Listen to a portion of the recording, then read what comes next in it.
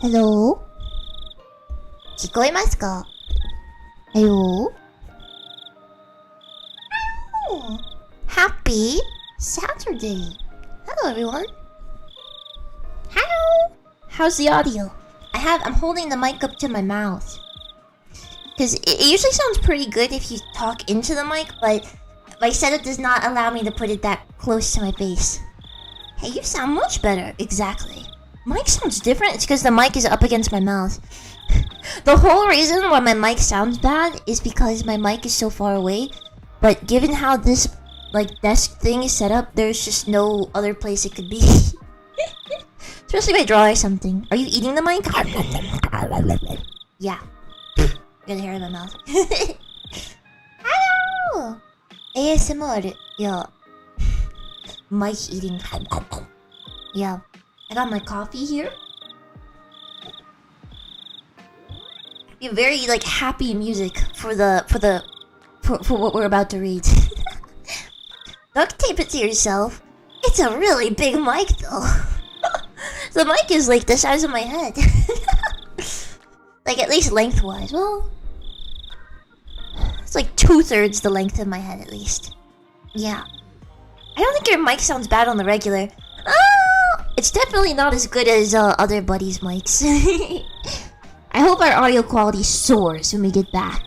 When we go back to America. Because right now I'm in a concrete box, so everything echoes insanely. Oh yeah, it's gonna get more interesting from here. Yeah.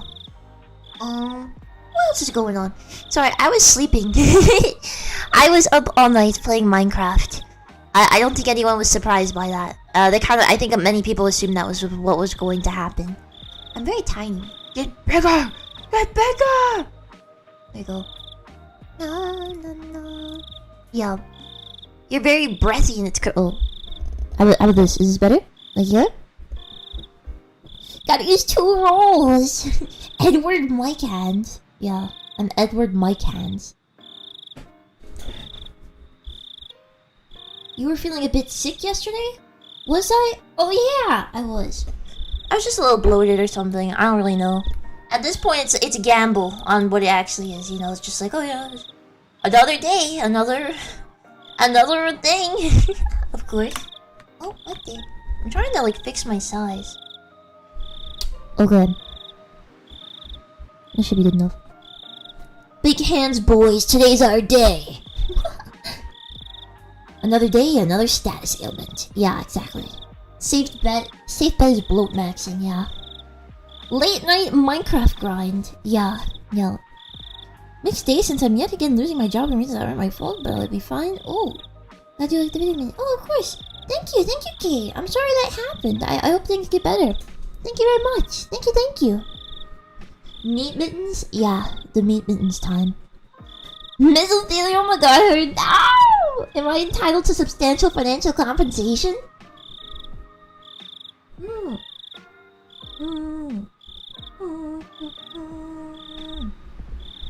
Mom, you literally announced yesterday that you were gonna play Minecraft all night long. I did do that. Let me tell you about what I did though. I did so much. What did I do? I found a ton of iron. So underneath that island I got to, there was... Okay, well maybe I should wait to tell you guys in the Minecraft stream. Because that might be still a little breathy when you use bees and I don't know, I can't fix that. There's nothing I can do about that. It's either that or it's far away. Those are your options. So either this, or it's a little bassy when I go... Or, it's far away and it's echoey. Yeah. Unfortunately. Ow. This goes beyond yaoi hands. There's not even any meat hands on here. No meatmans on the stream. Oh, I didn't start beatboxing.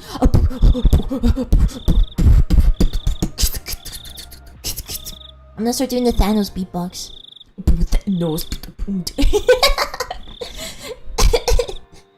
There will be though. Maybe.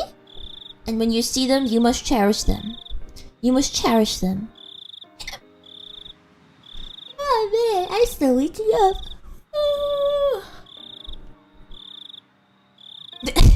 To be fair, I don't know why I'm trying to get less mushy breath. I might be broken. What does this mean?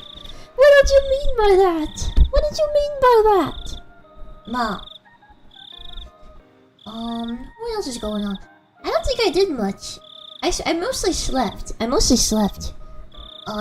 yeah, we don't know. I don't have a goal today because you guys keep smashing the goals. So I don't know what to do right now. I don't know what to do. This mic is pure soul. Is that right? Ugh. Soul mic. Ugh. I don't mind the breath. We know you're alive this way. That's how I trick ya. I just have a fan on the mic making you think it's my breath. I do believe I'm getting the mozu vapors. Yeah. Speaking of ASMR, what exactly is experiment ASMR going to be? Oh my gosh. If I tell you, it wouldn't be a surprise, now would it? If I tell you, then it might create a placebo effect, and I won't get accurate results from my research, okay? You have to go in blind without knowing anything. You don't know what I'm measuring. You don't know what I'm looking for. So I can't have you knowing that because it can give me a false positive.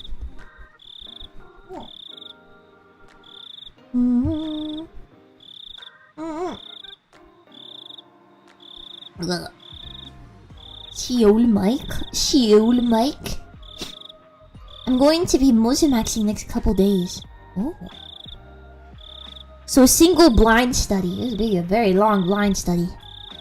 But if we don't know, then we can't make appropriately embarrassing requests. I think you'll find a way. I feel like that won't be difficult for you guys.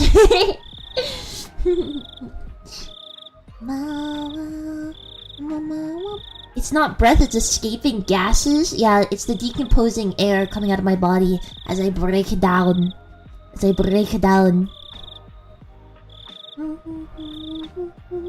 I have faith in us, yeah. I don't know whether I should be scared or excited or both. Am I scary? Will this be the first ASMR without a goal? No, I'll figure a goal out. Uh-oh. Ore? Are we okay? Oh, you said our connection went in the red. Are we all good? You okay? Ore? Everything okay? That was weird. Well. Oh, nice. More Higurashi. Yeah, it's time for more filtering game today, guys. It's time for more of the game that has zero appeal to anyone right now. This is the game for fans. Okay. You get people don't really, I don't think people really come in unless they're already like a fan of me for this one. Like, what? Higurashi reading? Why would I ever watch that? Time to call the Ryaju? Yeah. Most of Maxine's catching up streams and shorts I missed while listening to you sing the anthem. It was just a blip, seems goo now. We're all goo. This is your most epic series at the moment. Meat mitten enjoyers only. Yeah. Anyone that misses it is missing something wonderful. I like the Higurashi streams. They're the ones okay, maybe it's weird, but I'm actually like the only person, what am I saying? I'm actually one of the only, why do I keep saying the only? One of few people that actually seeks out and listens to, visual novel readings. I like whatchamacallit. I actually like watching content like this on my own.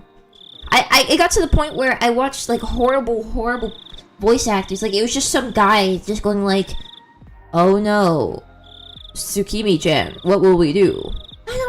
Or he doesn't even do a voice. He just goes like, "I don't know, Hitoshi. How do we do it?" It's like that.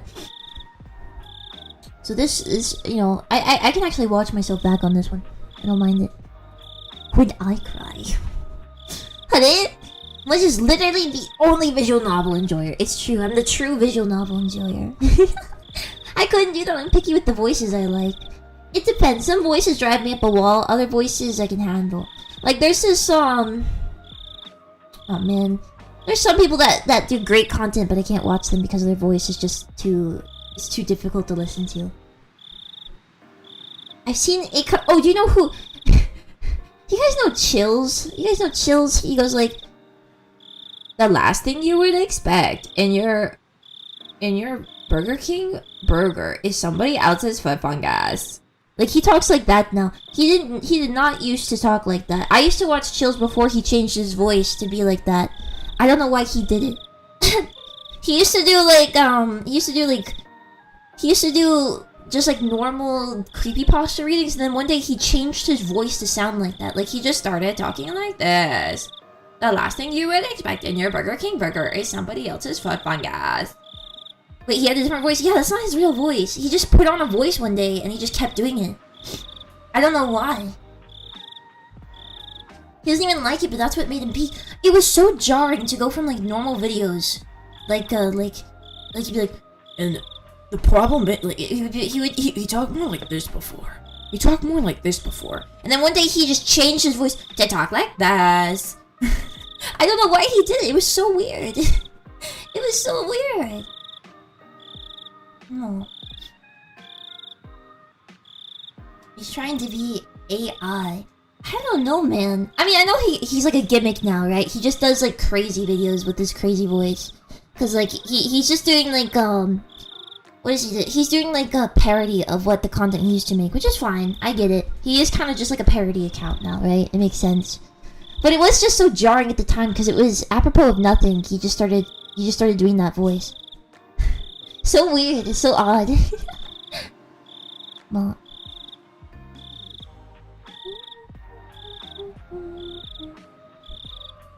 What? How could you think of that? Eddie has a great voice. Oh.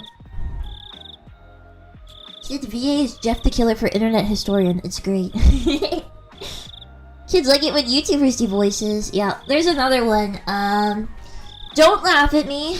Of course I watch Roblox YouTubers. Very few of them. Well, I used to watch this one, what's his name? Albert Stuff. I used to watch him a while ago. Back when he used to just do Apocalypse Rising videos. And then he made a new account called Flamingo. And now he talks like this! He goes like this all the time, and it's so weird!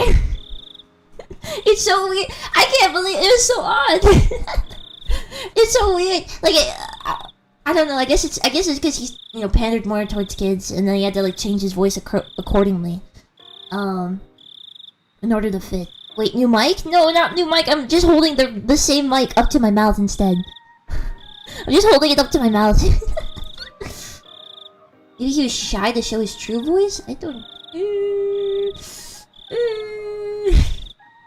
I don't think there's anything wrong with putting on a voice if it's you know, if it's like better to listen to, right? Like if I were to do like a series, if I was like a commentator and I wanted to sound like serious, I commentate like this. I commentate like this, even if this is not how I actually sound. Because I feel like it's a little more level-headed and people can kind of understand what I'm saying more. And you're not going to get like 30 comments saying that you're a squeaker or a pixie or putting on a voice to please blank or whatever, what have you. You know? I mean, your emoji voice is your... Yes! Yes, it is! I told you this before! Yes, it's my voice. It sounds like a news person. Exactly. Exactamundo. As for Strain's YouTube visit, it's hard to top the old Wait, how did I used to do his voice perfectly.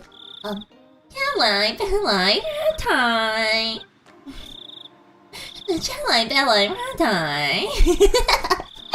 I used to harass my friend with that. She would get on the bus and I'd be like, time.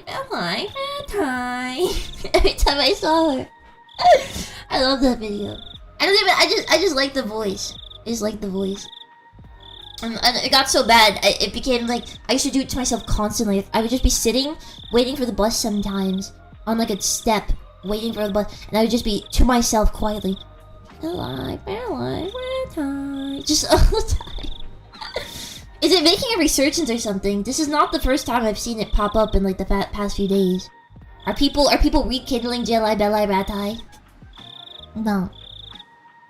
I really like your voice, it's quite distinctive. Thank you. I'm very nasally. Yeah. I can totally see it. No, not really. Okay, good. Keep it in the past where it belongs. Keep it back then. Don't bring it back. Well, I like both voices so much. Thank you. Pina. Nida. That's the only one I can do.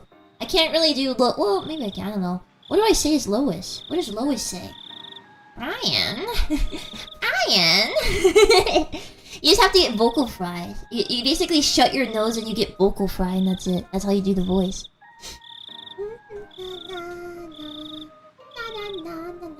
I really like this song. I really like this one. Down. It's a very VTuber song, I feel. It's like a very like VTuber type song, right? Alright. No more happy music. It's time to get serious. It's time to get serious. Oh man. Wait, why is there beach sounds? He doesn't live on the beach.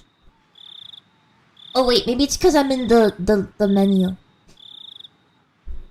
You do a great impression of Lois. It haunts me, yeah. Wasn't this the BGM for Minecraft? Yeah. She killed the BGM, I killed it. I killed it. First blood! First blood! Mom. Yeah. There's another streamer I know who has this wild Boston / Jersey accent combo, and everyone asks her to do Peter Griffin jokes.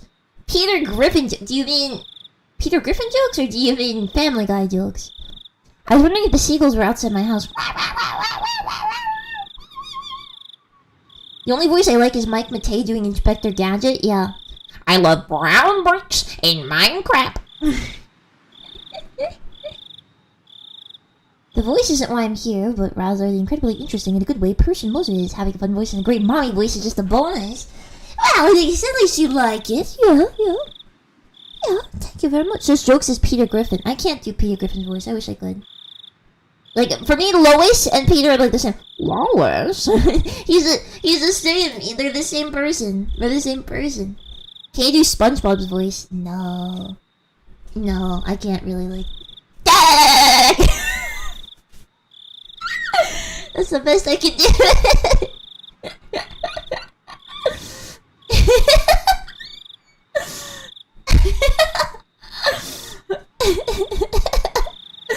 That was just a goat. Not too bad, exactly. I can do a goat. Cursed. I told you that Ryan, you do the SpongeBob laugh. You're killing me.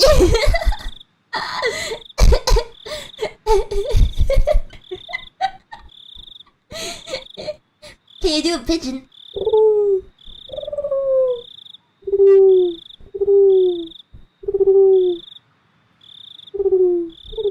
I used to do it better. I used to do it better, but I lost it. Oops, sorry, I punched you. What's the best I can do with a pigeon? Time to kill! No! Don't kill me! I surrounded by mostly southern US accents, so to me, anything else is interesting to listen to. Oh, southern accent, you say? Southern accent, you say? I can do that. Okay. I can talk in a southern accent. I can do that. Pretty impressive. Yeah, I know. Can you do a morning dove voice? I can try. Wait, what's the difference between a morning dove and a regular dove? I don't really know. This is Mozu Animal Hour. Yeah, the animal I'm doing right now is a southern United States person. I'm doing redneck voice. That's the animal I'm doing right now. Pretty impressive, thank you. Well, thank you. Morning Dove hasn't had its coffee yet. What's that like? Can you do any TF2 voices? Engineer here. What's an American? A miserable pile of secrets. TF2 voices. Bonk. I can do that. I can't do heavy. I'm not even try heavy. Built in the century. No, that wasn't good. That wasn't good. What else is there? Bloody bogan. Yeah, I can't do a ton. I can try. The Southerner is a vicious beast. No, it's pretty. The Southerner is kind of like a sleepy beast. Southerner likes to take naps. Pain is weakness leaving the body. Instead of Southern, how about a Creole accent? I don't know a Creole accent. Well, that's the thicker fake Nashville Southern accent the singers adopt who move to advance their careers. Listen here, fella. Listen here, fella. I love when... I think it's very funny when someone comes in my chat and they're like, oh yeah, I'm a Southerner, and that is a fake Southern accent. I'm telling you right now, I know that so well. That is a fake Southern accent. Like, I bet you don't know anything about the South. Listen here, buddy. Listen here, buddy. You don't know. You don't know. You don't know the lore. You don't know that I am Southern born and raised. Alright? Alright? There it is! The truth comes out! I was raised in the deep South. I never lived anywhere else my entire life. Get wrecked. That you can tell the difference between... That you can tell the difference between cornbread and cornhole. Well, yeah, cornhole is a game. Cornbread is food. I know all about that, Hex, and I do my utmost to hide my power level. Yeah. Are you in the South right now, Moses? Yeah, well, temporarily. This is like a vacation or whatever. Moses is a Southern belle. Howdy. I could do a Southern accent if I really want to, but I don't really feel the need to emphasize that at all times. Moses actually Southern. It's true. I am. That I am. Now, the question becomes, am I masking a Southern accent, or am I putting one on right now? When I come on stream every day, am I trying to give you a much more natural type accent? An accent that's a little more easy for foreign listeners to digest? Or is this just an illusion? Who knows? Who knows? I see what you're putting down. Glad to hear it. I was literally raised in a barn, so at times someone asks that, it's always like, yes, I absolutely was. Well, I wasn't raised on a farm. I wasn't raised on a farm, but I'm familiar with you know, farm stuff. How do I describe? I don't know how to describe it. Yeah, I'm familiar with it. I've been there. I've been done that. Well, do you know how to farm? No, I was not a farmer. Not everyone who's Southern is a farmer. I was raised in farm tools. I was raised inside a John Deere tractor. I lived inside the gears and bolts. Mozu knows meat comes from his cows. Wait, it does?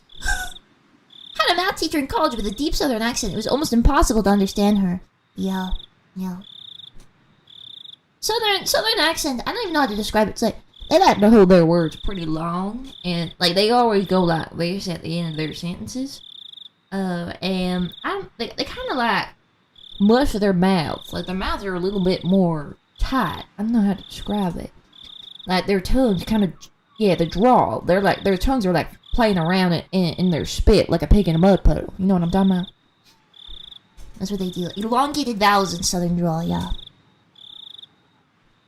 Then it came out of my mama driving a thresher.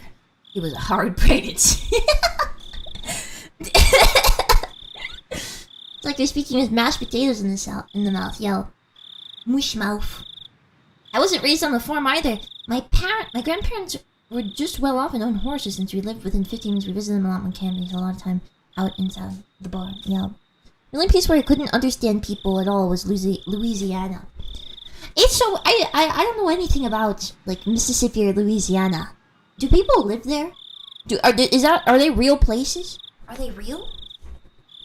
Mama, the pig got in the Chevy again. Oh gosh, Southern is like the really overweight little girl with the golden curls wearing an Elsa tutu, and she's got a pot belly pig as a pet. That is Southern to me. That is Southern to me. Mama, I want kid cuisine. Mama, I want kid cuisine. And they're all on leashes. They carry the kid. They take their kids around on the leash. Hey, sip a cup full of Coca-Cola. No, Dr. Pepper. Honey Boo Boo, basically, you know.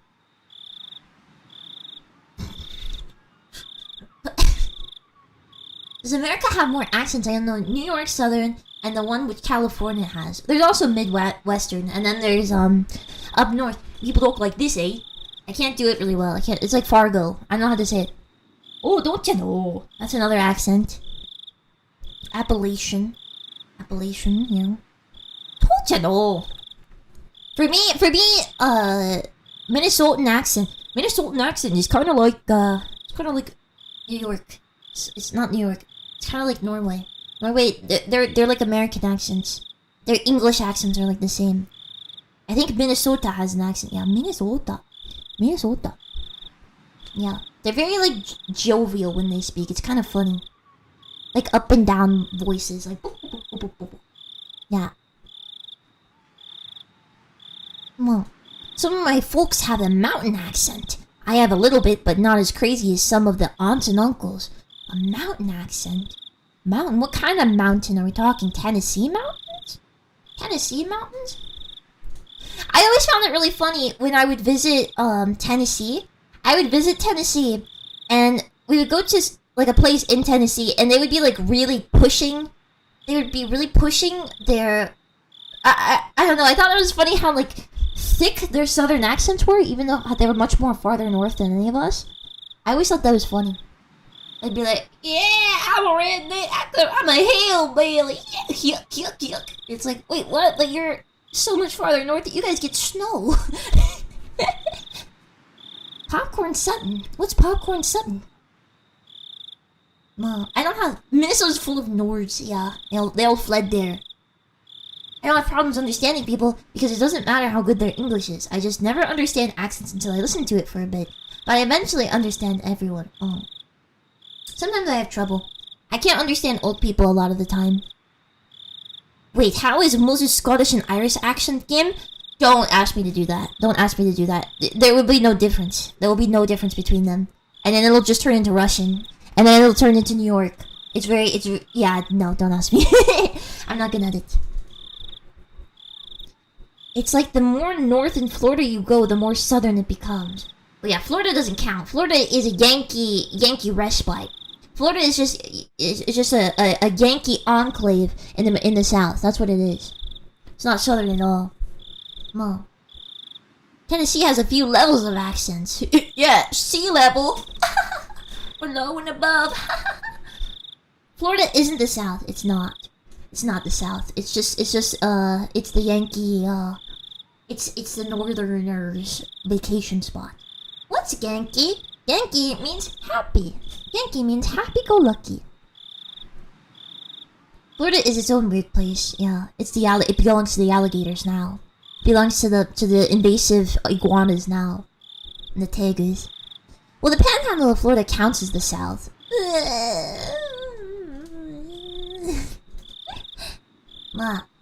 Fun fact: the U.S. Southern accent is closer to original English accents. In England, there was an accent drift. Iguana hate! Iguanas are not very nice. I don't like iguanas so much. I like lizards, but I don't like iguanas. I don't like their big ball cheeks. I like tegus better. Even though tegus will mess you up, I like tegus better because you can. I don't know. I just think they look better. The only Tennessee accent is Mozu because she's the only 10 I see.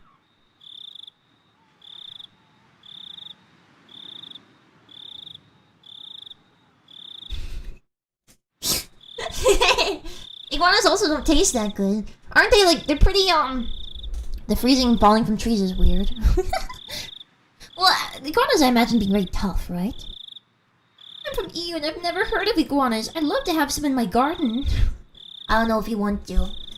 I mean, it depends on where you are in the EU. You probably won't have to worry about iguanas for long, as soon as you get like a cold spell. The crickets hurt. Ow! Oh, it's so smooth it lagged the stream. Yeah. Well, the iguanas would keel over so quick up here. Yeah. I can't believe I hated that the crickets made the quilt loud. The quilt? Quilt? What I want to pat a monitor lizard's belly. Oh, a monitor lizard will mess you up. All the monitor lizards I've known have been very mean. Because a lot of them are actually wild caught. Yeah. I don't know, I just like geckos. Just get a leopard gecko. They're cute. They're cute. They're easy to take care of. They live a long time. You know, and they're domesticated. I mean, for the most part, unless you get like an angry one. Yeah.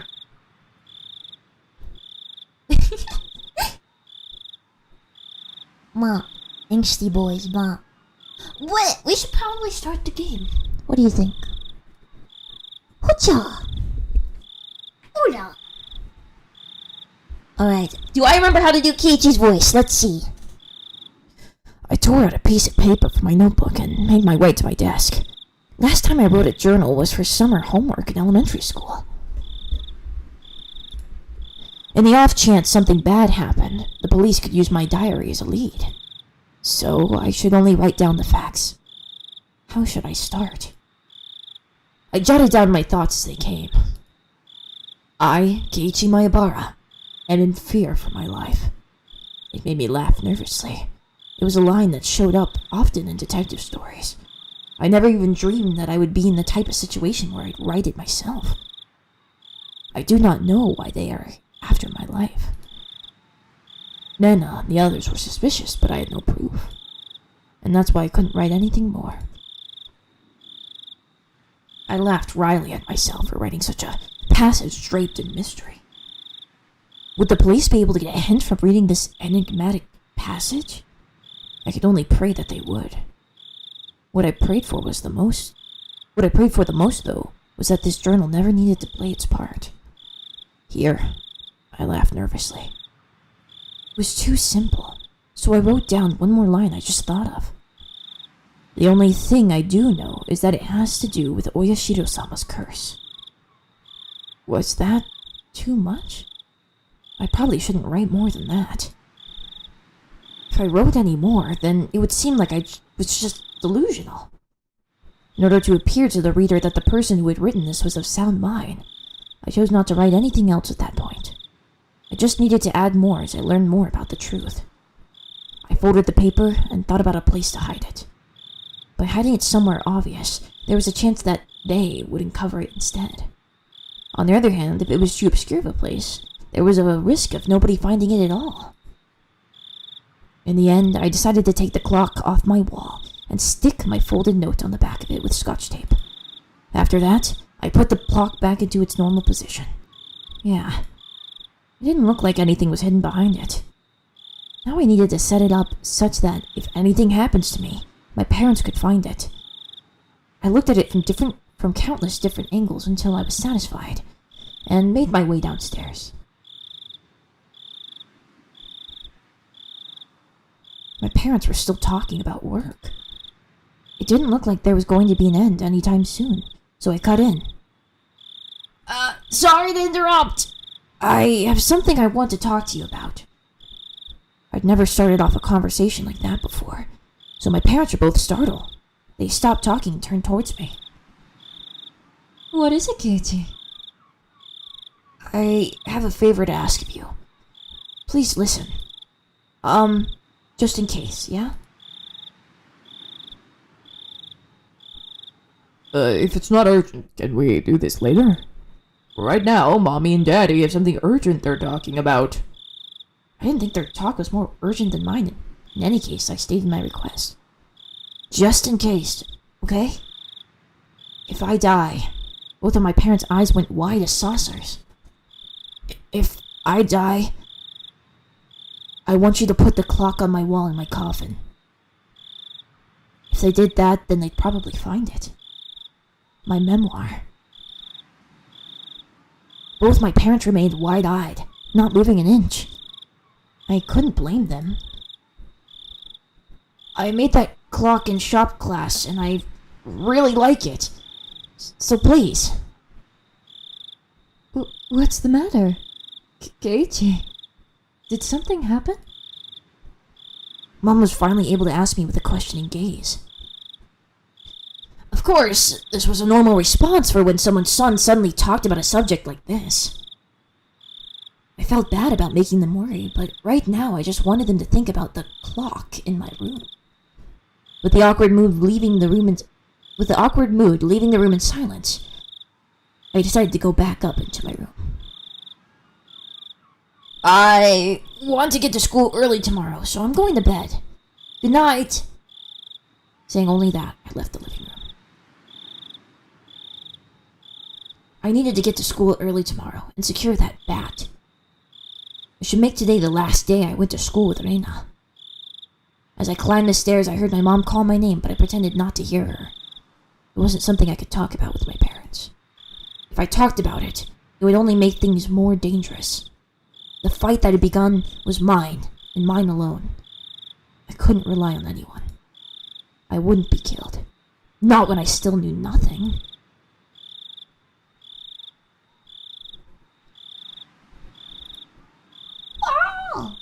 Oh, we were that close to the end of that chapter.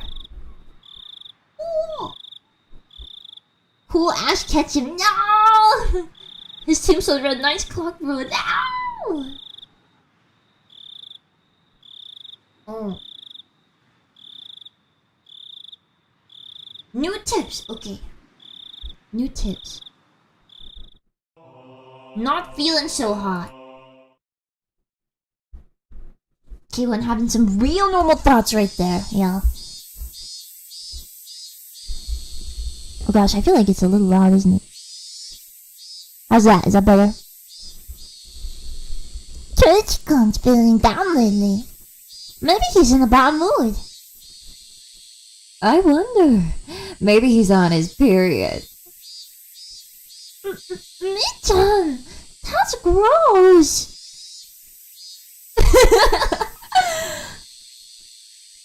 What do you think? No. Could be that Kei-chan? Maybe? I don't know. That day, Kei-chan was in that car talking to some tubby middle-aged guy, right? Yeah, no mistake. That Oishi. He probably fed him something fishy. He was so serious. Kirispica's face was so pale. You see, you might not know this, but he's actually the messenger of Oyashiro-sama. Huh? What do you mean? Whenever he shows up, someone is demoned away. No lie. Oh, is that so? The year before last, when Rika-chan's mom drowned, right? Right before that, she was visited by Oishi.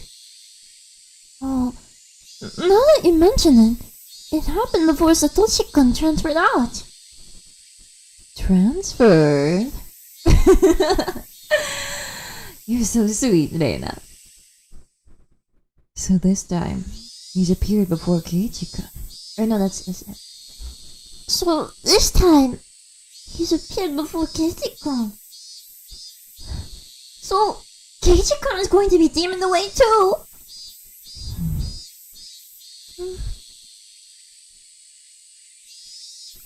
An empty silence hung in the air, and then it was suddenly interrupted by loud laughter. Dun dun dun! Were there any other tips that had people that weren't Keiichi talking about the curse? I don't remember. Yeah, I'm pretty sure. Oops, sorry. I'm pretty sure that we had some at the police station.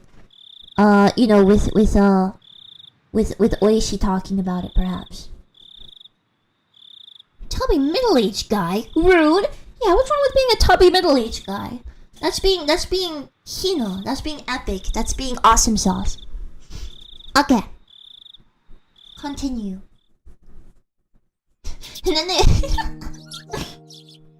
then they were interrupted by Satoko. What's a period? Okay. This was the first time I'd woken with such clarity. It was 5:59, just moments before my alarm would go off. I was amazed at the precision of my internal clock. I had made preparations for the next day of school before I went to bed. I changed quickly and descended to the deserted lower floor. It appeared that my mom was still asleep. Neither breakfast nor lunch was ready. Yesterday, I just unilaterally declared that I'd be leaving early today, so it couldn't be helped. I slathered jam on some bread, topped it with instant cocoa. What? Ew, what? Ew, Keiichi, gross. He just put like instant hot chocolate all over his jelly bread? That's kind of nasty. What the heck? And topped it with instant cocoa. Just as I was finishing up breakfast, Mom rose groggily from her slumber. My, Keiichi, you're up early. Is there some sort of school event? Not really. College student type meal. How you go? Have you had it before you go? Is it good? Okay, maybe I should knock it till I try it. You're one to talk. What do you mean? You're one to talk. Soap isn't that bad. Maybe it's better than it sounds. It's that special kind of breakfast. Yeah, it's that all my friends are trying to kill me type breakfast. Answering bluntly, I picked up my bag and stood after stuffing 2 slices of bread down my throat. They should eat slugs instead. Yes, eating slugs is epic. And it will give you powers. Sponsored by me, Mozumi Piti. You're leaving already? What about lunch? If you don't wait a bit, I can't make it. If I waited for her to make my lunch, then it would end up being the same as usual. Sounds more edible than soap. Who knows how to dine? Yeah. She knows. She knows all the tricks. Slugs and soap is a delicacy? Yeah, imagine, if you will. Slugs embedded in soap. It'd be extra slippery. It means you get extra clean. Guys, reject washing yourself with soap and embrace laying down and letting a swath of slugs slither across you and coat you with their slime. Mom. They don't wear any clothes and they stay clean. If I did that, it would raise the chances of me running into Reina and Mion on the way. Yes. From today onwards, I was going to go to school alone. I'll be fine for today. Then what will you do for lunch? I'll, slip out and buy some bread or something at the store. Really? Okay. Then here's some lunch money. Be sure to bring me back the receipt. I took the 1,000 yen bill from my mom and slipped it into my pocket. It's pretty early. Is Reina-chan up this early as well? No, just me. Did you tell Reina-chan that you're leaving early? I have no reason to tell her every little detail, now do I? Finding it difficult answering the onslaught of questions, I made an annoyed face. Tell Reina that I went ahead when she comes. Hey! Keiichi! Wait! It's not that I didn't trust my parents. I just couldn't rely on them. They couldn't help me. I could only hope that they didn't get involved. It was safer that way. My mom's annoying voice was cut off by the slam of the door. For the first time since I moved here, I headed down the road to school alone.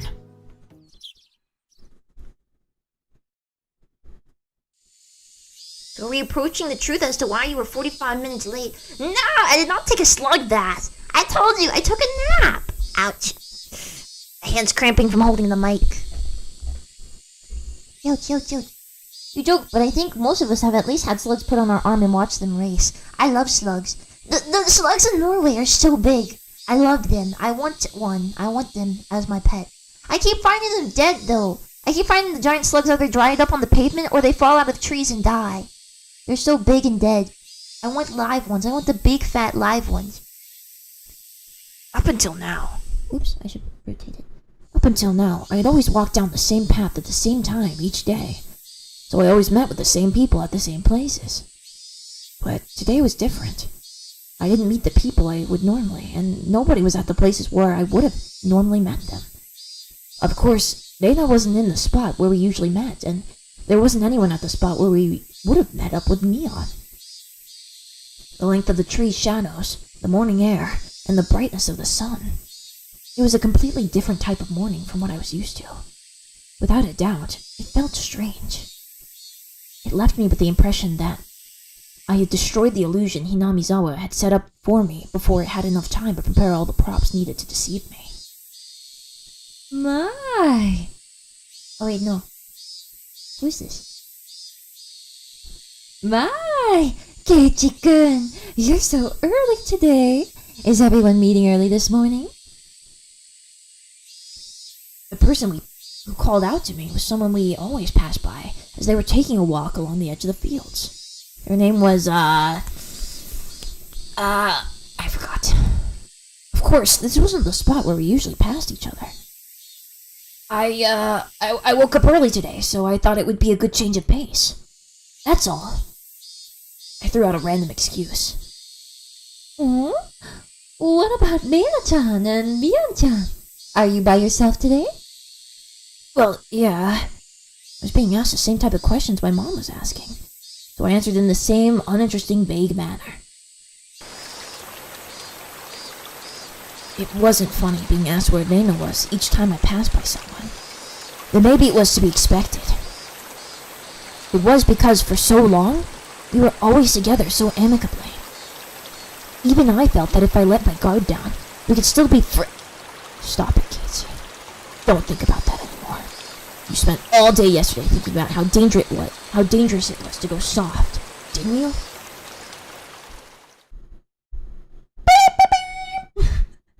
What is it, a car? A car horn blared loudly from out of nowhere. Even though I was walking lost in thought, that horn was way too close. A mechanical behemoth barreled at me from behind, catching me completely off guard. By the time I turned around, the van's hulking chassis was almost on top of me.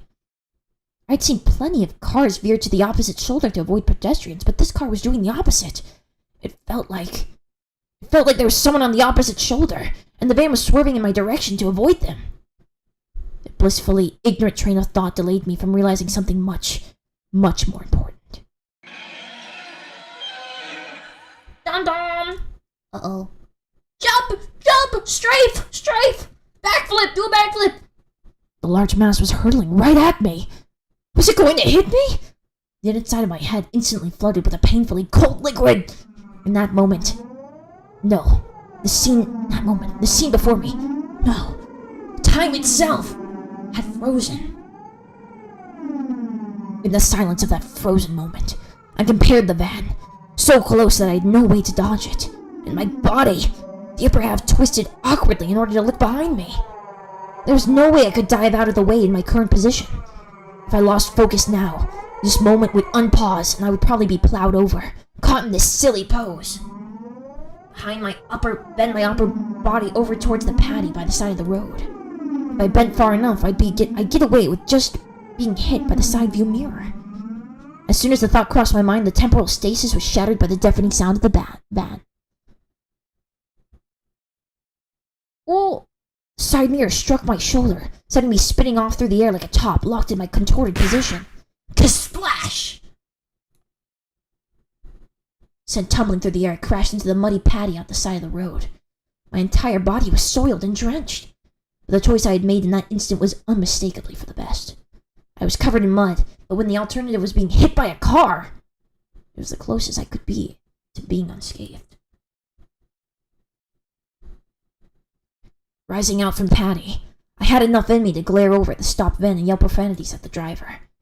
I'm not sure of being able to see me, but the van sped off suddenly. Wait! Damn it! Was that what they call a hit and run? Wasn't it? I couldn't help but continue yelling out profanities. The disgrace from being covered in mud hurt me more than any physical wounds.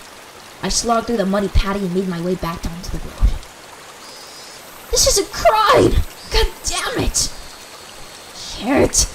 I'll track you down and sue you! If you go looking for a van, I'm sure to find it in this little village.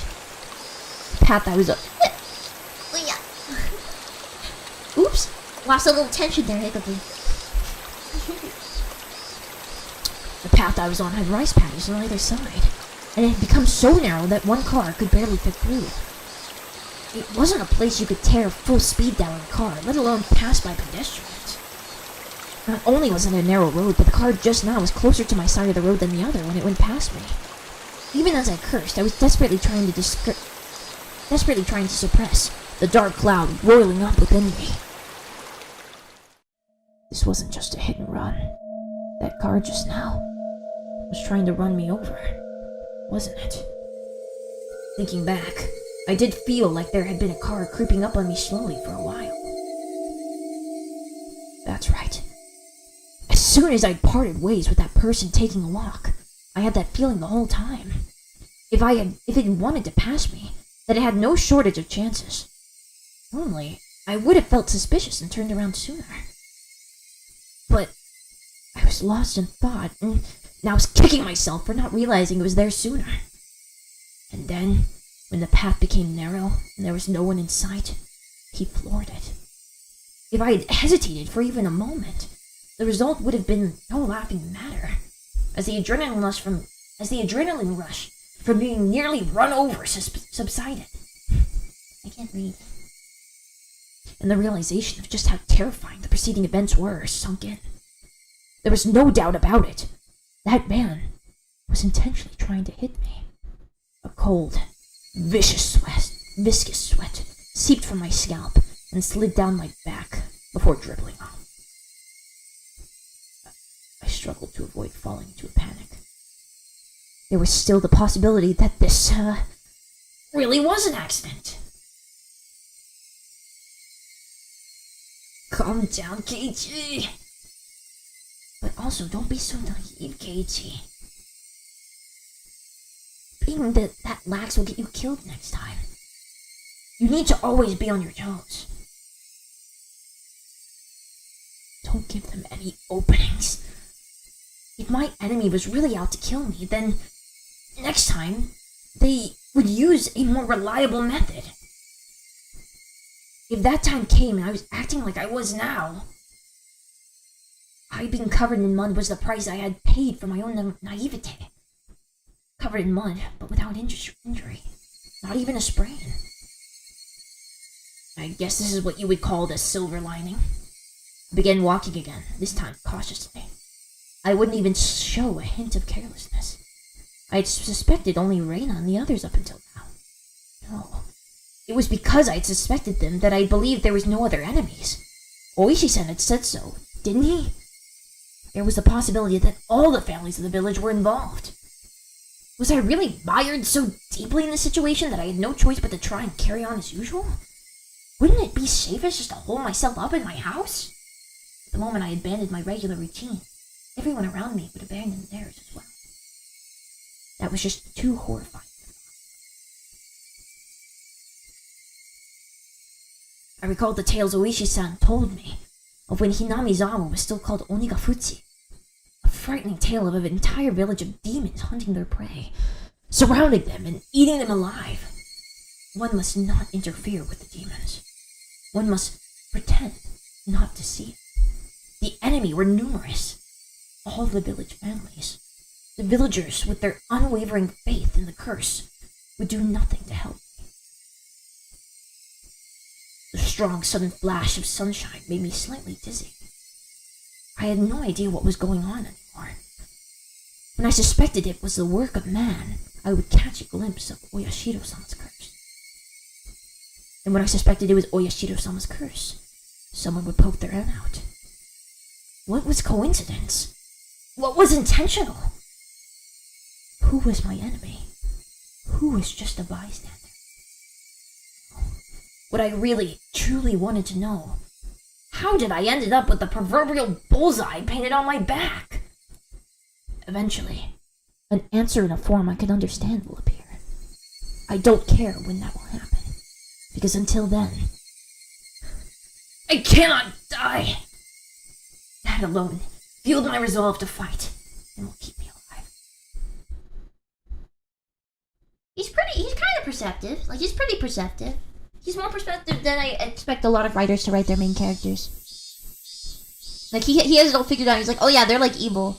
My friends are evil and they're out to kill me. Like, I like them, but like, yeah, no, there's no way I can trust them anymore. Nice title, thanks. I made it myself. I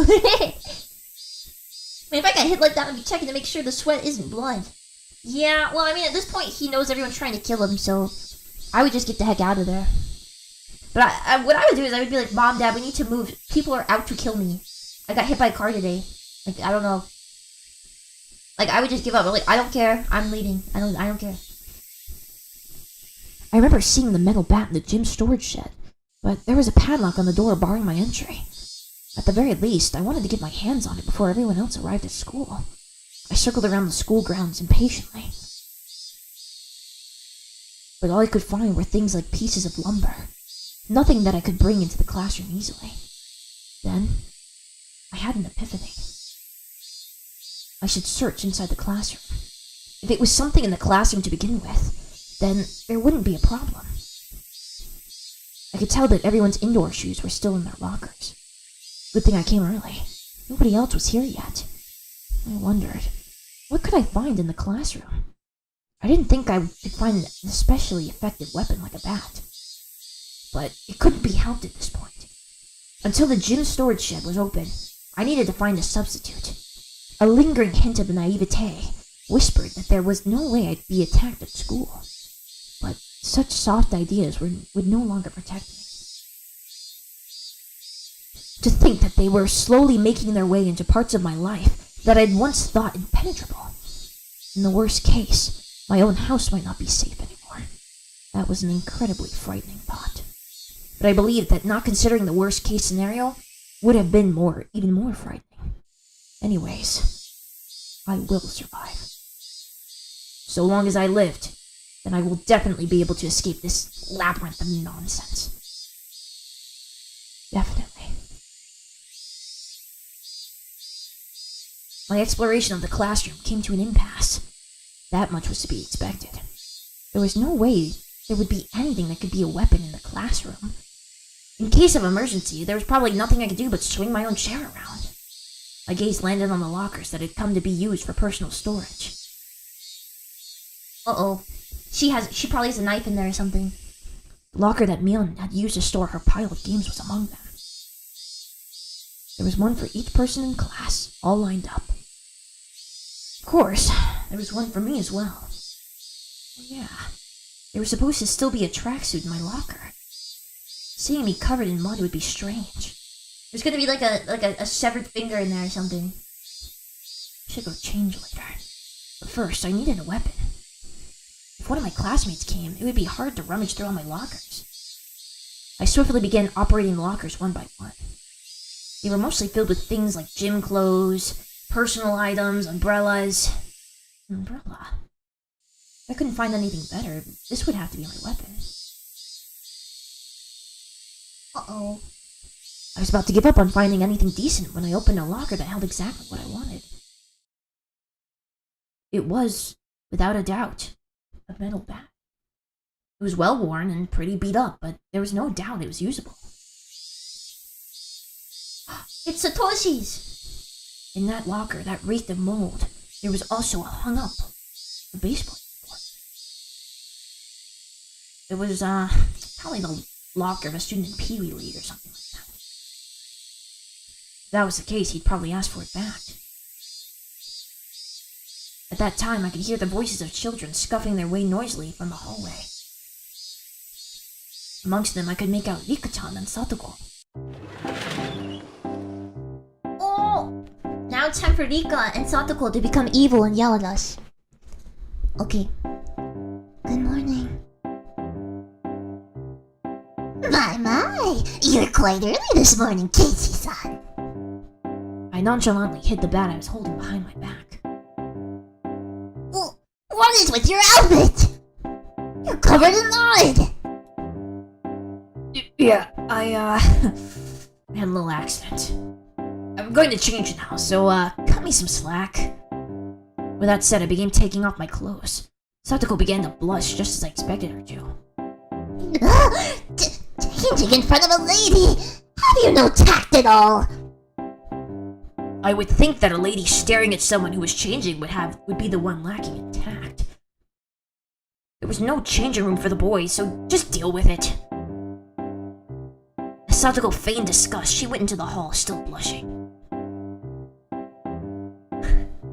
Conversely, Rika-chan continued to stare at me, preparing to change.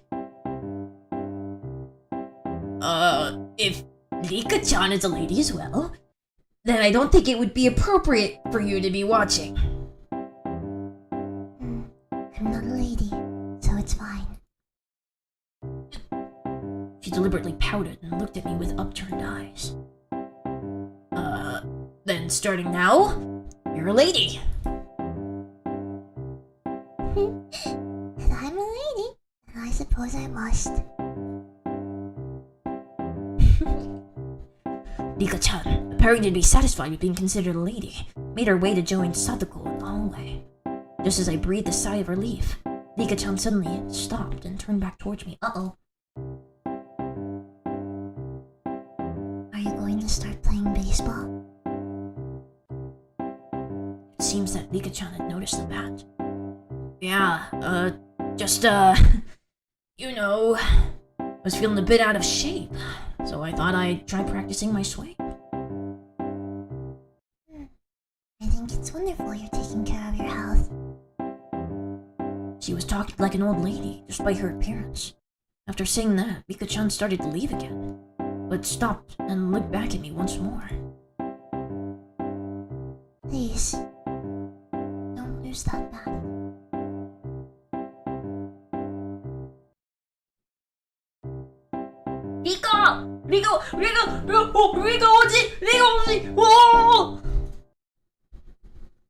It seems she already knew I took it out of someone's locker. There was no name on the locker door. I didn't know whose bat it was, but I would be borrowing it until they complained. It wouldn't be for long, just until the gym storage shed was open. After quickly changing into the tracksuit, I checked the time.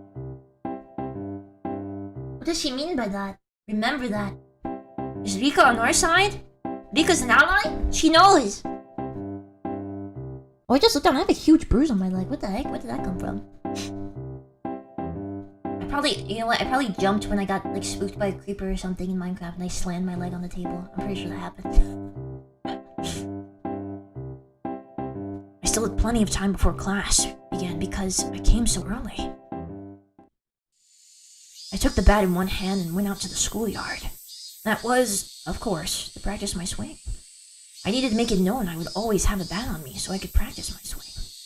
At some point, the sunlight had become even stronger. Disregarding my classmates as they made their way to school, I took my position in the shadow of the school building. I wasn't the academic type, and I wasn't much of an athlete either. Me too. I might get muscle pain if I suddenly started swinging. I should at least start out with some warm-ups. I doubt anyone would think I was doing something out of the ordinary. Which was the exact opposite of my actual mental state.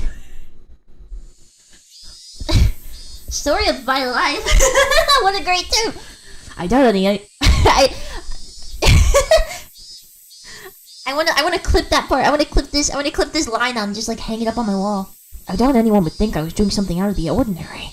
Which was the exact opposite of my actual mental state. I gripped the bat and swung lightly. Whoa. The bat was by no means light. The weight would make it a reliable weapon when I needed it to be. Of course, I could only pray that the moment I needed to use this weapon would never come. Just carrying it around could deter attacks against me. At least, that's what I hoped.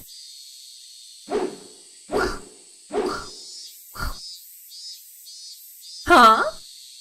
Kei-chan? What are you doing?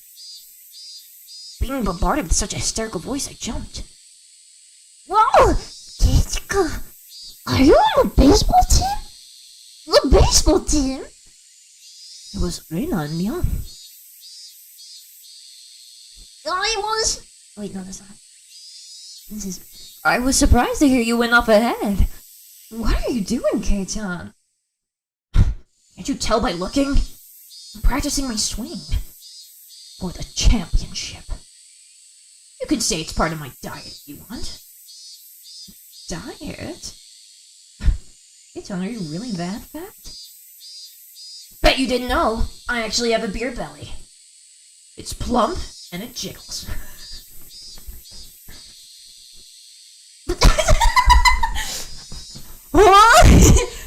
Lena! Lena likes some. She's a chubby chaser. Lena is a chubby chaser. Mom, jiggles. Reina, you don't have to imagine something weird like that. To disrupt Reina from imagining something that vulgar, I ruffled her hair mussily. Well then, hope you make it to regionals at least. This old man will cheer you on. Originally speaking, it seems that Oshima High is pretty strong. They say their southpaw, Kamenikan, is amazing. The mark! Seems like they made me out as some kind of local prodigy. Oh well. Well, if I really did make it to the championship, it would be a cinch. After all, I'd be the pitcher and catcher. I'd pitch the ball, then run past that ball I just threw, and change over to being the catcher in the burst of super incredible explosive speed. I laughed dryly at the ludicrous image. Coming back to my senses, I smashed the bat against the ground. Bam! Damn it! What am I laughing at?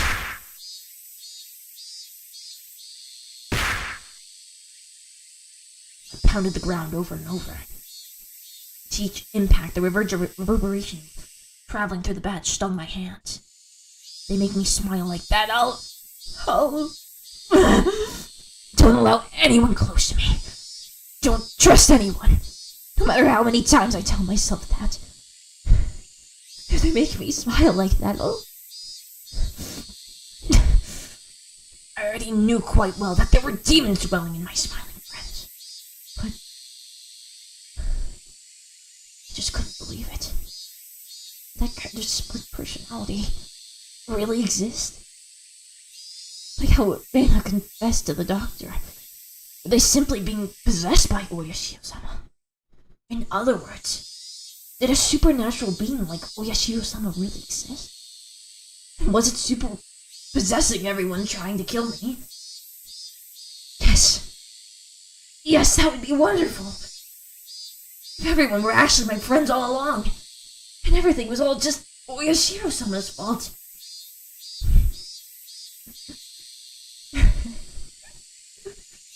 You damn fool, Katie Mayabara! Come on now. I yelled out, drawing all the power from the pit of my stomach and raised the bat violently into the air. Stop being so soft! As I screamed out with all my might, I beat the metal bat into the ground over and over. With every impact, my weakness was being beaten down.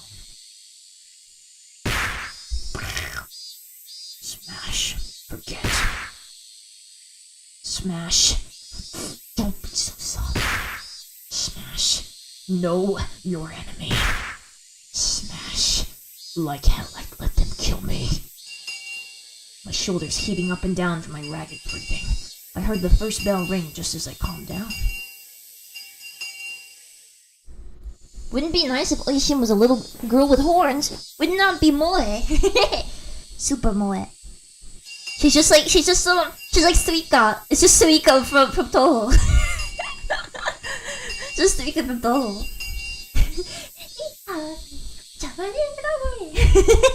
She's killing everyone. You wouldn't know only way, yeah. I gasped with a sudden realization. That was the final bell. As I felt all the tension drain from me, I let out a deep breath. My mind was in a muddled state for much of the entire day. I didn't feel like I was awake, but it didn't feel like I was asleep either. I couldn't say it felt especially comfortable, but I felt a kind of relief that the sanctity of the school part of my daily life had yet to be violated.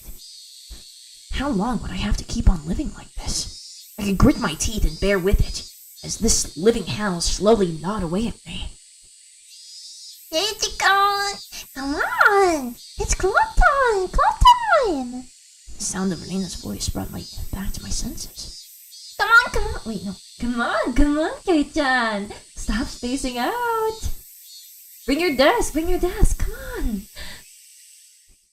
Everyone was moving their desks together as usual. That's right. It was happy, fun club time. But I had no intention of taking part. I haphazardly stuffed the contents of my desk into my bag as I prepared to go home.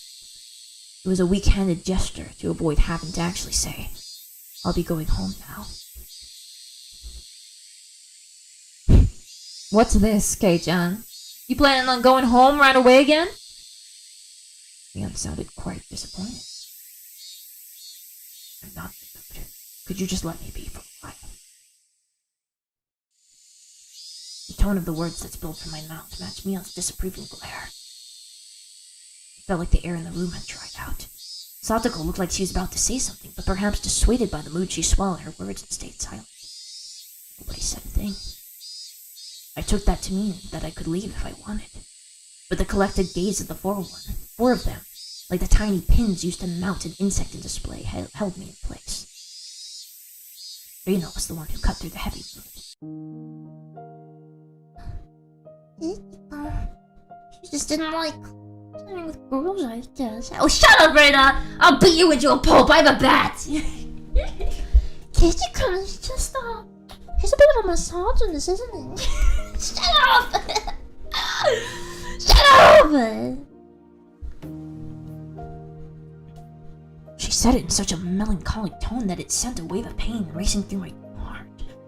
If this pain was going to kill me, I wanted it to be the soft part of me that could still feel pain.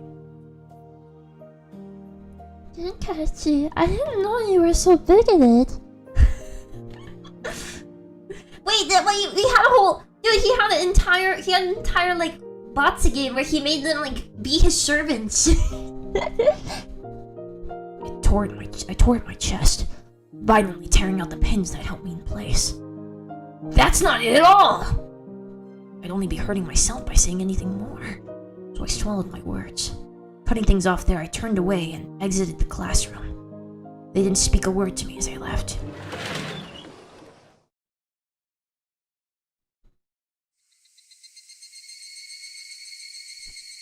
It was a long, dull trip back home, but I didn't lose focus. I firmly squeezed the grip of the bat, which was already soggy from sweat. Realizing that, I wiped it down with my sleeve. If something were to happen, I wouldn't want it to be slippery. Since this morning, I'd become especially sensitive to the presence of cars. Even while walking, my ears pricked up and sought out threatening sounds and presences that could be closing in. That was why I could hear it. Without a doubt, there were footsteps. Those footsteps had matched up perfectly with mine for a while now. From what I could sense, it was just one person, but I have no intention of being careless. Did they intend to follow me, like that car this morning, until we were in a good location to assault me? Then it wasn't a good idea to keep walking like this. I stopped walking and looked back. The wooden path, crowded with trees, responded with silence, as if there was nobody there to begin with. But I wouldn't be fooled. I was certain footsteps were following me. And just as I stopped, the footsteps stopped. Just as well. Meaning the person following me wanted to keep their distance. That was, without a doubt, proof that I was their target. I held my breath, waiting for their presence to panic and start moving again. The trees rustled with the sound of the wind. The Higurashi also joined in the dissonant chorus, trying to throw my focus into disarray. Had 5 minutes passed, or had I been like this for a whole 30 minutes? It was so hard to breathe that I might have suffocated. It seemed I would be the first one to panic. Without a doubt, he was lurking in the shade of that tree with bated breath. Then, I'd make my first move. I fixed my grip on the bat. I raised it up to my shoulder to ready to swing at any time. Hey! I know you're there! With all of my might, I screamed at whoever was hiding in the shade of the trees. But the presence in the shade didn't budge. Until the moment I found them, they had no intention of revealing themselves. I know already! I know you're there! I screamed out angrily at them, but even still, they didn't move at all. And I'll go over there myself. With all due vigilance, I approached, step by step. Stepping into the tree's shadow, I saw a human figure there. That figure was curled up like a small animal. Diana! When she realized I had found her, her expression softened. She seemed apologetic but wasn't going to speak a word. Did you have some business with me? I wouldn't accept that silence and screamed the question at her. No, not really. It's just, Rena was in a panic with tears welling up in her eyes, but it was obvious that she had been following me. What about the club? Since I'm not. That shouldn't matter! Don't mind me and just play. I'm worried about you. Thinking about how I'd been acting up until now, it wasn't hard to imagine that my behavior could have been perceived as strange. Elena was concerned. At a quick glance, that's how it would seem, but I wasn't going to let my guard down that easily. Even if it was really that the case, she still wouldn't have to do something like that to try and tail me. She would have called out to me when I was leaving and gone outright with me. But Elena didn't do that. She kept her distance from me and matched my walking speed. On top of that, she matched the sound of her footsteps and deviously tried to hide her presence from me. Then, after she realized I noticed she was there, she held her breath as she tried hiding from me. She wore a timid expression that would force one to take pity on her, but without a doubt, she was tailing me. Stop following me.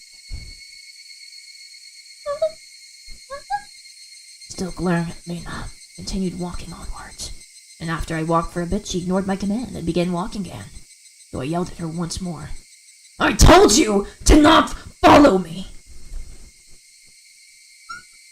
But my house is in the same direction. And walk ahead of me. I'll start walking once I don't see you anymore. I moved out of the way and waved my bat violently to urge her forward. I'd like to go home together with you. Making a pitiful expression, she meekly squeaked out the words in a voice that she knew would cut into my heart. That agitated me to no end. I knew it was a lie. If you wanted to go home together, then you should have called out to me. Now you're just blurting out random lies. I'm so sorry. I'm sorry. It seemed that the seething anger within me was written all over my face. Even without me saying anything, Lena had understood what I was feeling inside. If you get it, then go. I swung the bat, urging her again to walk. Lena looked back and forth between me and the bat, and started walking hesitantly, then stopped again. Go on then! Hurry! I'm going! So please, stop with the bat! It's scary! Lena guarded herself while pointing at me, holding the bat. She may have realized that I wasn't planning on using this bat for baseball. I lowered the bat, but still guardedly opened the way for her. Go. There's no problem now, is there?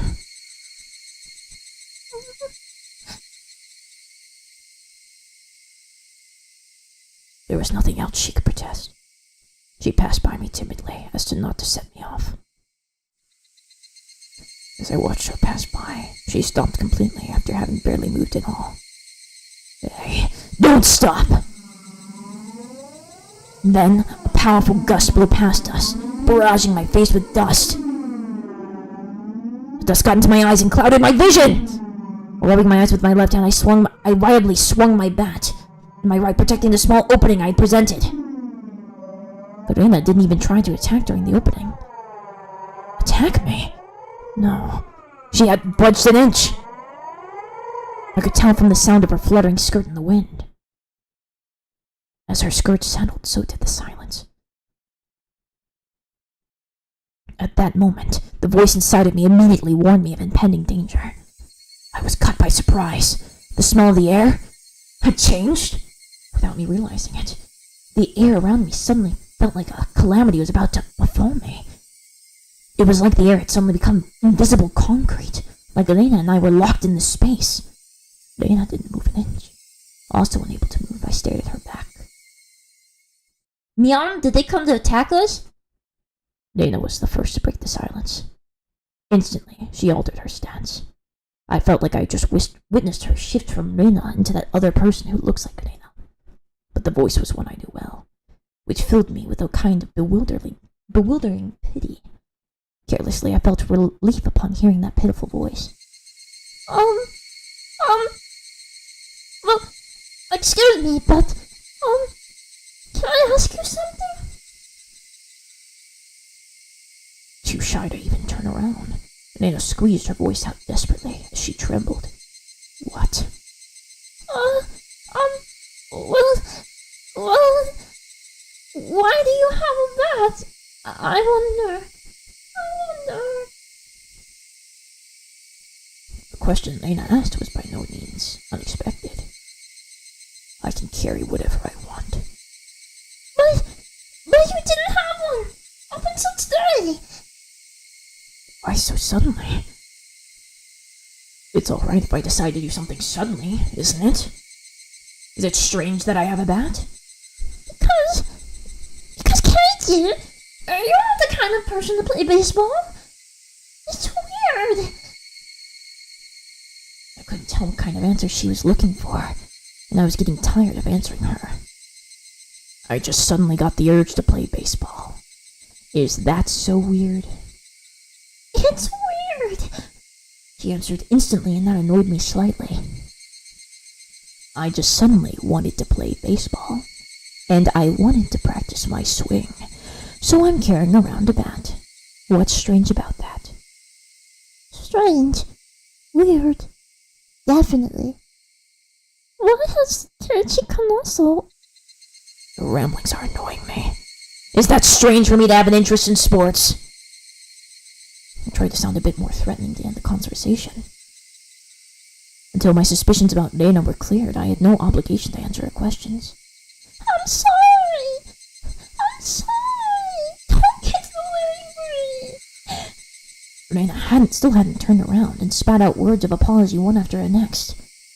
There's one last thing. Tell me one last thing. I don't feel like talking anymore. Hurry up and go!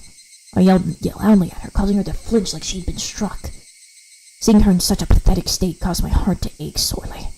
But even though she was afraid, she stubbornly kept herself from moving. Before I was able to threaten her again, Lena asked her final question. Why is that this thing too? Huh? What did she mean by the bat was the same? I had no idea what she was talking about. What are you saying?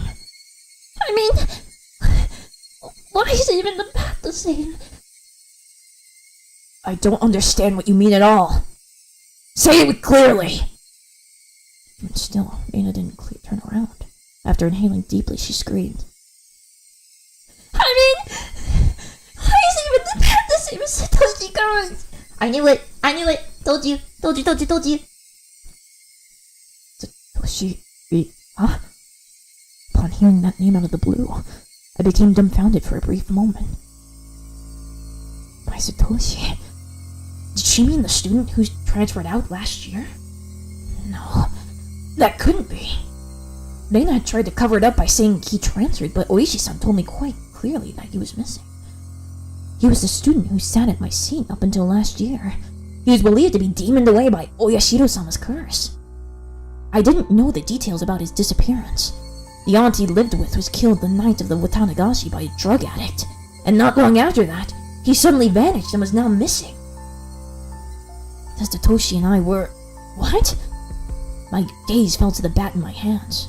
Could it be? Satoshi Ojo. It was a bit difficult to see, but that was what was written on the white tape on the end of the bat. I see. So this was Satoshi's bat. Oh. This was Satoshi's bat. Since nobody was using it, I borrowed it. That's not a problem. Is it? That's not The way Lena said that made it seem like this bat was something that should never be touched. Like it was some sort of offering at a shrine, or a memento of the deceased. I could only stand there, perplexed, unable to respond. Lena continued speaking without waiting for a reply. Why is it that you're doing the exact same things that Toshi-kun did? What did happen to him? Lena was talking about more than just the bat belonging to Satoshi. It was the same as Satoshi-kun. He joined the baseball team. He didn't really like baseball. What does that have to do with me? Satoshi-kun also suddenly started walking around with a bat one day. He joined the team, but he wasn't the type to play sports. What about it? I closed my mouth before I could say that out loud. Listen carefully, Keiichi. Dana's trying to tell us something important. Satoshi-kun also one day came to school all by himself, all of a sudden, just like Keiichi-kun. Then one day, he suddenly started practicing his swing, just like Keiichi-kun.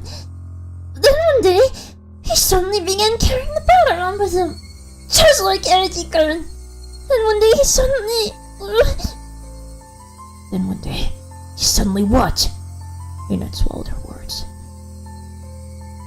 Lena's sudden silence brought a hush back to the surrounding area. It was then I could finally digest the content of that entire conversation. She was saying my chain of actions was exactly the same as Satoshi's. What was the meaning of this? Up until now, I'd forgotten all about Satoshi. What? How could you? Dude, it's so important. I had never paid much thought to him in the first place. Not only that, I didn't even know anything of what he'd done. My actions today should have been my own creation after all the planning I had done. But they had been the exact same as Satoshi's? And Satoshi! No! More importantly!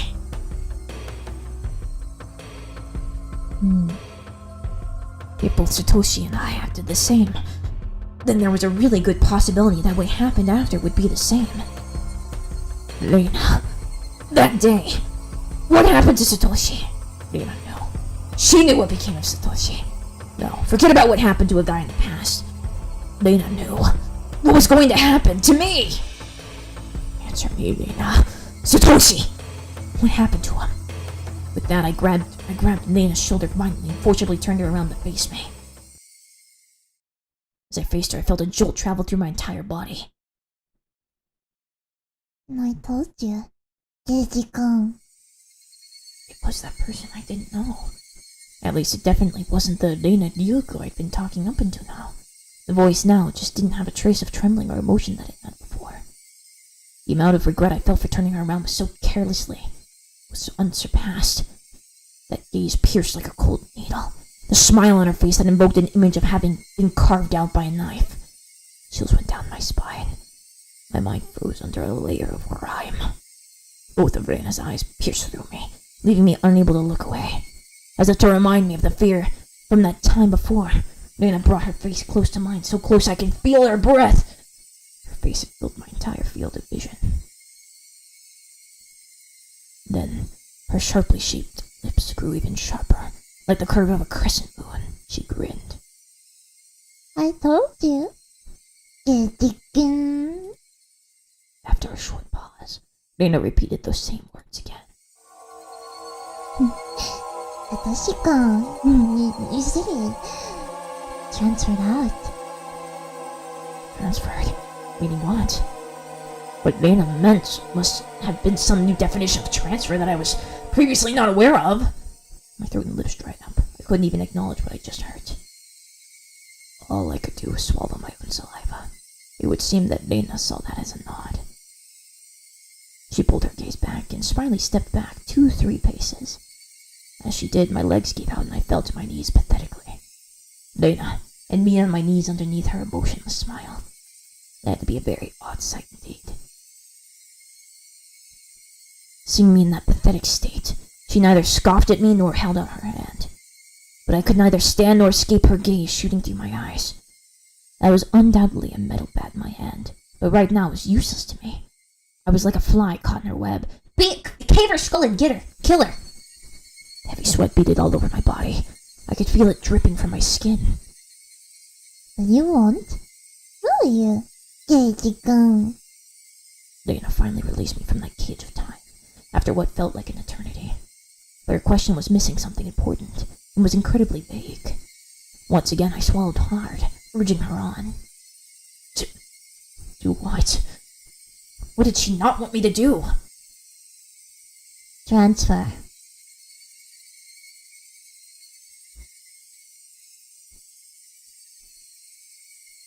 Cave her skull and kill her! Get her! You can kill her there!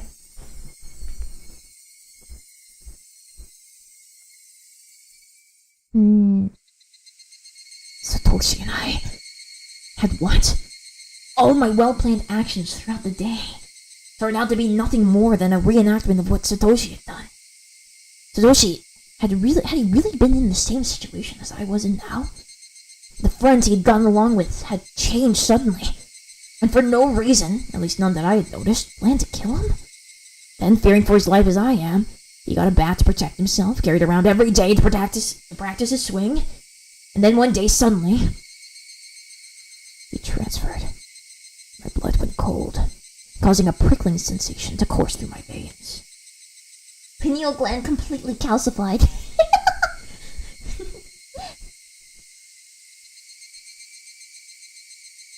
Starting near my heart, it radiated outwards from the top of my head to the soles of my feet, chilling every part of me without recourse. What did she mean by transfer? What did she mean by transfer? Was Satoshi still at wherever he transferred to? Was he the only one who would be able to understand me? Would he be able to tell me why it all ended up like this? More importantly, where did he transfer to? An early grave, dude. Keiichi, it's clear. What did she mean by transfer? What did she mean by transfer? Before I knew it, I was at my front door. The frigid knob was hard to turn. Was nobody home? It wasn't that odd of an occurrence. I reached into my pocket and pulled out a single key attached to the fur seal keychain. Oh. I stepped into the entryway. Just as I was about to take off my shoes, a chill ran down my spine. Someone had entered right behind me. Like a classmate messing around, standing right up against my back. You're kidding, right? It had to be my imagination. Logically speaking, it was impossible for someone to be able to hide their presence within my personal space all the way up until the door. There was undoubtedly someone behind me. Hey now. Hey, Keiichi. How do you know they're there even though they're behind you? Because I could hear the sound of flowing air. There was no other reason. I heard that sound. That was the presence. Because I could hear the sound of them blinking. Keiichi Mayabara.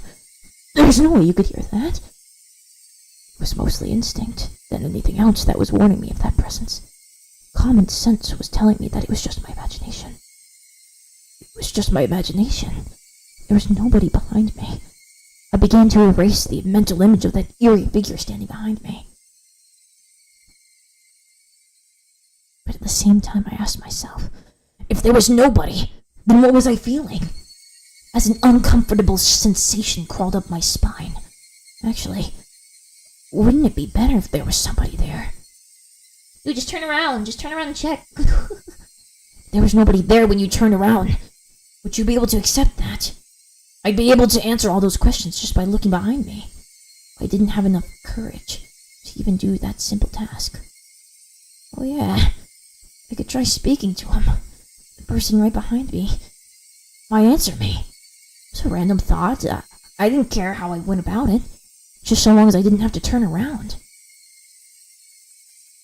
If I had calmed down and thought about it, I would have known that wouldn't have solved anything. Who is it? I spoke in such a hoarse, broken voice that I know Who is it? I spoke in such a hoarse, broken voice that I couldn't believe it was my own. I could almost feel them contemplating their response. I felt it. There's no way I should be able to do that. Calm down, Keiichi, it's on your head. That time, I was certain I heard it. as if hesitantly trying to answer my inquiry. I could hear the sound of someone inhaling. I heard it. I heard it clearly. It was a girl. A young girl.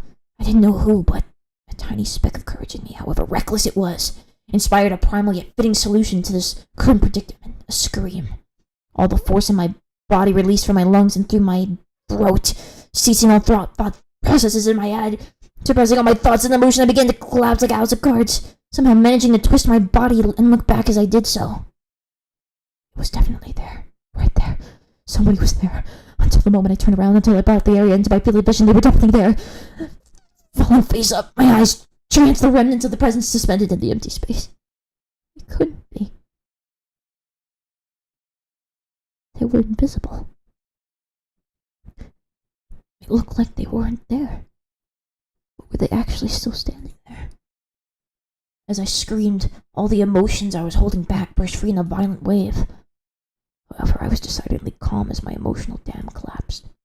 The turbulent wave of pent-up emotions was skillfully diverted into a torrent of aggression.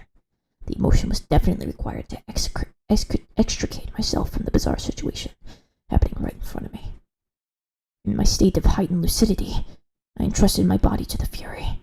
My metal bat held firm in my right hand, as if drawn there by a magnet. A mid-level swing would be the hardest attack to dodge. I remember reading something like that, from a book about swordsmanship or something. I brandished my will to fight. The aftermath of that amalgamation of metal flashed as it swung left to right, beating against the entryway.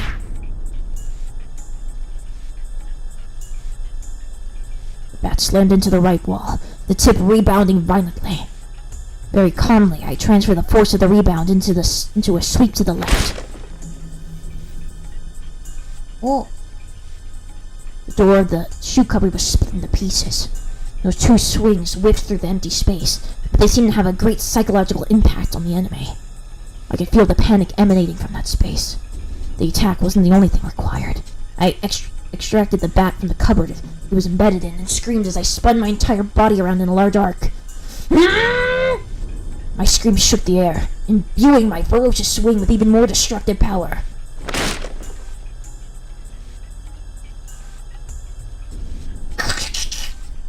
Without mercy or restraint, my violent strike, with certainly fatal force behind it, shattered the top of the cupboard.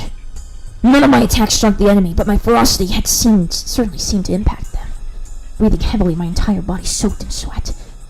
The invisible enemy there, but not there, dispersed. When I was certain the enemy had retreated, I locked the front door and latched the chain. No way. Had it only feigned retreat and was now inside my house? Uh-oh. Once again, I channeled my aggression and searched the house for the presence, but it was gone. I succeeded in fending it off. Uh-oh. We're going crazy. At that moment, the tension drained from my body, and I let out a deep sigh of relief. All of the emotions I had been holding back chaotically emerged together and began to flow out. A hodgepodge of fear, accomplishment, and disbelief all mixed together and began to flow through my body. Unable to deal with each individual feeling, I beat them. God, I just freaked myself out. I thought I saw someone walk past my window. Oh, jeez. Began to flow through my body, unable to deal with each individual feeling. I beat them all back with the strongest. Exhaustion. I'll go. Thank you, Jonathan. Thank you very much. Even in this moment, I remained composed. Time to get your baseball bat, man. After checking that all the doors throughout the house were locked, I went up to my room on the second floor and closed the curtains. I straightened my back and tilted my head back a little, after clearing my mind of all my idle thoughts. I managed to calm down even more. Who was that at the front door? There was definitely something there. Thinking about it, maybe it was just an apparition I dreamt up in my confused state.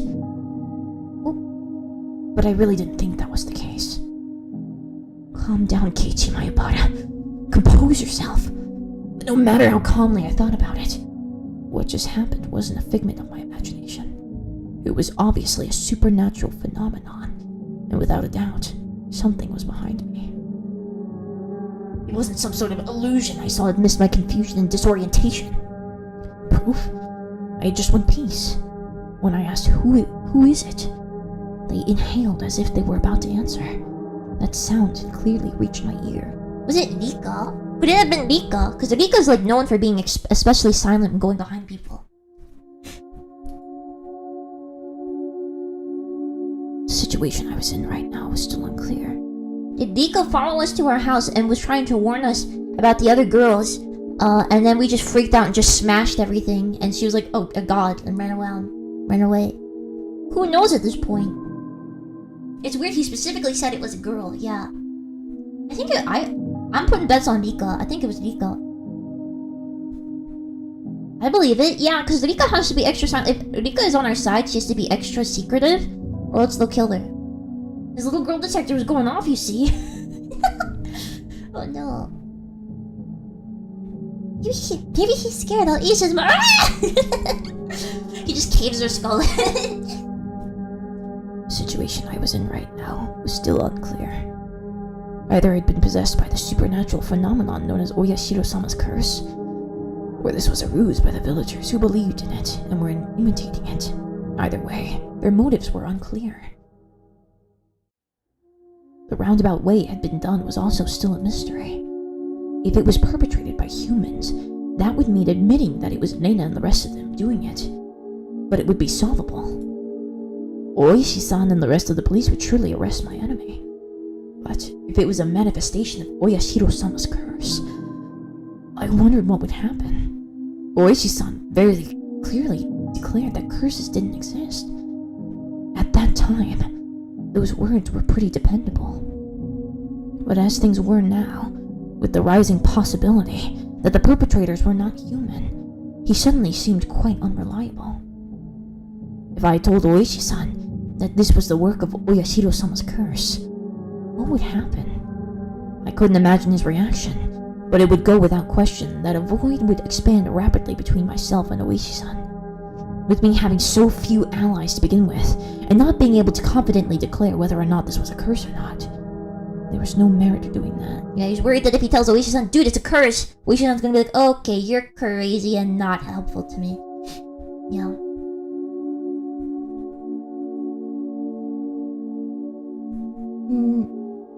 Yeah, no spoilers, no spoilers. I'd better keep the facts to myself of what just happened at the doorway. It would be better if I didn't add what happened here to the memo behind the clock. There was still the ever so slight possibility that I was actually confused when I thought I was composed, and I was just going berserk in the entryway. How wonderful would that be if I was really what happened? I would be able to refute Oyashiro-sama's curse. But if I denied Oyashiro-sama's curse, and then that would mean admitting that Nena and the rest were the perpetrators. If I said that Nena and the rest weren't the perpetrators, then that would mean believing in Oyashiro-sama's curse. By denying both of those, I would be admitting that I myself was lucid. The three options. Oh my gosh, I cannot speak. The three options from which I couldn't choose became a trilemma of sorts. They mixed together and formed a whirlpool in my mind, making my head spin. I have never heard the term trilemma. Oh my gosh. First time for everything, I guess. Once again, I straightened myself and leaned my back slightly to cool myself off. Calm down, Keiichi. Except that what has actually happened is reality. Stop thinking of anything more than that. But I couldn't help but think of it. How wonderful would it be if it turned out that I was delirious and everything up until now was a figment of my imagination? Oyashiro-sama's curse wouldn't exist and I'd be able to be bestest buddies with Nena and the rest. I would have to be crazy. That was the first time in my life I'd ever wished for such a thing.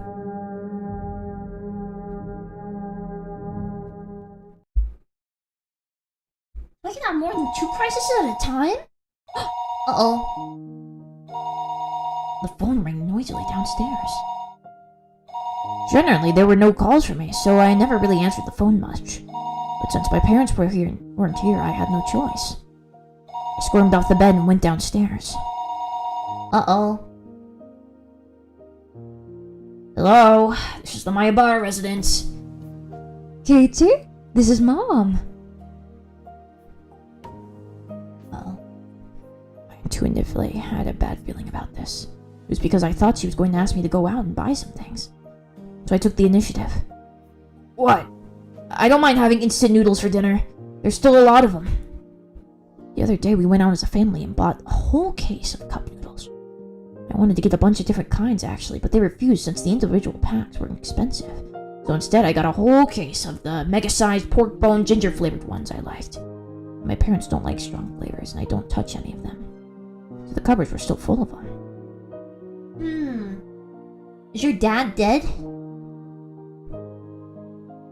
So you see, there really isn't a need to go shopping, right?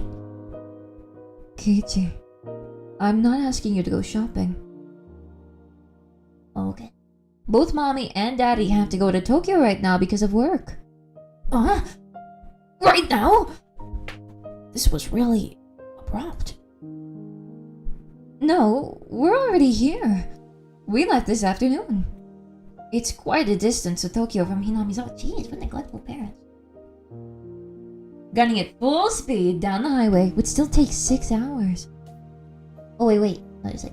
Quite a distance from Tokyo to Namizawa. Gunning at full speed down the highway would still take 6 hours. Dad has a license, but since he doesn't like the highway, they likely took the train. It would have taken longer.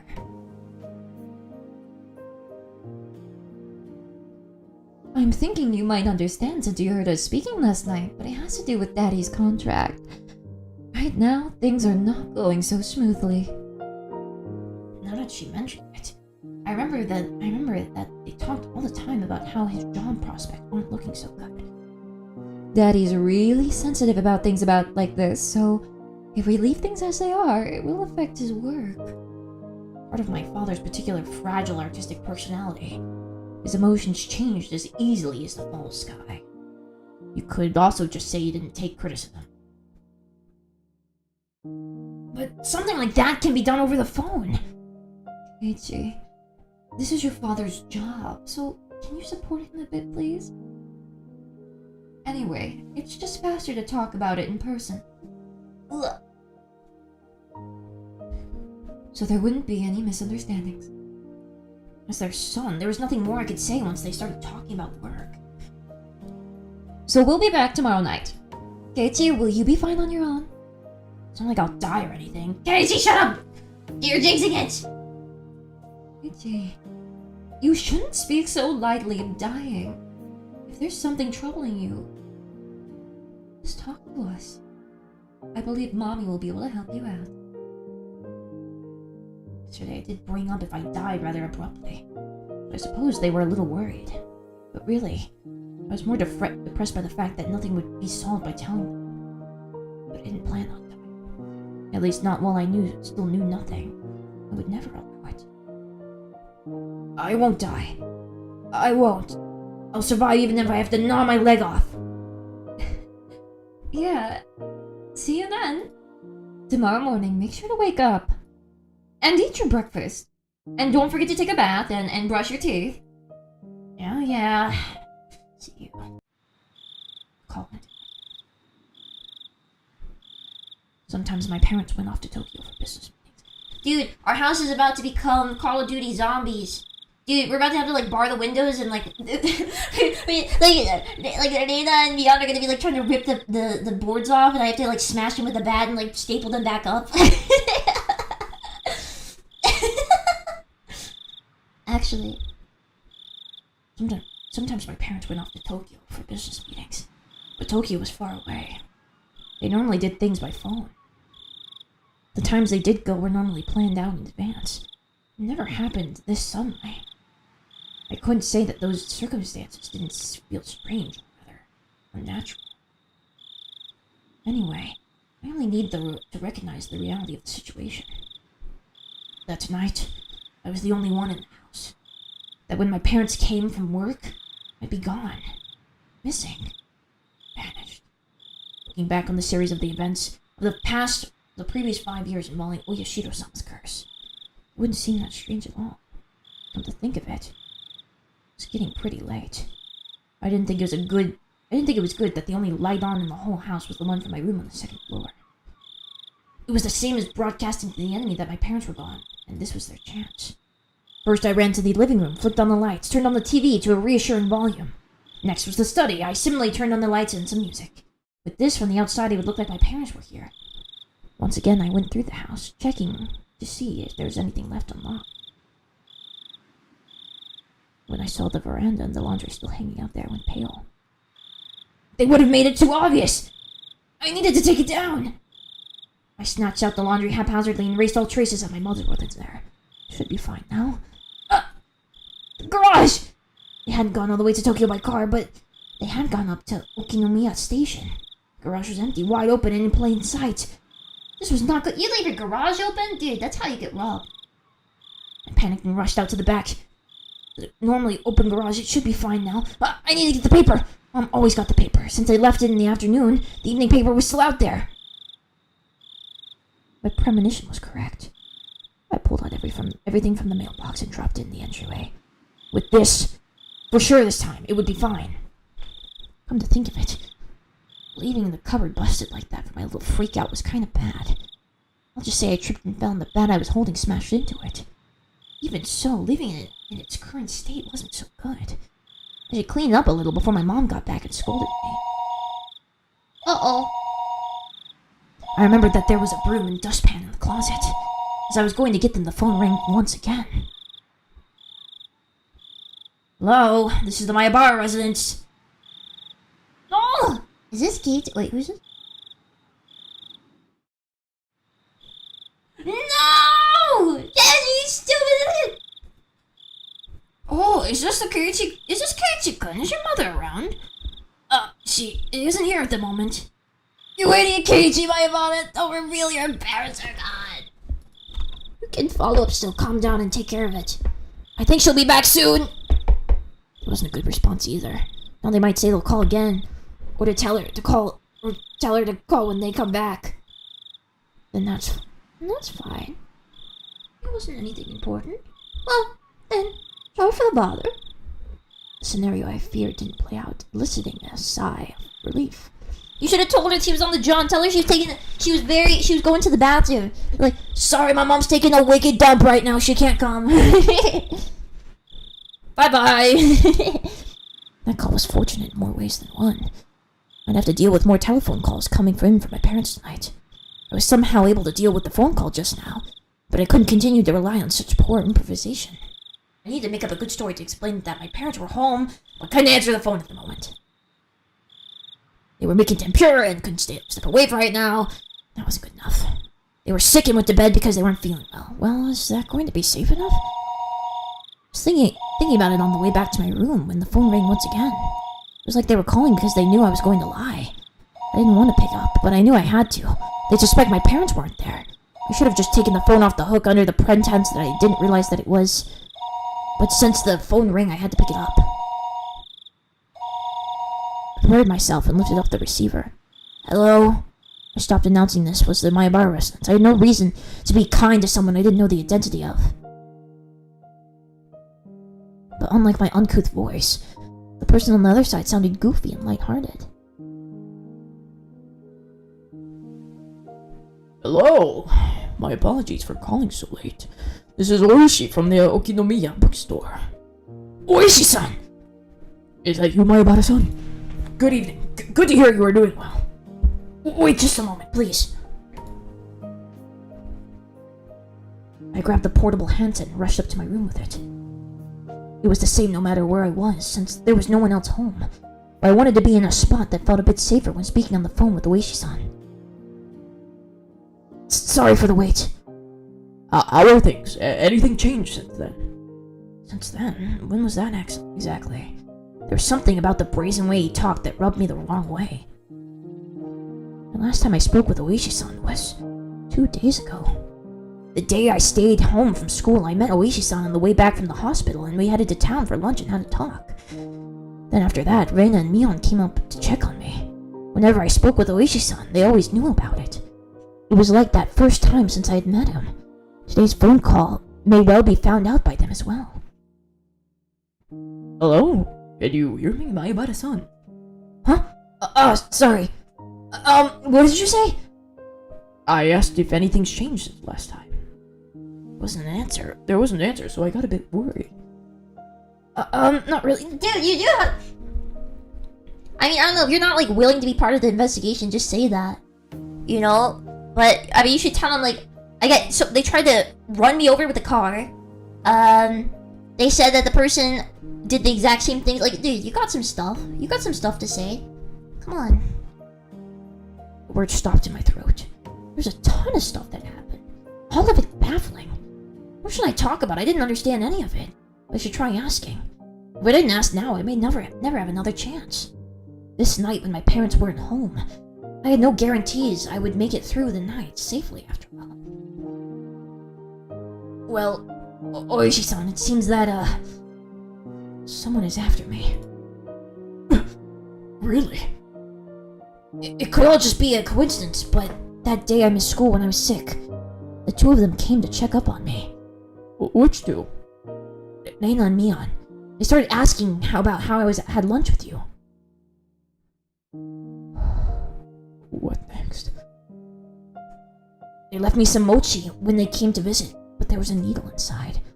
Fortunately, I somehow didn't swallow it. I wonder, could that have just been a threat? About the needle? It was just one of those common sewing needles you see all the time. There was a hole as the thread string through. Not that, Mayabara-san. The needle itself. That's evidence. It could be used as proof that they threatened you. Where is that needle? That's right! That's it! I dropped the receiver and rushed downstairs. Then when I tossed the mochi, I had overlooked it out of terror, but that needle was a valuable piece of evidence. I had certainly thrown the mochi and needle at the wall together. If it was there, then it would be on the living room wall. Your mom cleaned it up. But my prudent mother had cleaned that living room wall, and there was not a trace of mochi left on it. Could it be that it dropped in the gap between the wall and the carpet? I frantically searched by running my palm along the carpet, but nothing turned up. I tried moving the sofa and desk, pulling up the carpet and flapping it around, but I couldn't find the needle. My mom cleaned up everything without noticing it? Just 2 days ago, I didn't know what day they collected the burnable trash, but it may still be in the trash bin in the kitchen.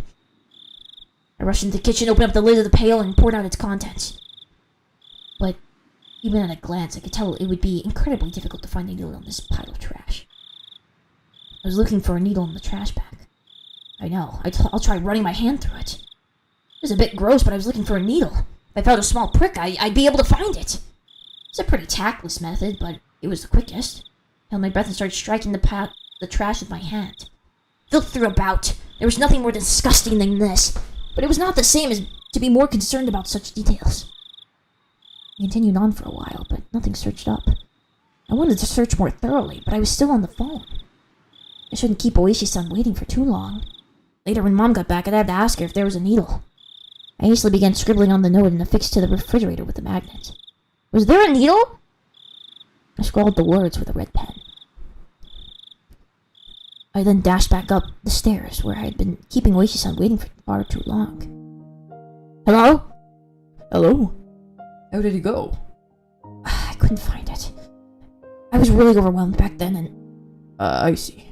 It would be great if you could find it. Keep it safe. That's right. The needle wasn't the only incident. I had to tell him about this morning with the hit and run. Also, Oishi-san, that isn't all. Actually, this morning... That man was definitely aiming for me. I could say that without question due to the circumstance at the time. Did you see the license plate? I can search for it from here. Damn! I just flipped out yelling at him back then, but I didn't look at the plate. What failures on my part with the needle and the plate number. I was so focused on protecting myself that I left some of the most important details slip out of my grasp. I punched my pillow, annoyed at how worthless I was. I'm sorry. I don't know much more than that it was a white van. Nothing to fret about, Mayabara-san. Anyone would be shaken up after being hit. I guess all of this really isn't a coincidence, is it? Oishi-san started to hem and haw over on the other end. I could imagine him folding his arms. Also, Reina's acting strange. Oh, so? Reina said on the way home today, asking why I was so much like Satoshi-kun. Now I could say with confidence that Reina knew what happened to Satoshi. She knew that there was more to it than him just simply disappearing. Reina knows. She knows something regarding what happened to Satoshi, the kid who was demoned away last year. And what would that be exactly? Reina said I was the same as Satoshi. She said something to the effect that the ways things are going, I'll end up with the same fate as Satoshi. Hey, you say. Exactly what kind of fate did she say would befall you? Transferring out, she said. Transferring out? Reina said Satoshi transferred out. So given how things are going with me, I'll transfer out too. Oishi-san let out a stern sigh and then grumbled loudly. Mayabara-san. That was probably some sort of threat, or maybe some type of warning. I thought so too. At that point I started to think, would it be prudent to sum up everything that had happened up until now as the machinations of some human perpetrator? Other than the theory of it being Reina and the others, I was left with Oyashiro-sama's curse actually existing as the only other explanation. Of course, I couldn't tell that to Oishi-san, except Reina's strange behavior could be proof of either scenarios. Whether it was Oyashiro-sama's curse being real or everything being part of a conspiracy committed by all of the villagers, Reina was involved. Ooh, I hit the mic. Reina had to know something. Reina was suspicious. What exactly was Reina? I couldn't help but think she was somehow involved with the prior string of mysterious deaths. I seem to recall that Oishi-san had admitted that he had dug into Reina's past a little. He was probably just downplaying it when he said a little, meaning he had actually dug pretty deep, most likely. I wanted to hear about Reina. I wanted to know what happened at her previous school, among other things that were still unknown to me. If Reina was somehow, I should suspect. No, not that. I wanted to know the truth. Tonight I was alone in this huge house. Even though I said I couldn't count on them, I had lost the security I felt I had just by my parents being around. It wasn't like this house was some sort of fortress or castle. If a malicious person decided to use brute force, they'd easily gain entry. There were no other residences close to the Mayabara residence. No one would be able to hear anything, no matter how loud it was. I'd never felt so much resentment toward my father's artistic temperament and the fact that he had built this house in such a remote location as I did right now. Oh no. I wondered if I would still be here by tomorrow morning. So I had to ask, right now, because I had no idea what the next chance would come. Oishi-san, I have something I wanted to ask about. Please don't keep anything from me. He's just ignoring the doorbell? What the heck? Grab that bat, boy. Get that bat. Someone's trying to get in. I wanted to ask about... Please don't keep anything from me. Sure, ask away. Sure, ask away. Even though he was so far away on the other end of the line, this was the most reliable he had ever felt. I wanted to ask about Reina, about what happened to her at her previous school. Actually, regarding Reina's... I noticed a sound that had been going on for a while now. Since I was so focused on the call, I hadn't paid attention to it at first, but I finally realized it was the doorbell. The time was 7 o'clock. It was past the time the postman would be making a delivery, and past any sensible time for a neighbor to be visiting. I considered just acting like nobody was home, but that wouldn't be good. That would ruin all the work I put into making it look like my parents were home. I need to answer the door. Hello? Mayabara-san. Someone appears to be at the door. I'm going to go see who it is. I guess. Okay, I see. No, my apologies. Should we end this phone call now? That would be a problem.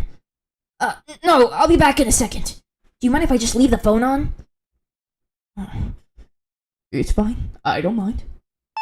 I dropped the handset on my bed and dashed down to the door. I needed to make up a good excuse to get them to leave. I had a hunch it was the lady who called right before Oishi-san did. In which case, I would be the one of the neighbors who's friends with my mom. I'll just say my mom isn't feeling well and went to bed early. That would be the easiest option. Get your bag. Do you have a peephole? There's a peephole in the door. Look out that thing. Look at that. It'd be hard for her to ask me to wake my mom up if she's not feeling well. They'll continue to ring at regular intervals. If someone didn't answer after you rang the bell so much, you'd normally give up and go home, wouldn't you? Without removing the chain, I opened the door slightly and peered out at the visitor. A chill ran down my spine. I knew it. Somewhere deep inside, I prepared for this moment. I tried to escape by imagining it was the easiest person to deal with. One of my mom's friends.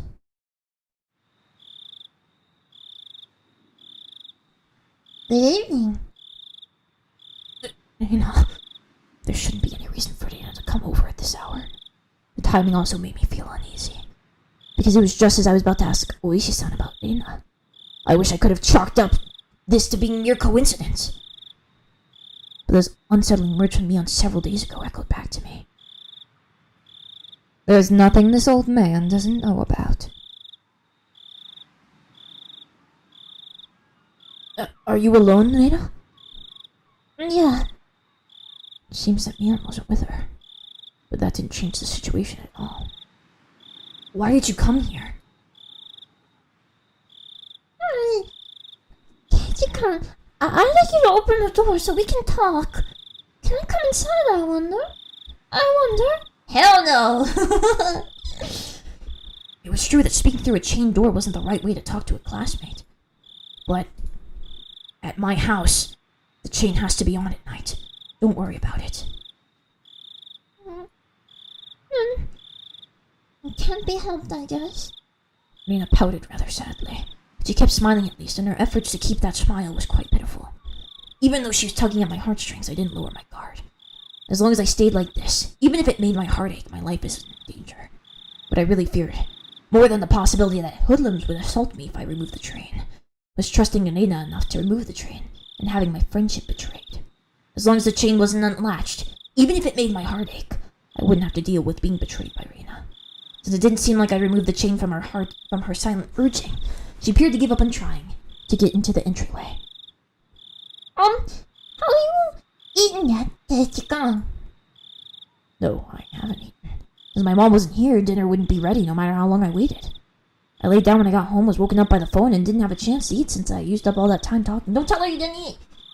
I was going to have a cup of noodles in any case. I could just eat one whenever I wanted to. No, not yet. What about it? Good. Look here. I brought a bunch of dishes. Rena held out a stack of boxes wrapped in a cloth. If I could use your kitchen, I could heat up the miso soup and other stuff. It's fine. You don't need to do that. But there's a lot of tofu and vegetables in it. Does Kirispica not like that kind of stuff? I wonder. There's no way I wouldn't like that. I love miso soup. I love miso soup with lots of ingredients. White radish, carrot, burdock root, potatoes, dents, and fibers, root vegetables. Oh yeah, baby. Yeah, that sounds incredible. I also brought rice, so when you microwave it, you can eat it really quickly. Without a doubt, rice needs miso soup. Stuffing rice down your gullet, sipping miso soup in between ravenous bites. Oh yeah! Oh yeah! How wonderful it is to be born Japanese!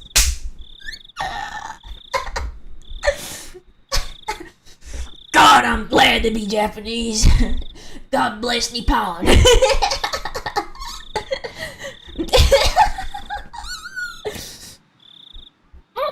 Also, I made some more pickles. I made Santai pickles this time. Before I'd moved to Hinamizawa, I scoffed at the mountain vegetables called sansai, but I was captivated by their charm the first time I tried them. Such a deep, but light flavor. Vegetables from the supermarket were tasteless and bland compared to these. you had to describe them, then they were the vegetables of the uninitiated. To become an expert such as myself, you first had to partake of the sansai. It was common knowledge around here that the Ryugu's family traditional pickles were wonderful, delicious. No matter what kind of pickles they were. Think Amaterasu, I'll love me some soup. Oh my god.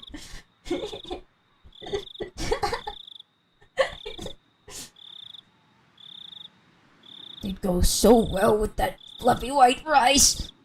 And also, But wait, there's more! So delicious, it just seems so delicious. But what did my unhealthy self say that he'd make himself do with a cup of noodles? Anna seemed in good spirits, and she was offering such a delicious sounding dinner. The stress evaporated from my gut and hunger reared its voracious hand. At the same time, my wariness of Reina suddenly dwindled. no! Don't be stupid! Dude, this is the one who tried to kill you last time she gave you food. Shouldn't be a problem letting her inside. Whether the possibility was laced with poison still hadn't been ruled out. At that moment, a cold chill ran down my spine once again. I couldn't understand why such a sensation had occurred just then, but the voice inside of me was sounding the alarm. This happy Elena speaking of this charming dinner was dependent on one premise. The premise was that tonight, dinner hadn't been made at my house, meaning it was under the assumption that my mom, who should be making it, wasn't here. Yeah, I told you. At any normal household, 7 o'clock would be around the middle of dinner time. If my mom were here, we'd be eating dinner around this time as well. The fact that she brought over all the makings of this meal at this time was inherently strange. Unless she knew.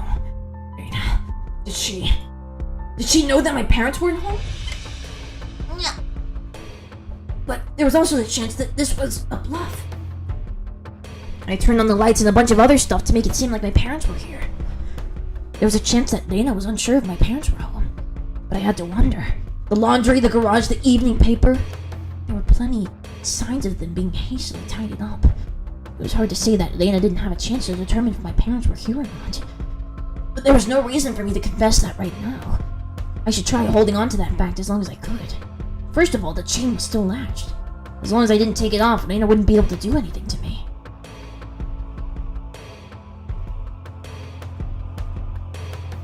I'm quite grateful, but dinner will be ready pretty soon. Is that so? Is that so? I know you went through all the effort and everything, but well, unable to think of a good way to refuse, my words trailed off weakly. Some of this could work as side dishes, I think. I'm sorry. Oh, another question. But, some of this could work as side dishes, I think. I'm sorry, we have more than enough already.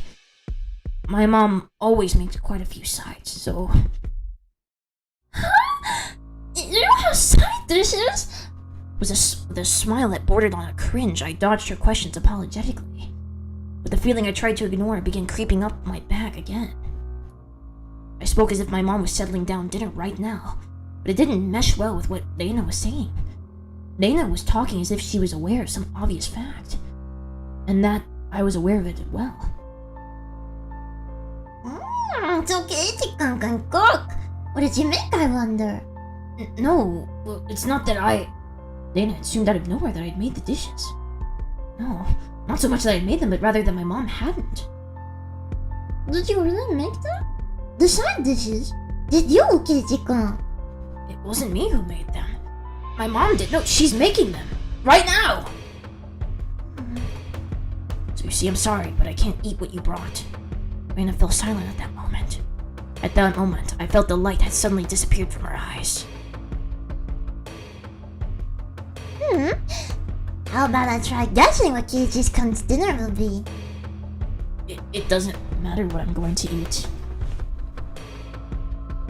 Let's see. The conversation might appear natural at first, but Dana was firmly in control. It felt like I was being interrogated.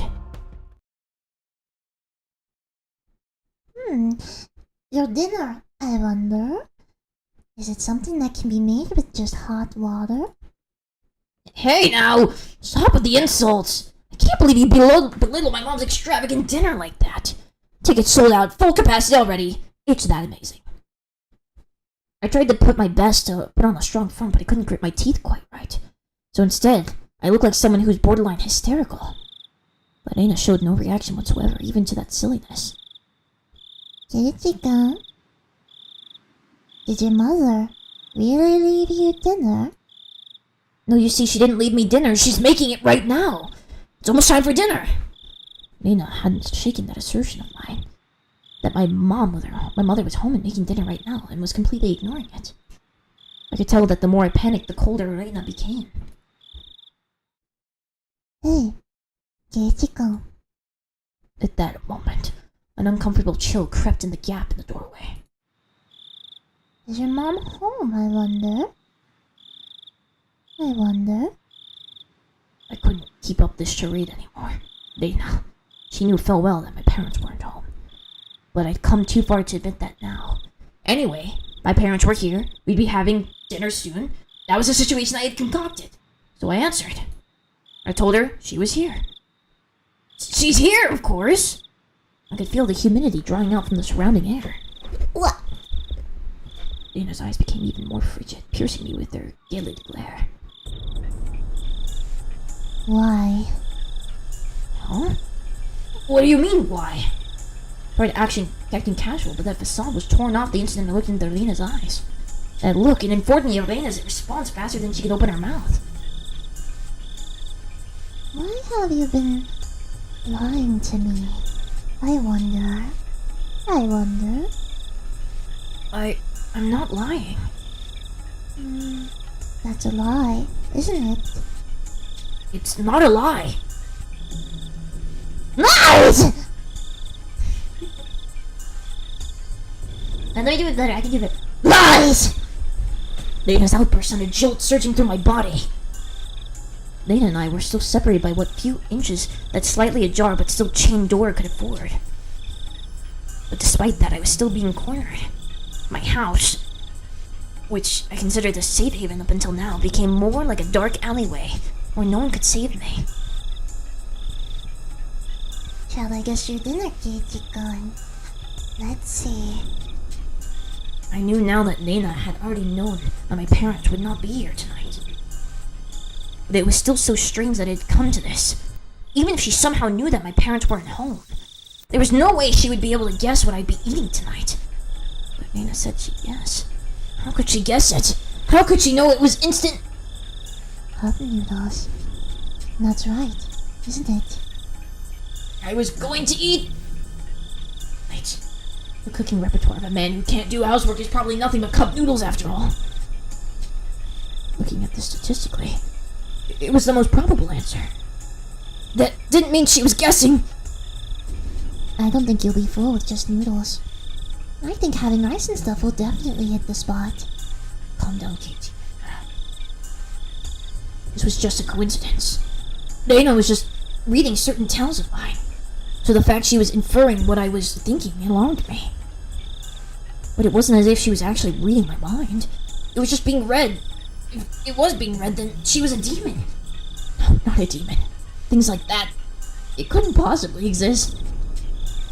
Do you like them? Do you mean noodles? No. What?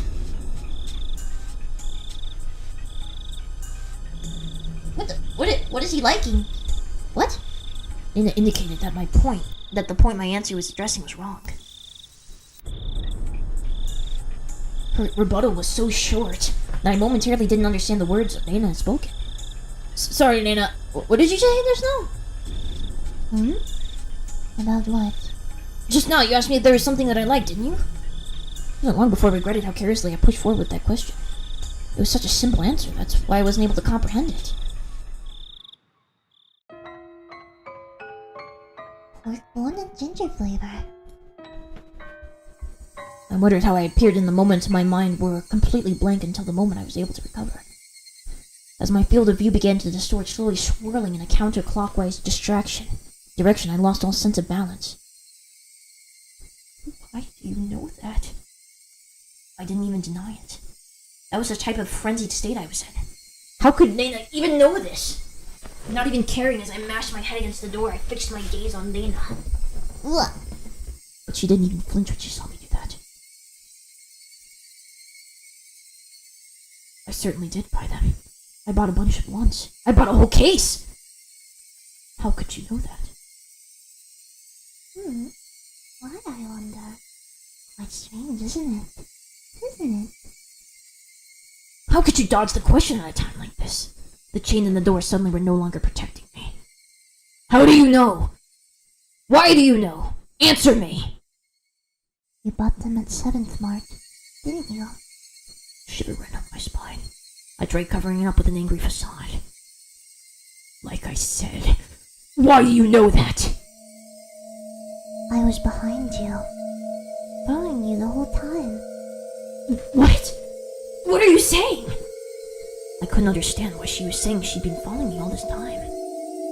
That's because Reina was right behind Kirispica's back the whole time. Like that night? That night I was absorbed in my phone conversation with Oasis-san. I didn't even sense her being there. Standing behind the door. Behind me, standing there just like that? When Kirispica was picking out the noodles, I was watching the entire time. You picked out so many different flavors, didn't you? Then your mom got angry. You're going to pick the expensive ones, and you should just pick one type, she said.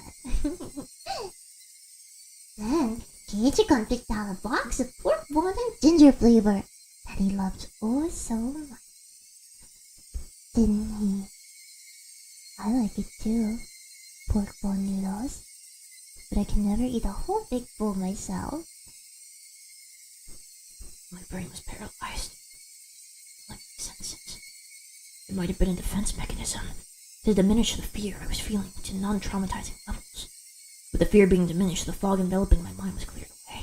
Then I could understand what Dana was saying and starting to put meaning in her words. Even so, my fear hadn't subsided completely.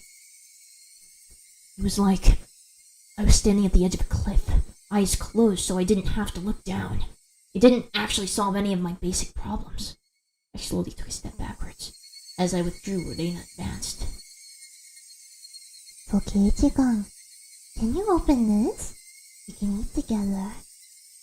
I'm sure it's going to be delicious, so... Okay? Dana's pale, slender fingers squirting through the crack in the door one at a time, as if had a mind of their own, rattling the chain. If she had unlatched the chain from the door, and a feeling of terror would have exploded within me. But Dana didn't do that. He was simply imploring me to remove the chain. She was doing her hardest to light the fuse to the powder keg in my heart, trying again and again, clatter, clatter. But it doesn't light. It doesn't light! Open up. Kirispica.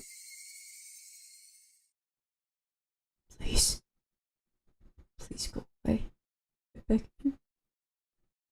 Please go away. How can you say something so mean? I wonder.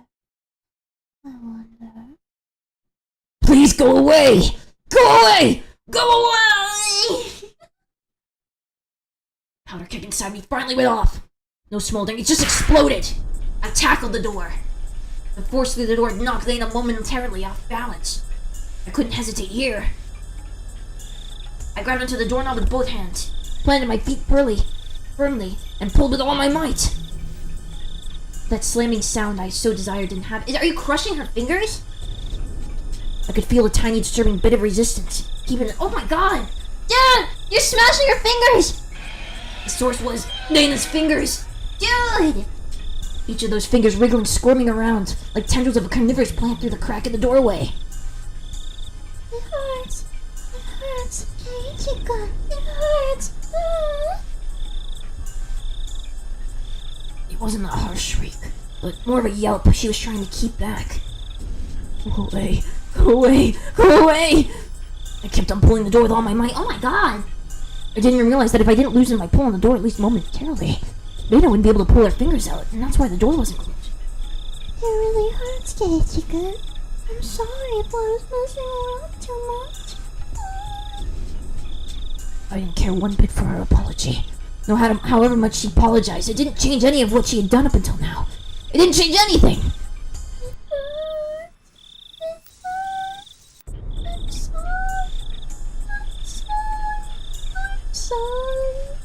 Go away! Go away! Go away! Rena couldn't leave even if she wanted to because I trapped her fingers. Oi! Rena's white fingers had become deep red and were no longer even squirming. I'm sorry. I'm sorry. I'm sorry. Go away! Go away! Go away! I'm sorry. I'm sorry. I'm sorry. I'm sorry. I'm sorry. Rena's apologies were occasionally twisted with pain, but like a broken record, she was intent on repeating it over and over. Go away! Go away! Go away! Stop it! Stop it! Stop it! Stop it! I pulled on the door even harder. Finally, Lena seemed to somehow able to slip out from their imprisonment in the doorway. You lopped her fingers off! The moment that happened, the door closed soundly. I could hear the thud of Lena falling on her butt on the other side. I locked the door immediately, made a loud clunk, voicing my rejection to Rena.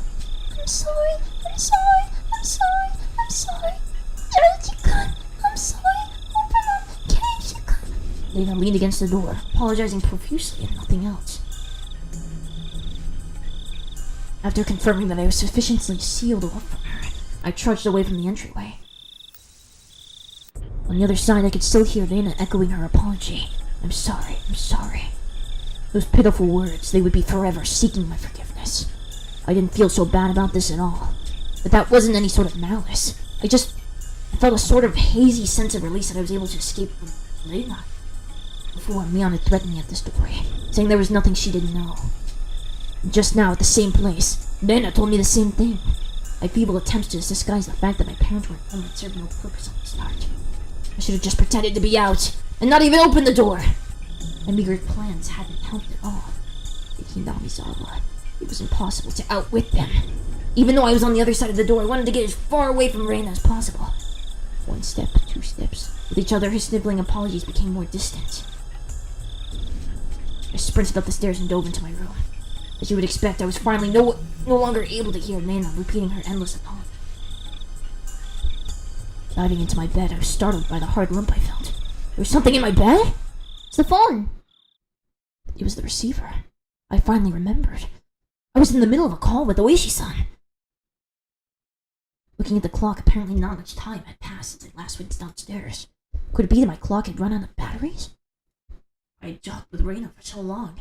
How did almost no time pass? But the hand on the clock was ticking forward 1 second, every second as usual. As I put the still warm receiver to my ear, time, which felt frozen, began to move again. Hello? Oh, Oishi-san? Sorry to keep you waiting. No, I didn't wait that long. It became apparent that the amount of time that had passed between myself and Oishi-san was different. Over the phone, I could hear an energetic voice from a sports program or something. It drove home just how far away Oishi-san really was. Dana came just now. Did she come to play? I wasn't confident that I could coherently explain the situation to Oishi-san. But I didn't need to right now. Right now, I needed to know— What? No, tell him. What are you talking about? I needed to know about Lena. That's right, I was planning to ask Oishi-san more about Lena, but Lena's little visit had interrupted the conversation. No, what? No, this is so much more important. You already know she's crazy. The thing he's going to tell is just like, she is crazy, and she was always crazy before, which you already knew. Dude, Keiichi, K1, get your head in the game. What was true and what was false? I couldn't tell. The one thing I knew was the single grim reality, that Lena was suspicious. I might be able to figure something out if I asked Oishi-san about her. Up until now, I had regretted it whenever I forced myself to ask about things that I'd better not know. I was better off not knowing. But looking at it that way, you could say I'd hit rock bottom. There was no possible way I could feel any more regret than I did right now. No, rather, I wanted to know if there was anything beyond this I would regret more. Forget about tomorrow. It wasn't out of the realm of possibility for something to happen tonight. I wanted to know everything I could. I was absolutely not going to die like this. Tell him you're in danger, bro. Tell him, what are you doing? Not knowing anything. I definitely won't. Regarding Reina. Regarding Reina Ryuko-san, I did a bit of digging. Yeah, well, it wasn't much. I understood that Oishi-san was talking in circles. A bit meant I dug so deep it'd be hard to discuss with you since you're her friend. I want to know everything from your research. I don't think you'll be very interested in what I have to say, though. Oishi-san. I spoke as calmly as possible to Oishi-san, who was continuing to avoid the issue. And then I said it. I think Reina Ryuko is suspicious. Even if the past incidents were from Oyashiro-sama's curse, Reina Ryuko is involved. Do you have some sort of proof that makes you believe that Reina-san is suspicious? The manner in which Oishi-san spoke became very firm. Do you have some sort of proof? That was him talking as a detective. I only have circumstantial evidence. I see. I could tell even over the phone how disappointed Oishi-san was. Pulling on the fish line when he felt a bite, only to reel in the bait. Disappointed but ready to cast the line once more, that's how it seemed. Oishi-san, you can't do anything without physical proof, can you? What I meant was, you can't come and save me without proof? I stuck that barb in there. As Oishi-san loved roundabout ways of saying things, he understood me just fine. It's fine, Maebara-san. I'll protect you. That was not the least bit reassuring. Oishi-san was just using me to continue his investigation. I was just going to get killed and my corpse would be an important piece of evidence, and that was all I was to him. Whether I'm alive or dead may be of no concern to your investigation, but it's all over for me when I die. Oishi-san went silent on the other end. That may have been too blunt, but I didn't care. All I needed was to rely to Oishi-san that I was currently in a very dangerous position. So please, tell me. Tell me about Reina. Satoshi transferred out. Not too far in the future, I'll probably also do what Reina called transferring out as well. But you won't be able to find my corpse. You haven't even been able to find Satoshi's body yet. Alright, Maebara-san, please calm down. I was already suppressing my agitation, even without Oishi-san having to tell me. It wouldn't solve anything if I continued to scream about my mistrust in the police. It would seem that I could only depend on myself and the bat Satoshi left behind to protect myself. And then, I at least wanted to know about what happened before Reina transferred schools. You're aware that this won't be very interesting, right? Oishi-san, realizing my resolve couldn't be swayed, finally caved. Right now, to me, there's nothing I'll find uninteresting. Please. Alright. There's a few things I need you to agree to. Okay. Please keep this confidential. Also, part of this may be speculation. Not all of it may be true. Are you still interested? It might not be true. I don't understand what you mean. There isn't one main investigation for the mysterious chain of deaths in Hinamizawa. Each one is treated as its own individual case. Thus, Reina Ryuko has never been linked to any of the investigations. Basically, you see, this isn't an investigation of Reina done by the police, and is a personal inquiry, is what you're telling me. Oh wait.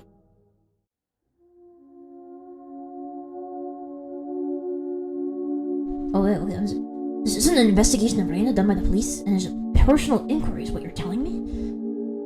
This will make things done a lot quicker once you understand. All of it is either from phone calls or readings and interviews, so they aren't corroborated. I'm asking you to take this all with a grain of salt, is what I mean. Do we have an agreement? All of it is just from what you heard. Yes, my apologies. It's all my personal investigation, you see. That thing. Before you said you saw Reina's chart, didn't you? I'm sure I heard you say that. Oishi-san paused for a moment on the other end of the line. I told you that too. Please pretend you didn't hear anything about that. I didn't care about Oishi-san having certain obligations and responsibilities. I also didn't care if there was no proof. Even if they were just rumors, there's no smoke without fire after all. Please tell me, Oishi-san. Understood. Oishi-san finally opened those tight lips of his. Wait. It seemed that Reina living in Hinamizawa. It seemed that Reina lived in Hinamizawa a long time ago. She had moved to Ibaraki Prefecture after she finished elementary school. Then, following that, right after transferring, the unfortunate incident with the breaking of the school windows happened. Then, Reina confided to the doctor. It was Oyashiro-sama. That was all he knew. There isn't much difference between what I know and what you know, Maebara-san. Then, what part did you investigate further? I didn't need to ask. It was the incident that happened just after she transferred. The incident Reina was responsible for, and what she divulged to the doctor afterwards, correct? Yes. After you learned about that, you started suspecting Reina and the others, didn't you? Yes, I did suspect them. So they're the ones after all. No, that's not what I meant by suspect them. Oishi-san was the type of person to say things with confidence, but these particular words were less than reassuring. Then who did you suspect? That it was Oyashiro-sama. Huh? That Oyashiro-sama's curse really exists. Yeah, right, well, Oyashiro-sama's laugh was quite dry. Certainly not the kind that would make you want to join in. Oishi-san resumed the conversation about the dubious circumstances between Satoshi's disappearance. The course of events up until the start of delving into Reina's past.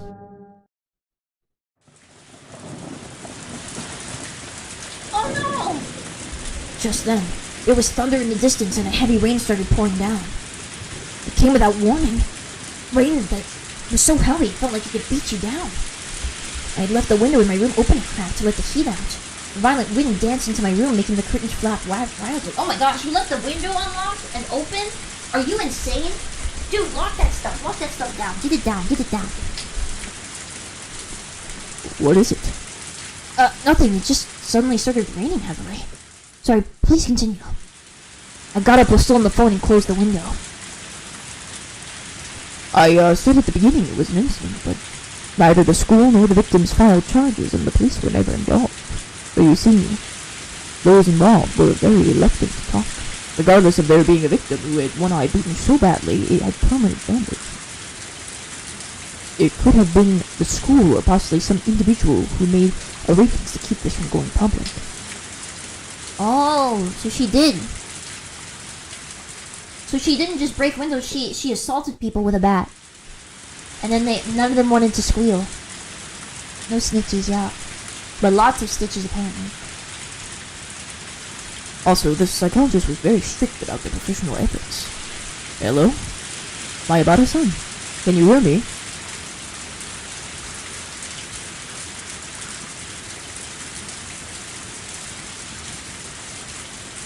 I knew it. There was the figure of a person standing by the light near the mailbox this whole time. Even in this torrential rain, they didn't have an umbrella. They were unquestionably drenched from head to toe. In this shower, which more resembled a rainfall, droplets of water dripped down from her hair. Just standing there, both arms dangling at her side. In one hand was a stack of boxes wrapped in cloth. Her eyes focused on my room, focused on me as I was about to close the window. Her mouth was methodically repeating a chewing motion. It was as if she had something hard to chew in her mouth, with her cheeks puffing out. What could she be eating over there? Her own fingers! How could it be that at this time I was more enthralled by Reina instead of the shocking development being brought to light by Oishi-san? If they hadn't started raining, I wouldn't have gone to the window. Then I wouldn't have noticed Lena. Or would I have noticed that? Lena's mouth was moving in the same pattern. She wasn't eating something. She was repeating something. What was it? What was she repeating? To me? What was she saying? Why was I right up against the window, fixated on her? Hello? Mayabara-san? Can you hear me? Hello? I'm sorry. Huh? Mayabara-san? I'm sorry.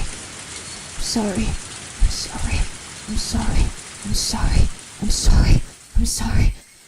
Hello? Mayabara-san? What's the matter? Leaving this torrential downpour. Lena was still apologizing.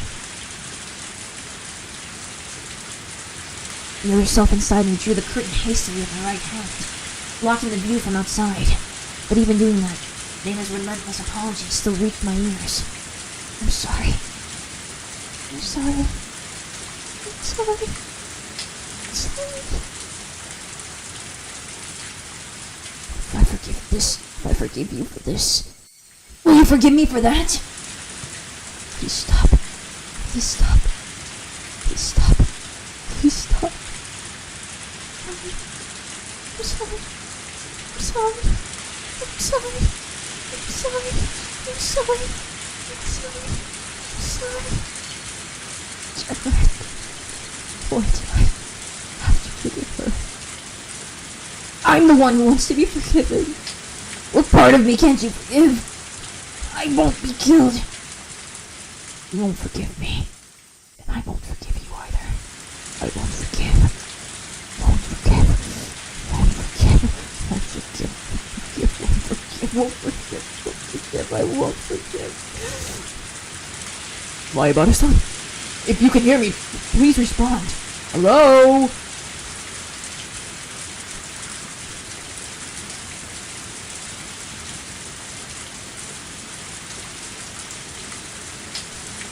And I feel so bad for her. Did she chew her fingers? No. I guess her fingers really did just get grazed. She's not gonna have no fingers though. Split personality at the 7th month. Oh. New tips. Do 7th Mart first.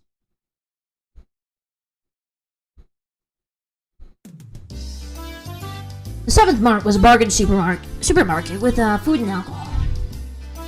What's this, KT? So many! There's no reason to get all different kinds, is there? I flopped all the different colored cup noodles into the cart. Cup noodles have gotten so elaborate recently. And there's a bunch of different types. I want to try each of them at least once. I knew it was pretty selfish of me, but I thought I'd at least give it a try. Keiichi, buy them in the big case. It's cheaper. Dad faltered. Or no, that was not. Keiichi, I am in the big case. It's cheaper. Well, I had a feeling it'd end up like this. Dad knew there was no point in him butting in. Then I'd only get to eat one kind. I'd get bored with it. I was resisting as a formality. I'd already given up inside and wasn't sure which case of noodles to get. Well, if you can't pick, then Mommy will pick for you. Don't have to rush me. I quickly searched the cases of noodles for what I want. Pork, bone, and ginger. Large cup? Oh, wait.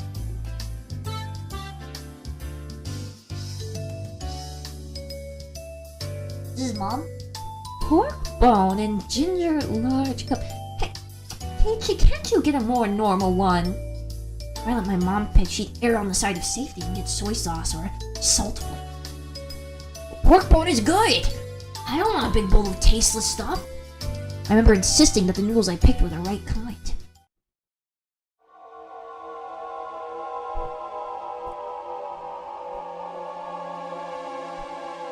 In this frozen memory in time, this encapsulated world, I didn't have the power to look around my surroundings. So I did what I could and reached out with my hearing and vision, sharpening my senses to find the presence I had overlooked. No matter how much I searched through my field of vision, I couldn't see Dana. I rewound the situation, searching, but of course I couldn't find her. Then, was she spying at me from my blind spot? I go through the sounds and presences again, looking. I could sense the other customers. They were all mixed about, moving as they pleased. There was nobody looking over this way, and no one trying to get behind me. Not here. Couldn't be here. Probably wasn't here. I would definitely notice if someone was right behind me, even when I wasn't on my guard. I smiled wryly at the thought of using a vague word like probably right before contradicting it with definitely. Then, I paused my mental replay as a chill ran down my spine. There was definitely a presence like a shadow behind me. That was a terror unlike any other. If a presence really had manifested behind me, I would have definitely turned around to check for it. But the world had moved on, and there was no way for me to turn around. While carrying that frightening shadow on my back, I was gleefully running around the store, searching for a case of noodles. Running through the instant noodle section, bad-mouthing my mom. But there was a presence constantly in my back, sticking to me like a shadow. No way to see what it was, realizing it now after the fact was horrifying, repulsive. In that moment of time, I was running around gleefully, carrying that cardboard box. But listening to that moment again, I could hear footsteps other than mine going pit-pat. Every step, tip-tap, tip-tap, tip-tap, tip-tap, tip-tap,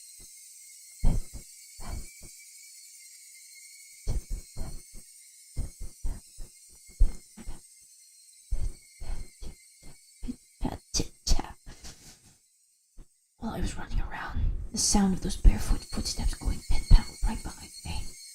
Me running around gleefully in that closed-off moment in time. But I didn't hear it. No. I heard it. That's why I remembered it.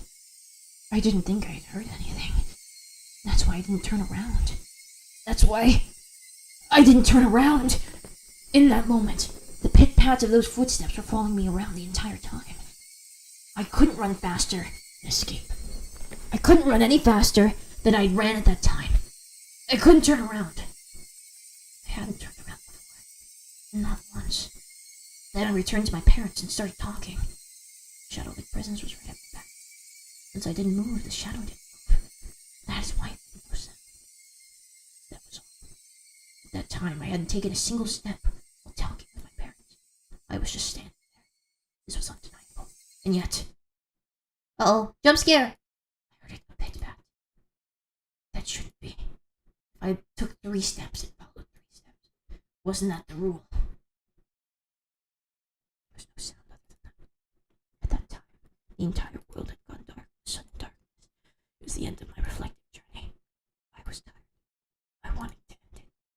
Someone turned on the light. Except my body couldn't move. As if I was sewn into that moment in time. Pit-pat. My past self's hair stood on it. That's impossible. No, that's just breaking the rules. I haven't moved. So you shouldn't be moving either. I couldn't move, so you shouldn't be able to move either. Follow the rules. Yet the sound echoed in the darkness once again. The hair on the back of my neck pricked up on end. It was so close that it was hard to tell whether it was touching the hair or not. Why couldn't I move? Like how the presence was moving behind me. I quickly realized I could move. It's just that I was scared and didn't want to. But now was the only time I could turn around. It was something unforgivable in this moment in time, but I needed to turn around immediately. As if my entire being was trying to force me to stop, it began to administer a pain like a needle being stuck into every pore. I'll turn around! I'll turn around! I'm not scared at all. I'll turn around! I'll turn around! I'm not scared at all! A scream I was unable to vocalize. I turned around! At first I couldn't understand the meaning of it. What is this?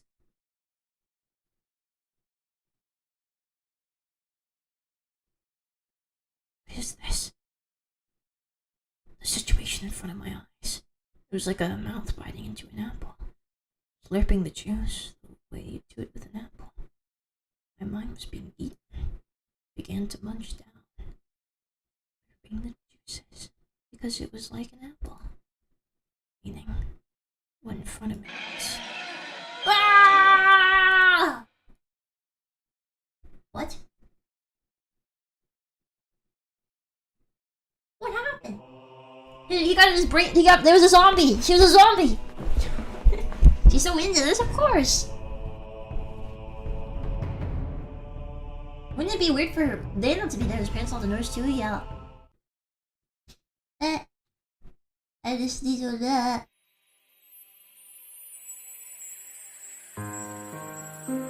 The whispering doesn't capture so good. Oh man.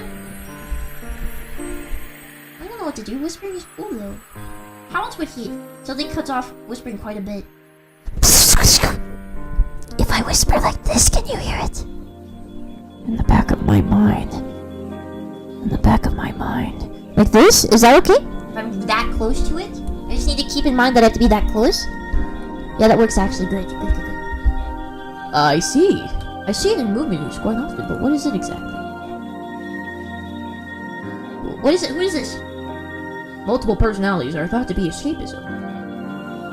Multiple personality disorder is a form of escape. Correct. The exact mechanism is not fully understood, but it's believed to be a type of defense for the brain to retain mental stability. Hypothetically, poor people imagining themselves as wealthy is a form of escapism, is it not? Is this also a form of multiple personality disorder? I wouldn't go that far, but broadly speaking, one could infer that. Oh, thank you, Goober Magoo. Looking forward to watching this at 3 a.m. Thank you for tuning in. Thank you. One could infer that. It's something that occurs in us, after all. Does a split personality occur when one cannot tell which is reality and which is the escape? That's difficult to say. There are some who agree with that and some who disagree. There is no consensus. Then is the occurrence of multiple personalities still an unknown phenomenon, something not fully comprehended in the psychiatric field? Unfortunately, that is the current state of things. We can only put our hope in future research. But it's sort of cool having a split personality. What kind of people get split personalities?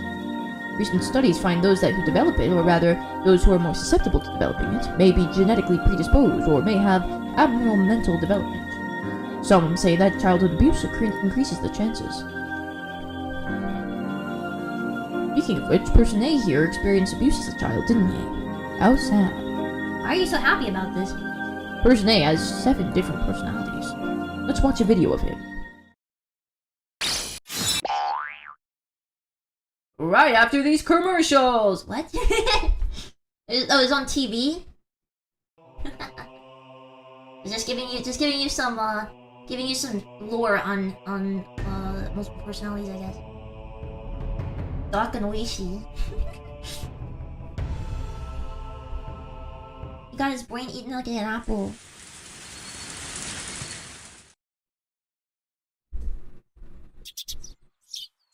I guess I'd be lying if I didn't get any sleep. I tried to stay awake all night, but there were definitely gaps in my memory. And now I want an apple. Dang it, Keiichi, your brain is too delectable. I kept nodding off and jerking awake in a panic all night. I spent all night hugging the metal bed and sat on the top of my futon I used to barricade the door. Waiting, watching, just in case someone tried to break in through my window. If I left this spot, someone would break in through the door, sending the futon flying and attack me. But if I stopped watching the window, someone would break through the glass and attack me. I tried telling myself I was just being paranoid, but I couldn't sleep. Hell yeah, comfort that. That's what happened to me when I got in the car accident. I got into a car accident hugging a baseball bat because I had just been to a baseball game, and the bat went into my head, but it did not hurt me. I think it cushioned my blow somehow. The bat did, so I didn't get whiplash or something. Yeah, it was a gold bat. The thought of being so vulnerable scared the living daylights out of me. If sleep meant taking that risk, I didn't need it. It was so much better to just stay awake. At some point during the endless cycle of nodding off and jolting awake, light began to shine outside. But that was it. It wasn't so much the morning as it was just the sun simply had risen. Now you're VTuber, yeah. I was like 7. I snuck a peek. Wait. Sorry. Gotta get back to character. I snuck a peek out through the curtains. Lena was gone. I couldn't see her anywhere, no matter how hard I looked. Finally, I could breathe a deep sigh of relief. The night was finally over. I'd be lying if I said I wasn't tired, but I didn't feel like sleeping at that moment. I still had time. But I needed to make my own breakfast, so I'd better get started soon. Dude, are her fingers gonna be in the foyer? Skipping school was also an option. With my mom gone, it'd be easy to play hooky. Honestly, I debated it. The risk involved in leaving my house was incalculable. So staying holed up in here was probably my safest option. But staying here wouldn't solve anything. Yeah. Oishi-san wouldn't help me without cold, hard evidence. Neither he nor my parents. So unless I found some sort of proof, these relentless nights would never end. I stretched my body, tilted my head back, and closed my eyes just like I did every morning. He fell asleep. I regulated my breathing and regained my senses. Wait, sorry. I regulated my breathing and regained my senses. Calm down, Keiichi Maibara. Let's go to school. Let's wait until they set their trap for me. But that didn't mean I was going to twiddle my thumbs. I needed to avoid that trap and secure irrefutable evidence. Take note of the places of any car that drives by. If I see someone suspicious, check their clothes and their face. I wasn't just protecting myself, I was preparing myself to turn their attack against them and retaliate. The tension was similar to when two samurai were both aiming to slay each other with a single motion as they drew their katanas. I was not at a disadvantage. I would have a chance to retaliate. I finally felt a bit of courage growing in my chest. All right, let's go to school. I tightened my grip on Satoshi's bat. He was the only partner I could count on. Satoshi, please lend me your strength.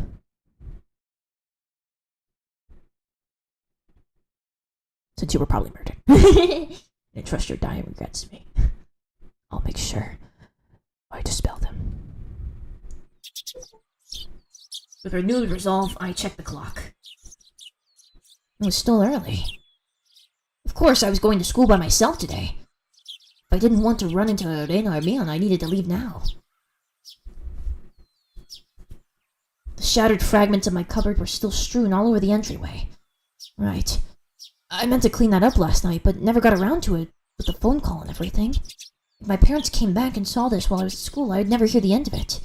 Still, I'd be wasting time if I cleaned it up right now, and considering what would happen if I ran into Reina or Mion, it wouldn't be too late to clean it up after I got back home.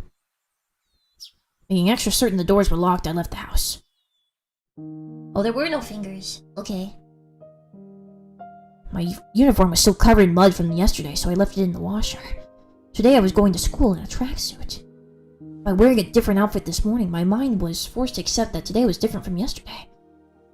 I had a hunch. Today might be the day I get killed. Keep your guard up, Keiichi Maibara.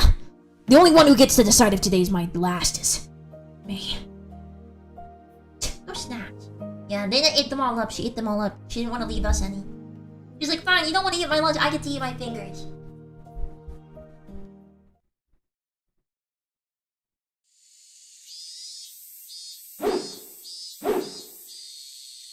I spent the morning practicing my swing like it was my natural routine.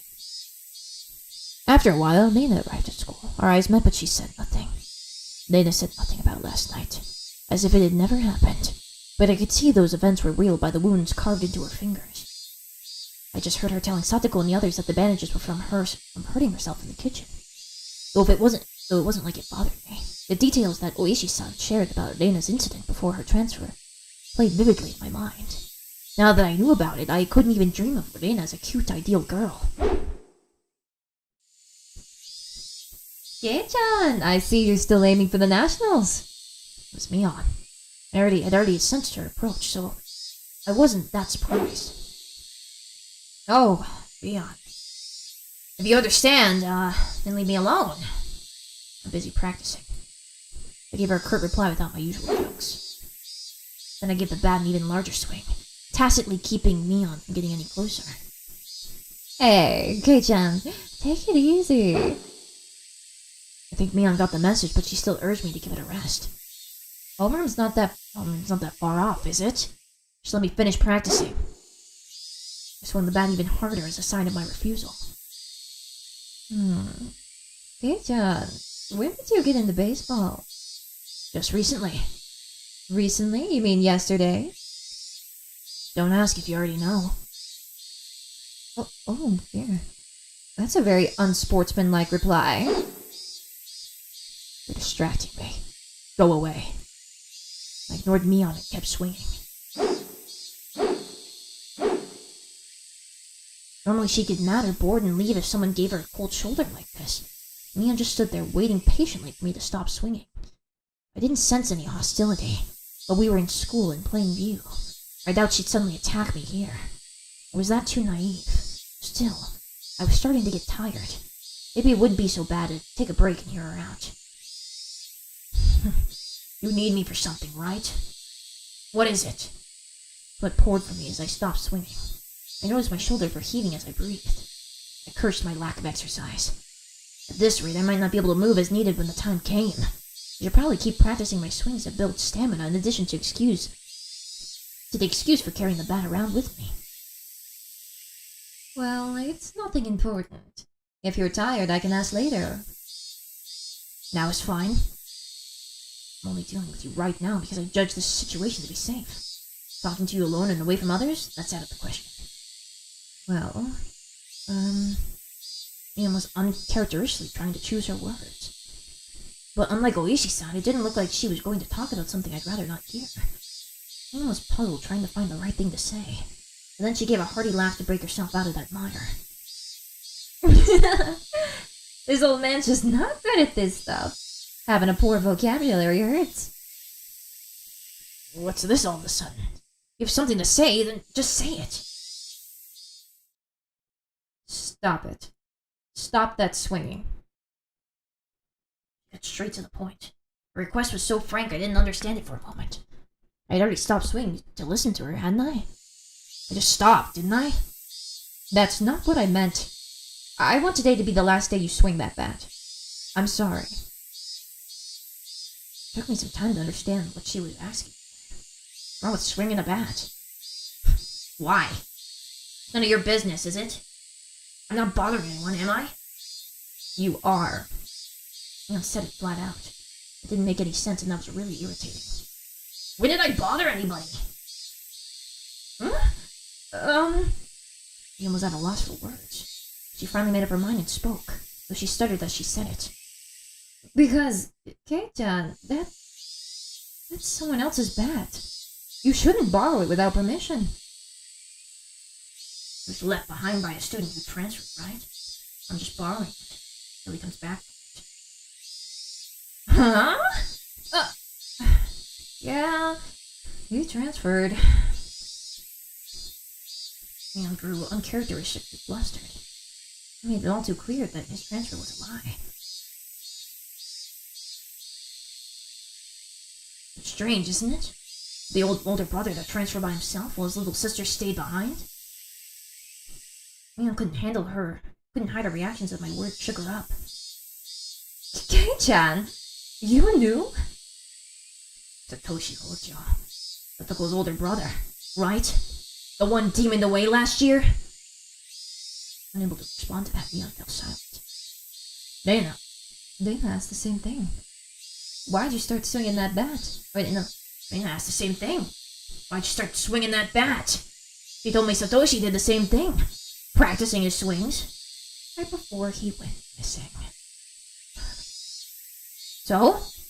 Is this some kind of omen for Oyashiro-sama's curse? Shh! Mion's panicked and looked around. Please, Kei-chan, don't mention Oyashiro-sama's curse so recklessly. I don't believe in him, but the others very much do. Dana especially. Dangerously so. Anyway, you're scaring everyone. If you were just fooling around, then stop it. You have to stop acting like Satoshi. I was the one who was scared. Who do I have to thank for taking up this bat in the first place? But it still unsettled me knowing my actions were overlapping with Satoshi's. would be one thing if someone suggested it, but I thought I was making my own decisions. I'll say this now. I don't know anything about Satoshi. After all, you didn't tell me anything about him. We didn't mean to hide it. You were hiding the incidents that happen every year, weren't you? That's because we didn't want to, You didn't want to scare me? That's your reason for leaving me out? No, we didn't mean to. I asked you directly if something happened at the dam, didn't I? And you told me nothing happened. When someone was dismembered and murdered. You lied to me! I'm sorry. I didn't mean to lie to you.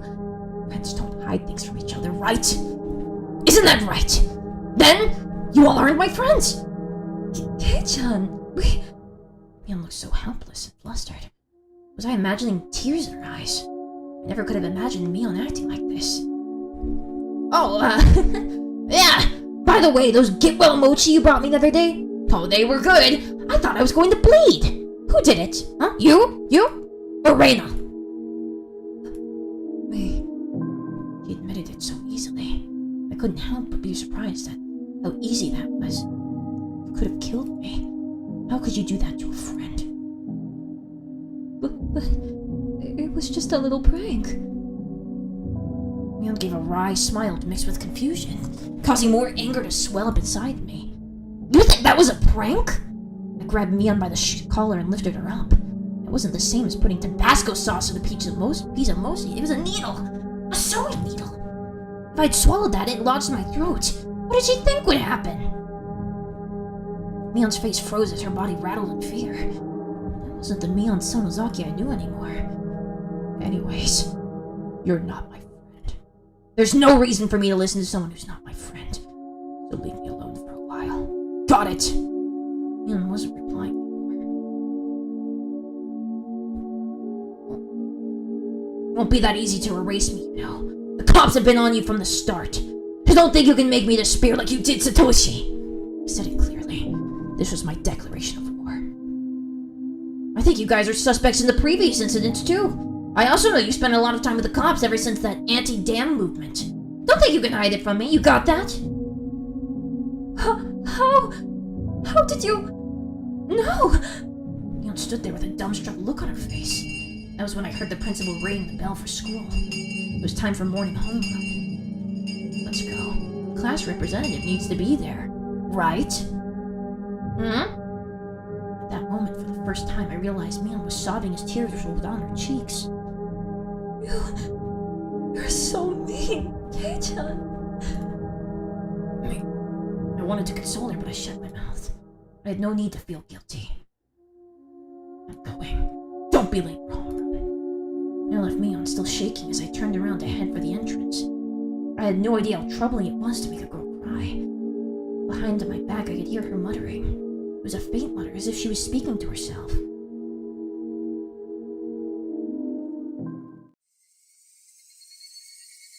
That's how it is. Huh? She wasn't saying it to anyone. It was Mion talking to herself. But it was a sobbing voice that had a kind of giddy, cursing tone. I inadvertently stopped and turned back towards her.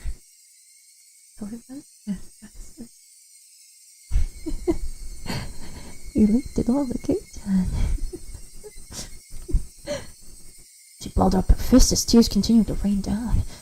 She glared up at the spot on the ground with a terrifying yet smiling face, cursing. A chill ran down my spine from that demonic expression.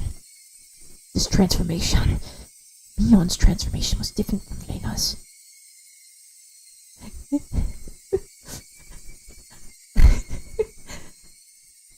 I should have killed him back then.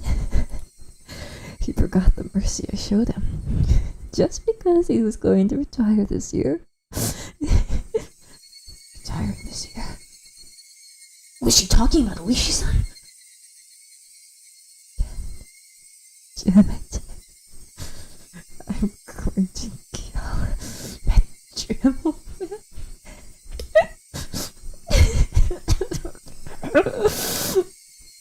Felt like the ear itself had begun to distort.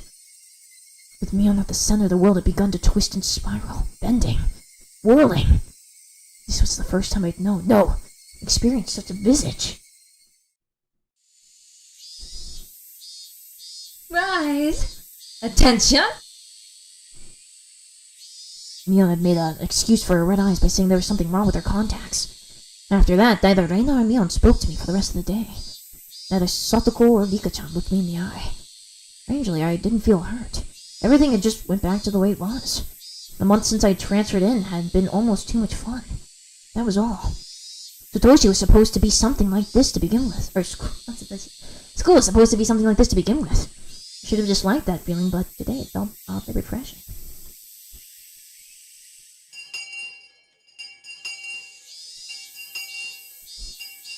Hot? The crying voice?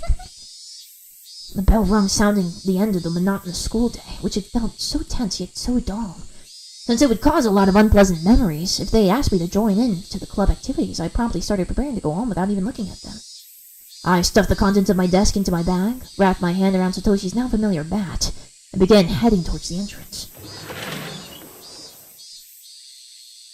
I was assailed by both the exhausting relief that nothing had happened today and the tiring possibility of the same thing happening tomorrow.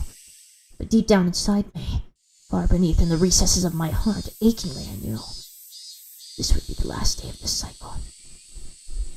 I couldn't tell how the ending would be. Whether it would end as I wished it to end, or if it would end as I hoped it wouldn't. Regardless, in my current state, there was something more important than how things would end. There was something I wanted to know. Why did I have to be killed? How did it come to this? Why? Like, for what purpose? The sunlight was relentless. The sun, the heat, even the air. They wouldn't give me my answers. What could it be?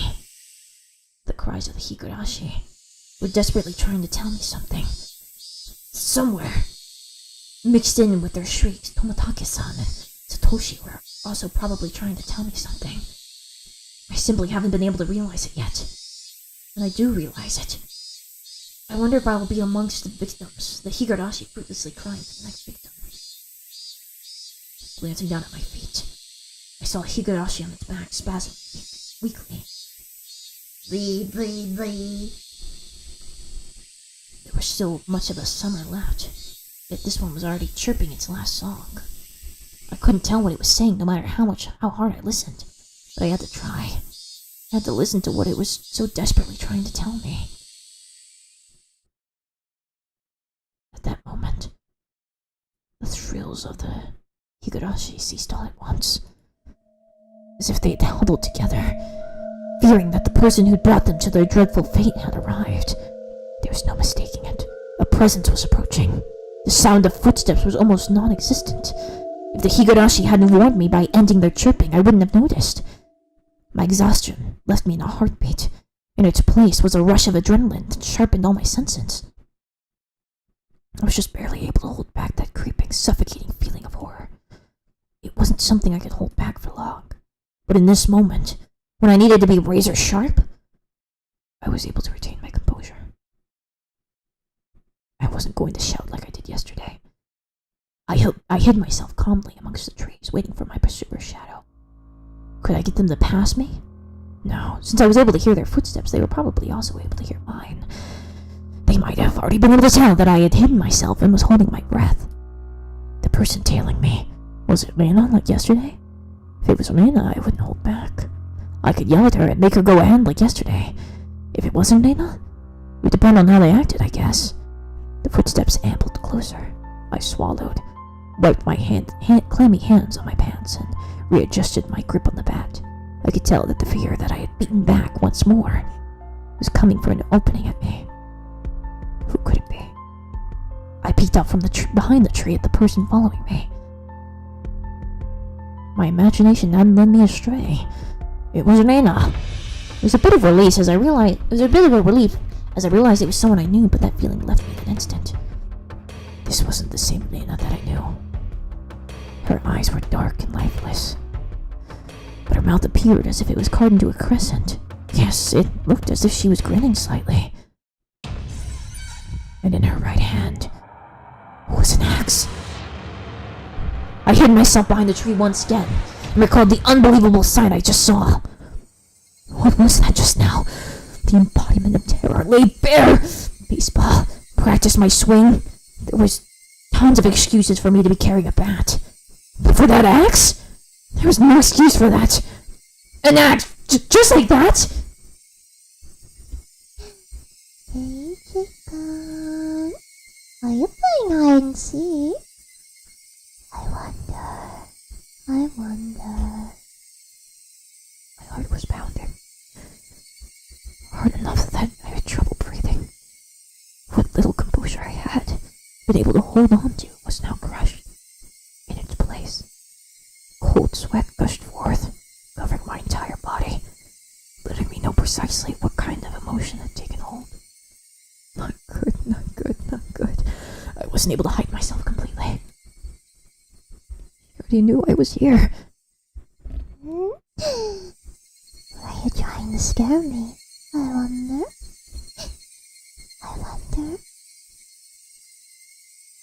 I decided it would be better to reveal myself now, since there was still space between us, then to allow Elena to become any closer. I adjusted my grip on the bat and readied myself mentally and stepped out from behind the tree. Please connect. Oh, Yoshiro killed me, guys. Nana killed my internet. She knew. Cliffhanger for real. Are we back? We're back? All these people, dude. Why is my internet? My internet always goes out when I do Higurashi stream, like at the same time. I don't know why. That's so creepy. She wanted to leave no witnesses. We're back. Good. All right, let's continue. In the pit of my stomach, some sort of vicious, hot, and cold substance began spreading around. If I allowed it, that substance would spill into my bloodstream and undoubtedly freeze all the organs in my body. Not good. I'll be devoured by Lena at this rate. Strike back! Don't lose! What is it? I blustered, hiding behind my bravado. Lena didn't flinch an inch. Just the same as Kiichi-kun. I'm heading home. Then what about that axe? Then what about that bat you're holding? I'm practicing my swing! Then I'm treasure hunting. Rena gave a flippant explanation as to why she had such a fearsome weapon. Treasure hunting! At the treasure mountain, near the dam's height. I found a new cute thing, so I needed this to dig it out. How could I believe that? You wouldn't believe it, would you?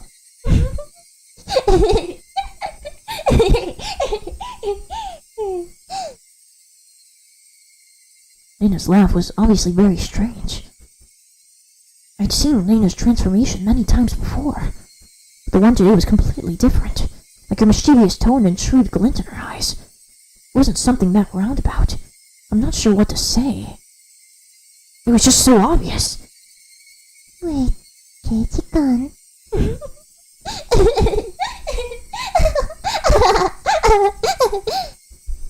Lena didn't stop walking, even as she let out an eerie laugh.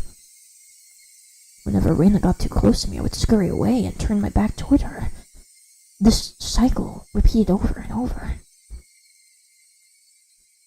No matter how we looked at it, I was being chased by Rena and was trying to escape. Don't follow me! I can't do that. My house is this way after all.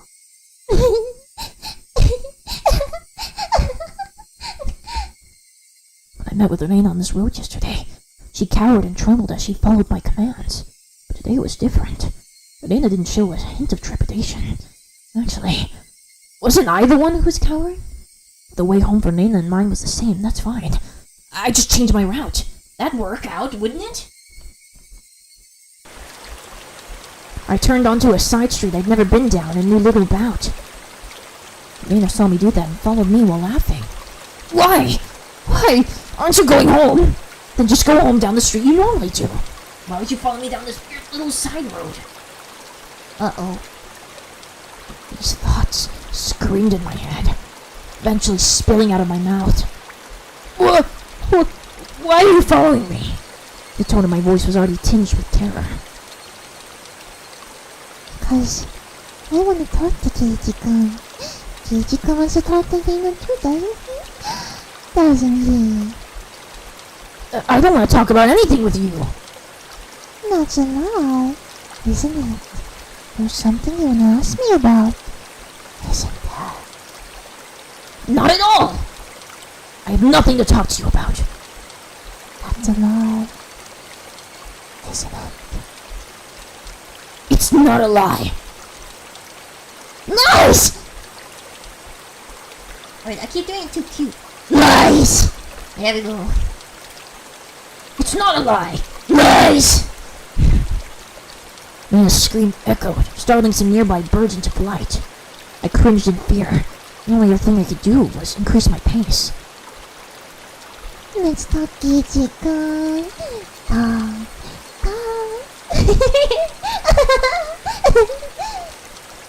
Why was I running down this unfamiliar and deserted street? Doesn't Keiji-kun have something he's worried about? Nothing at all! I'm not worried about anything! Lies! Even though I was running, even though no one was walking, why wasn't I getting any farther away? I know. I really do know. You're scared, aren't you, Keiji-kun? I'm not scared. I'm not scared of anything. Lies!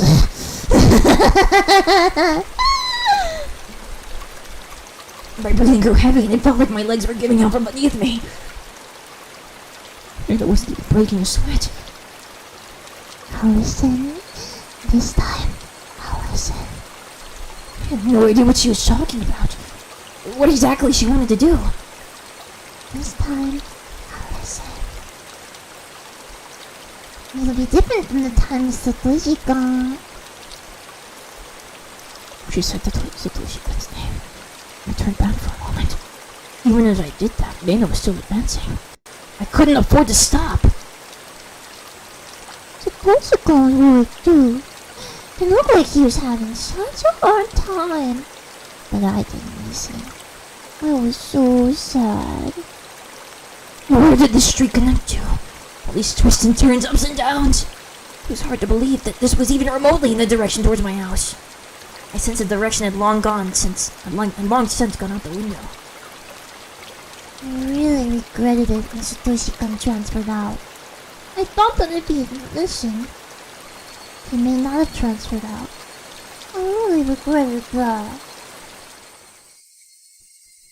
The road led me deeper into the forest.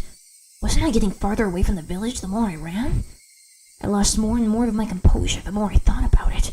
But despite this realization, my inner self was still disturbingly calm. So you see, I vowed that if there was someone struggling like Satoshi-kun did, I'd save them. I don't want to see anyone transfer out again. Damn it! What does transfer even mean?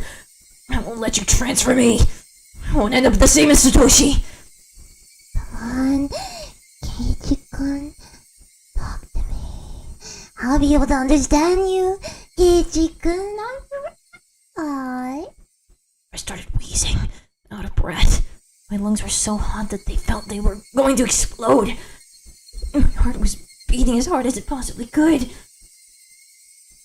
I should have practiced running instead of my swing. I couldn't even afford to scoff at that stupid thought. If Keiji-kun doesn't have anything to worry about, he'll go back to normal. Everyone will be back to being friends, and we can enjoy club activities again. Next time, we'll team up and beat me-chan!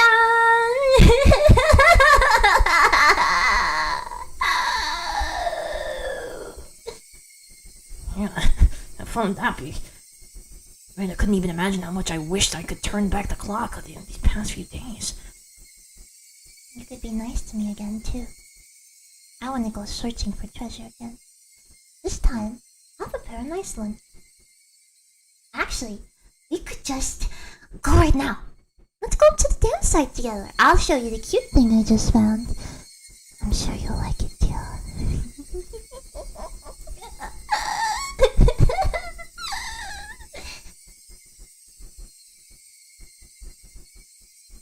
footsteps made pathetic flapping noises as my legs wobbled and faltered. Hot on my heels, Reina's steps were sharply breaking twigs underfoot. I had to accept it. I was on the run, being chased by Lena. If she caught me, it was all over. I realized it instinctively. I couldn't even begin to think of what the end would entail. Just that if I was caught, it was all over. That's all I knew. It didn't matter how it was going to end. I wouldn't let it end. Not without knowing anything. Not yet! That momentary lapse was all it took. Of all the things that could have happened, my knees bungled underneath me, and they crumpled toward the ground. I tried to stand frantically, urging my legs to respond. I used my bat as a makeshift cane to prop myself up, but Lena was already standing right in front of me. Compared to me, out of breath and utterly exhausted, Lena was so cool and composed that she could even froze the air around her. She wasn't breathing hard at all. Rather, I couldn't even sense if her heart was beating. Are you afraid of something? I wonder. It's not like you to tremble, Kirispica.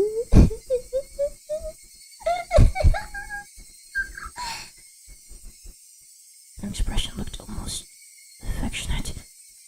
Those soulless eyes. That mask of affection. She admonished me for trembling. Lena's hands deftly slipped over her head. The blur of arms as they moved made me feel as if I was staring at the godliness of a thousand-armed Buddha.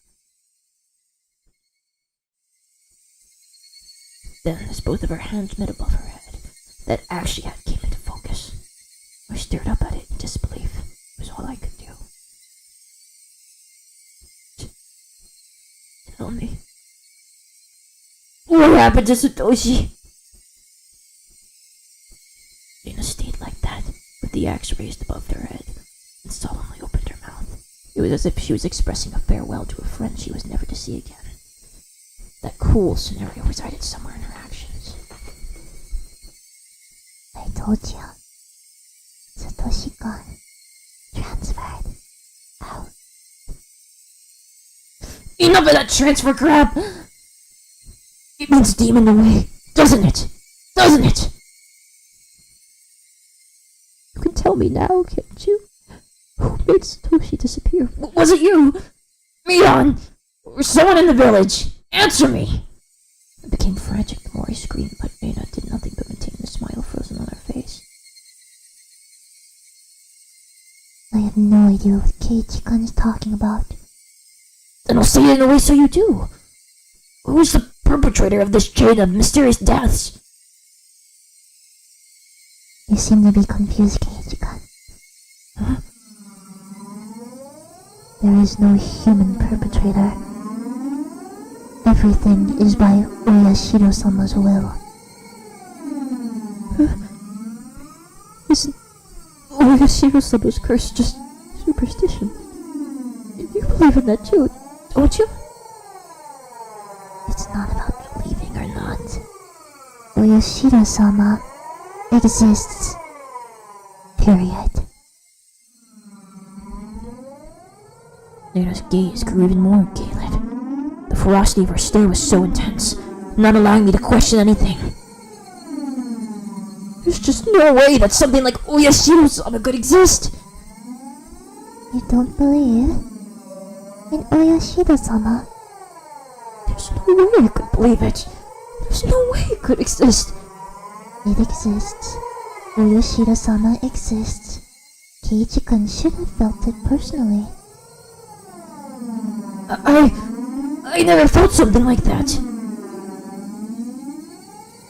Kirispica, haven't you felt someone apologizing to you before? Constantly. On top of that, all the noise from the outside world disappeared.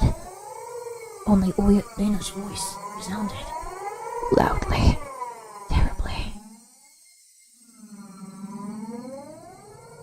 You see, until you forgive them, they'll always be with you. At school, at home, at your bedside.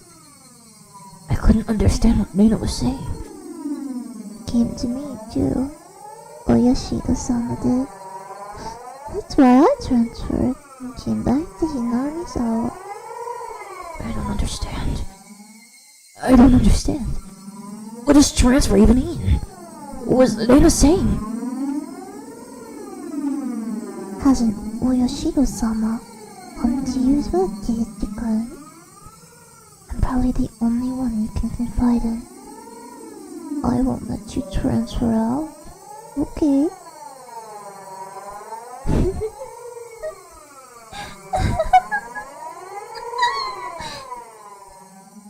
Reina's demented laughter clanged around inside of my head. Was Reina saying Oyashiro-sama came to her as well? That's right. Last night I had heard about that when I asked about Reina.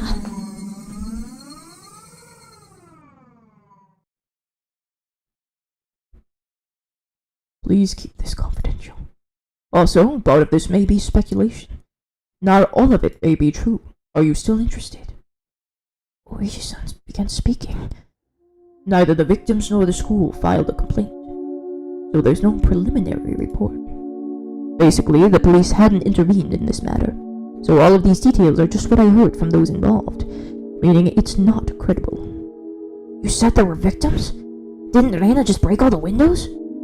No, Reina Ryugu attacked 3 boys using a metal bat. 2 of them made it out with only bruises. The other one had been injured so badly that one of his eyes was permanently damaged. Wouldn't that be considered assault? Shouldn't the police have arrested her?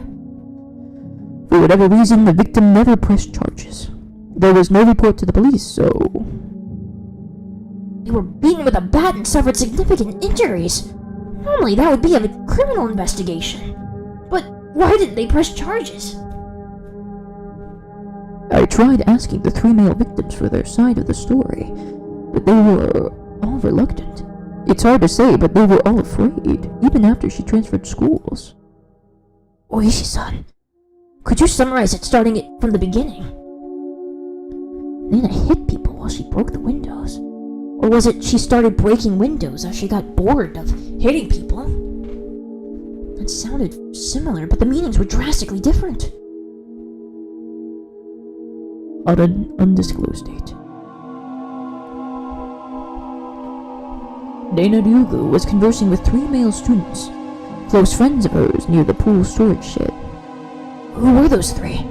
I can't reveal their names, but they were close to Reina, and it seems they were a group of friends. She was the lone girl in their group. So it wasn't that strange that the 4 of them were together. So, What happened? I don't know the reason why.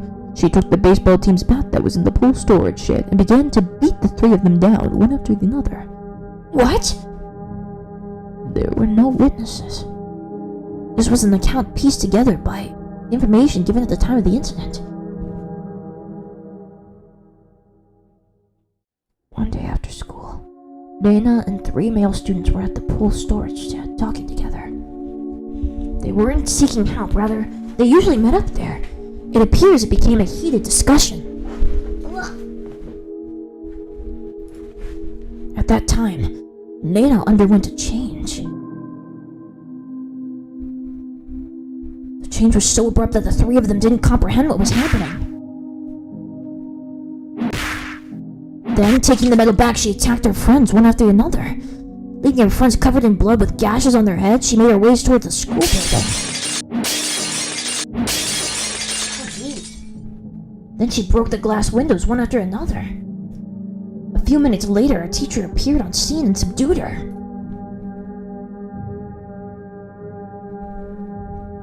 What was this change Reina underwent? What matches up with statements from the 3 was a sudden change. The point was that there was a transformation. Transformation? I also could recall Reina's transformation. I'd seen that change many times before. It was so different from the usual Reina that I couldn't help but believe it was someone else who looked like Reina. The transformation they're talking about. Had it happened before? No, there was nothing like that. As far as I could find out in her medical history in the past. No, there's nothing like that. As far as I could find out in her medical history in the past, there was nothing like that. Does that happen often when people suddenly change like Elena did? Of course it does. There are plenty of psychological phenomena that could cause something like that. You're saying there was a dormant element in Elena that caused that transformation? I cannot say that for certain, but according to the statements of her friends, it's hard to believe she had such a side to her. Kind, caring, and adorable. Even before she had transferred here, she was probably pretty popular in school like she was now. That girl transforming suddenly and assaulting them with a bat. Who could imagine such a thing? Nobody could have seen it coming.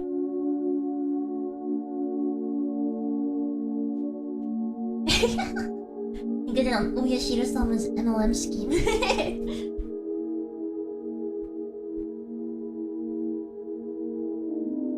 I myself believed that I was even mistaken for thinking that Reina was... even now. Then, what happened after that? There was a hospital right across from the school, so the three of them were carried in and treated quickly. What about Reina? What about the police? Why wasn't there a criminal investigation? You see, the police can't get involved unless they are called. Even though one was so badly injured with permanent damage? Why didn't they file charges? That's what caught my attention as well. Either some threat or pressure was placed on them, or they had a reason they couldn't file charges even if they wanted to. We're talking about you after all. Of course you looked into it, didn't you? Well, yeah, but I told you at the beginning, didn't I? That the victims were all very reluctant to talk. They didn't want to touch on the matter, or rather, they didn't want to get involved. Reluctant to talk. Didn't want to touch it. Didn't want to be involved. It resembled the villagers here in Oyashiro-sama's curse. Did the teacher at the school tell you anything? A school is a hallowed ground. You could say they tend to keep scandals under wraps. I didn't have a search warrant, so I had to tread lightly, you see. Then there was no comment from the school? No. They denied the incident even happened. It's just 3 male students were carried in for blunt force trauma that day. That's all there was in the hospital records. The victims didn't speak, the school denied it happened, then you don't know anything at all! Yeah. I know nothing other than the incident itself had taken place. The victims also wish this incident to be kept from the public, so if you and I both forget about it, Maibara-san, then this incident will probably just fade away. For a brief period, we just sat in silence. At first glance, it looked like a simple assault case. But that was just the tip of the iceberg. The depths were obscured by rolling waves, sinking quietly into the void, as if it never existed to begin with. After that, she was suspended by the school, and during that time, she underwent psychiatric counseling. Did you hear anything from that doctor? Again, they were very professional in regard to their ethics. Or at least, very tight-lipped. Nothing. Even after you showed them your badge. I was told to get a warrant. The badge itself was no legally binding authority after all. Then how did you know that Reina confessed that it was Oyashiro-sama who did it? There was a nurse I asked in that department. She agreed to help me just from showing her my badge. A nurse? Oh my god. Wait.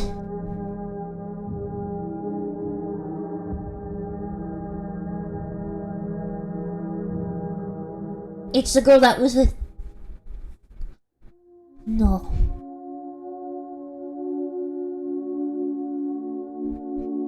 Then what did she say? Turns out the nurse hadn't heard anything. Everything. Apparently all she had remembered was that she overheard from inside the room. The nurse said that at the time, Lady Ryugu was very calm and mild-mannered. It was more like she was confessing her sins at church than a counseling session. She spoke with her mother there for some of it, but partway through, her mother was asked to leave, so it became a private counseling session between just the doctor and Dana for a while. The part with Oyashiro-sama, when did that pop up? Partway through, she screamed the name suddenly. Then that startled the nurse, and that's why she started listening in.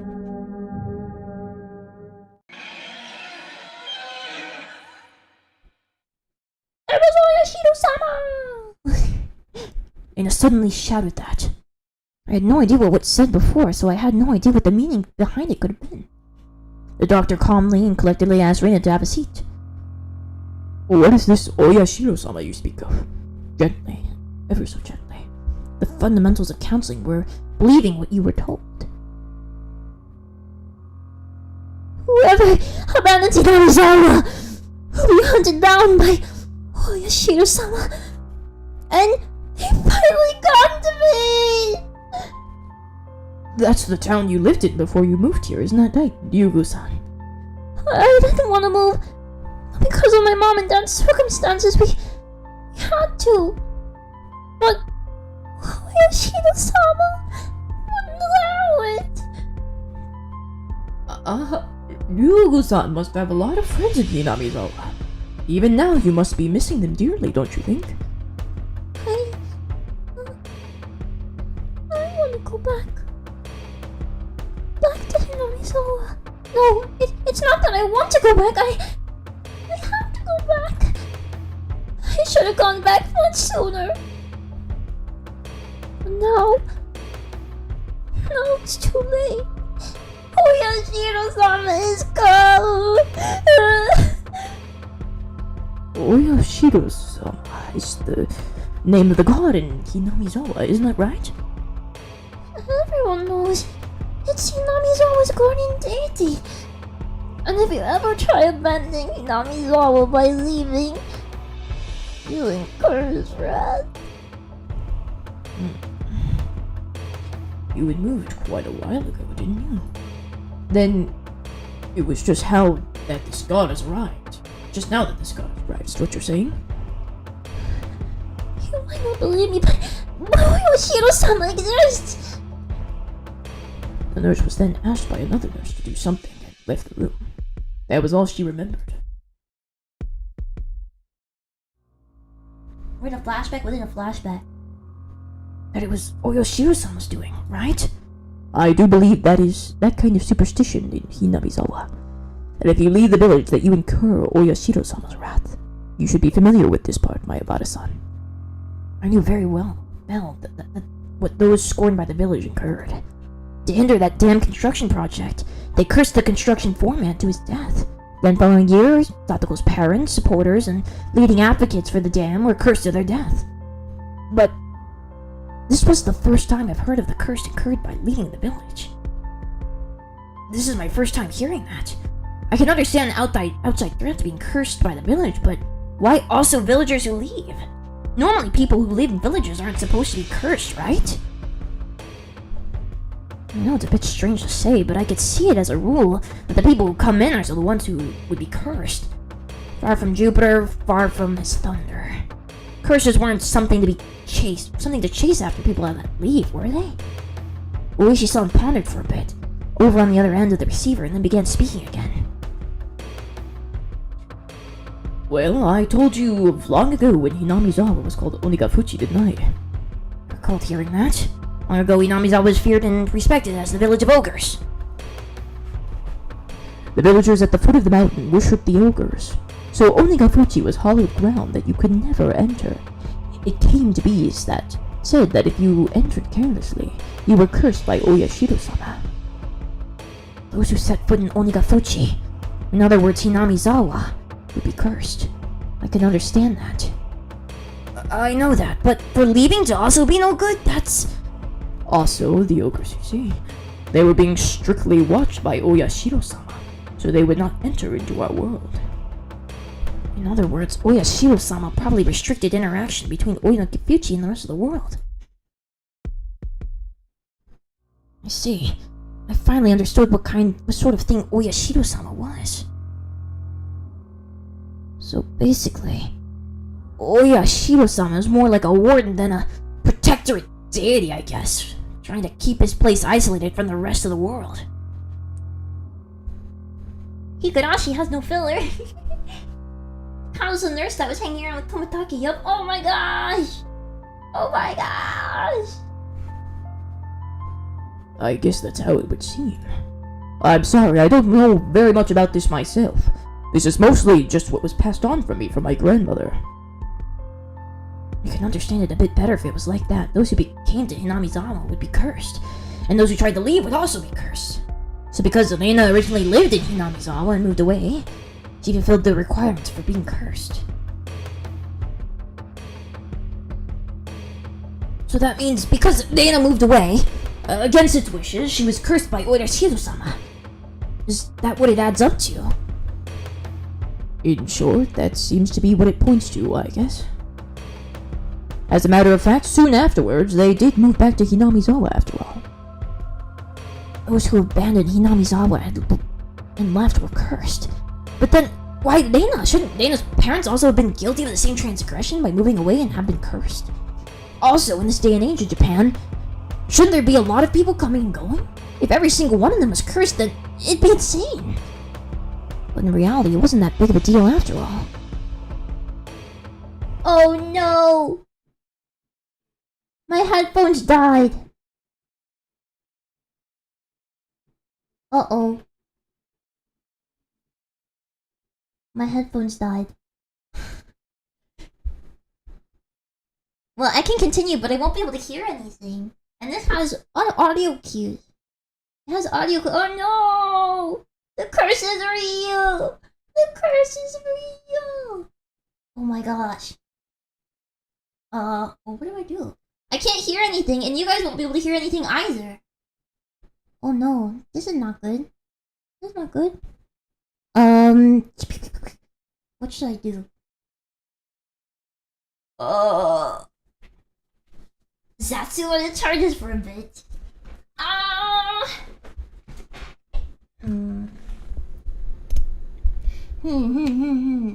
Oh, my hands are sore.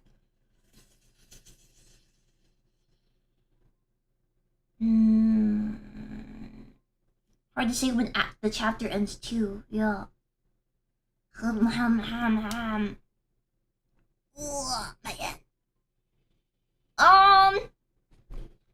I don't know if you can hear it in the background. It's playing through like computer speakers.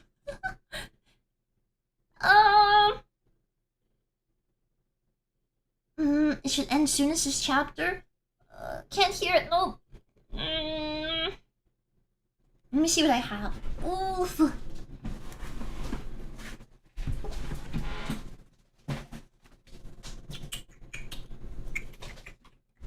Aha! I got some busted the airplane earbuds. How do I plug it in? Where is it? This one here, right? Here we go. I plugged it in. I don't know if this is working. Nope. That's my speaker. Okay. Where is it? This one? It is! Okay.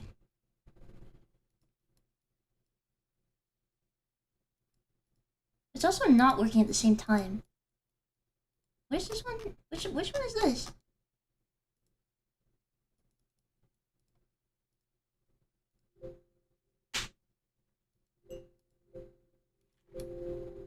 That's the speakers, okay. This is this one. Is it plugged in the wrong spot?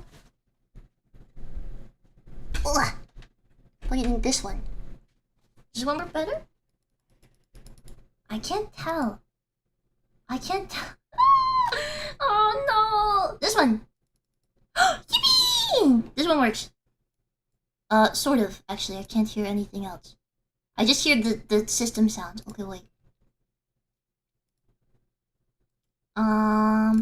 Properties. This one. Ow! This thing stopped making sound. Well, can you hear this? You hear that? Okay. This one, you can hear that, but it's the game isn't making any noise anymore. It's not making any more noise.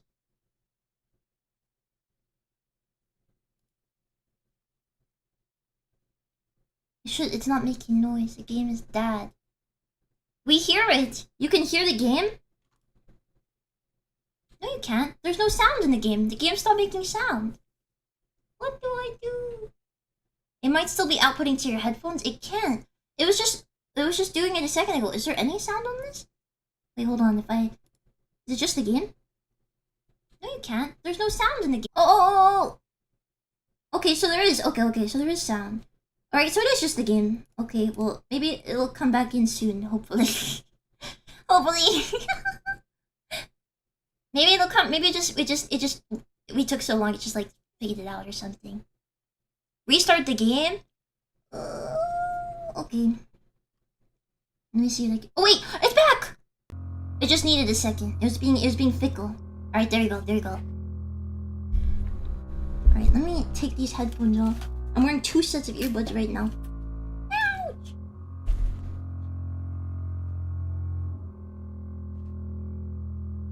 What if I told you I'm still wearing the clothes that I wore on May 17th and I never took them off?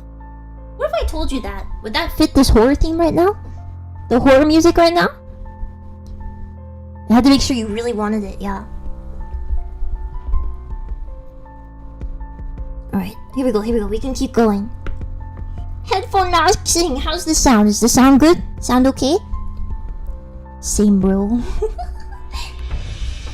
Oh, oopsies. I hit the thing. This is kind of hard to do because now there's like a chord I have to be mindful of.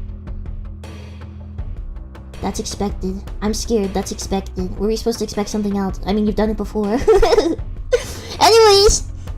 But in reality, it wasn't that big of a deal at all. At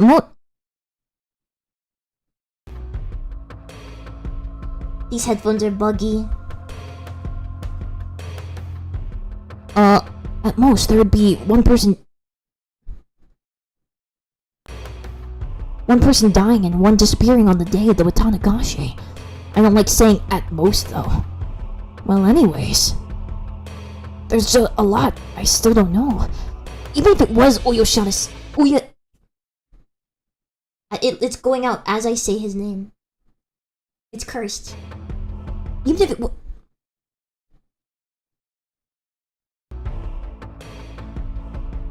it was Oyashiro-sama's curse, it doesn't add up to why her classmates, the victims who were beaten up with a metal bat, wouldn't press charges. You don't think the victims were cowering because they believed that a terrible curse had befallen them, do you?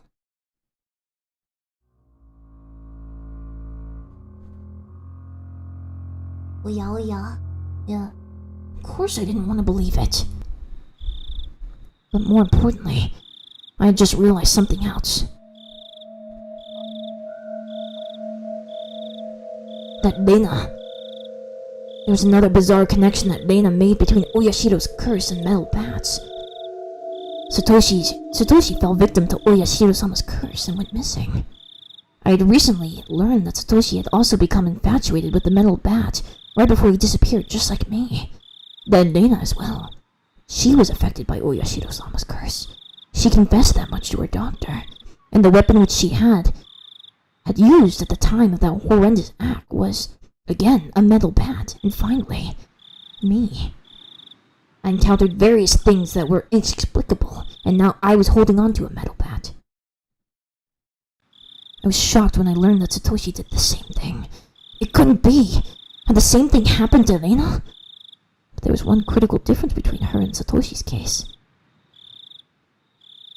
That being, Satoshi went missing after falling victim to the curse, but Reina was still here.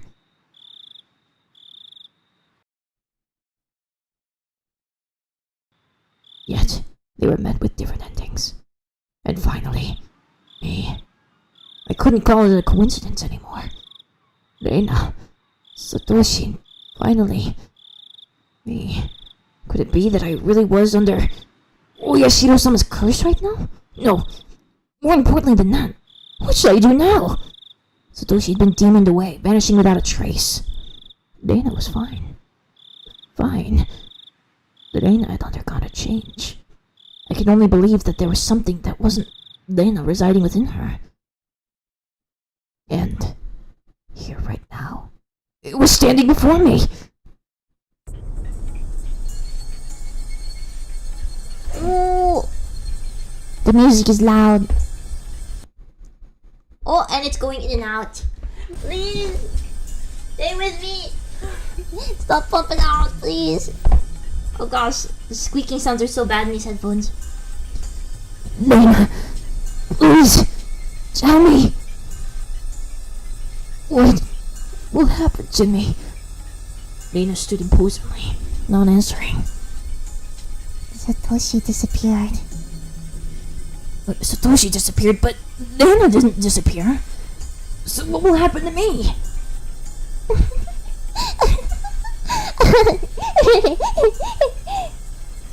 I had never heard such an unpleasant laugh before. It had become akin to the sound of her breathing. It was no longer a voice or an expression of feeling. Don't worry. I'll save you.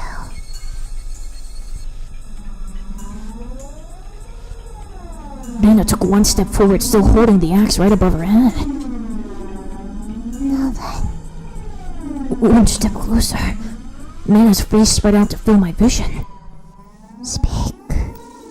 One step closer. Lena's nose was close. Close enough to touch mine. And was still pushing even closer. There's something you want to say, isn't there? Now listen. I'll save you. Okay? Speak. Okay? Speak. Okay. Wow!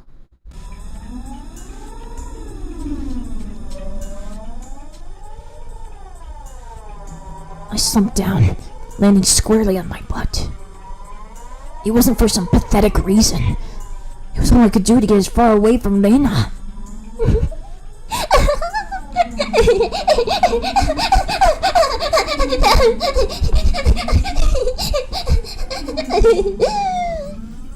I had the gut feeling that I couldn't let her laughter end. Because when that laughing ended, the moment I picked up on that feeling, my body moved by instinct. I sprang to my feet so fast even I couldn't believe it, and pushed Lena away with both hands. Lena was light as a feather. Thrown about by the unbalanced weight of the axe, she was sent backwards as if she had been carried by the wind. After confirming that out of the corner of my eye, I dashed off at full speed. It was the perfect picture of fleeing like a greased pig. Get away from Lena. Run away. Survive! I couldn't think of anything other than this. While I was running, I remember I'd been holding onto a bat the entire time.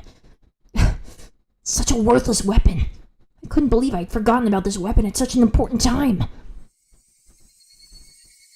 I sped even farther down the winding path. I didn't even feel myself gasping for breath or my legs getting heavy. My body understood it as well.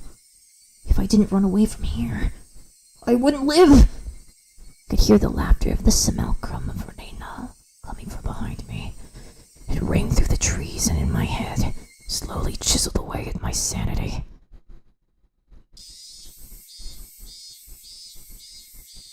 The grove of trees thinned out, my field of vision suddenly expanding. Where was this? For a moment, I was bewildered by the scenery I felt I knew but couldn't quite remember. It's the garbage patch. I quickly realized it was the damn site. The fact I dashed madly and ended up in a place like this gave me a bad feeling, like I was following someone's scripted plot. She's gonna find the body part. She's gonna be like, Look at it, Gun. I got you a treat. And it's the guy's arm or something.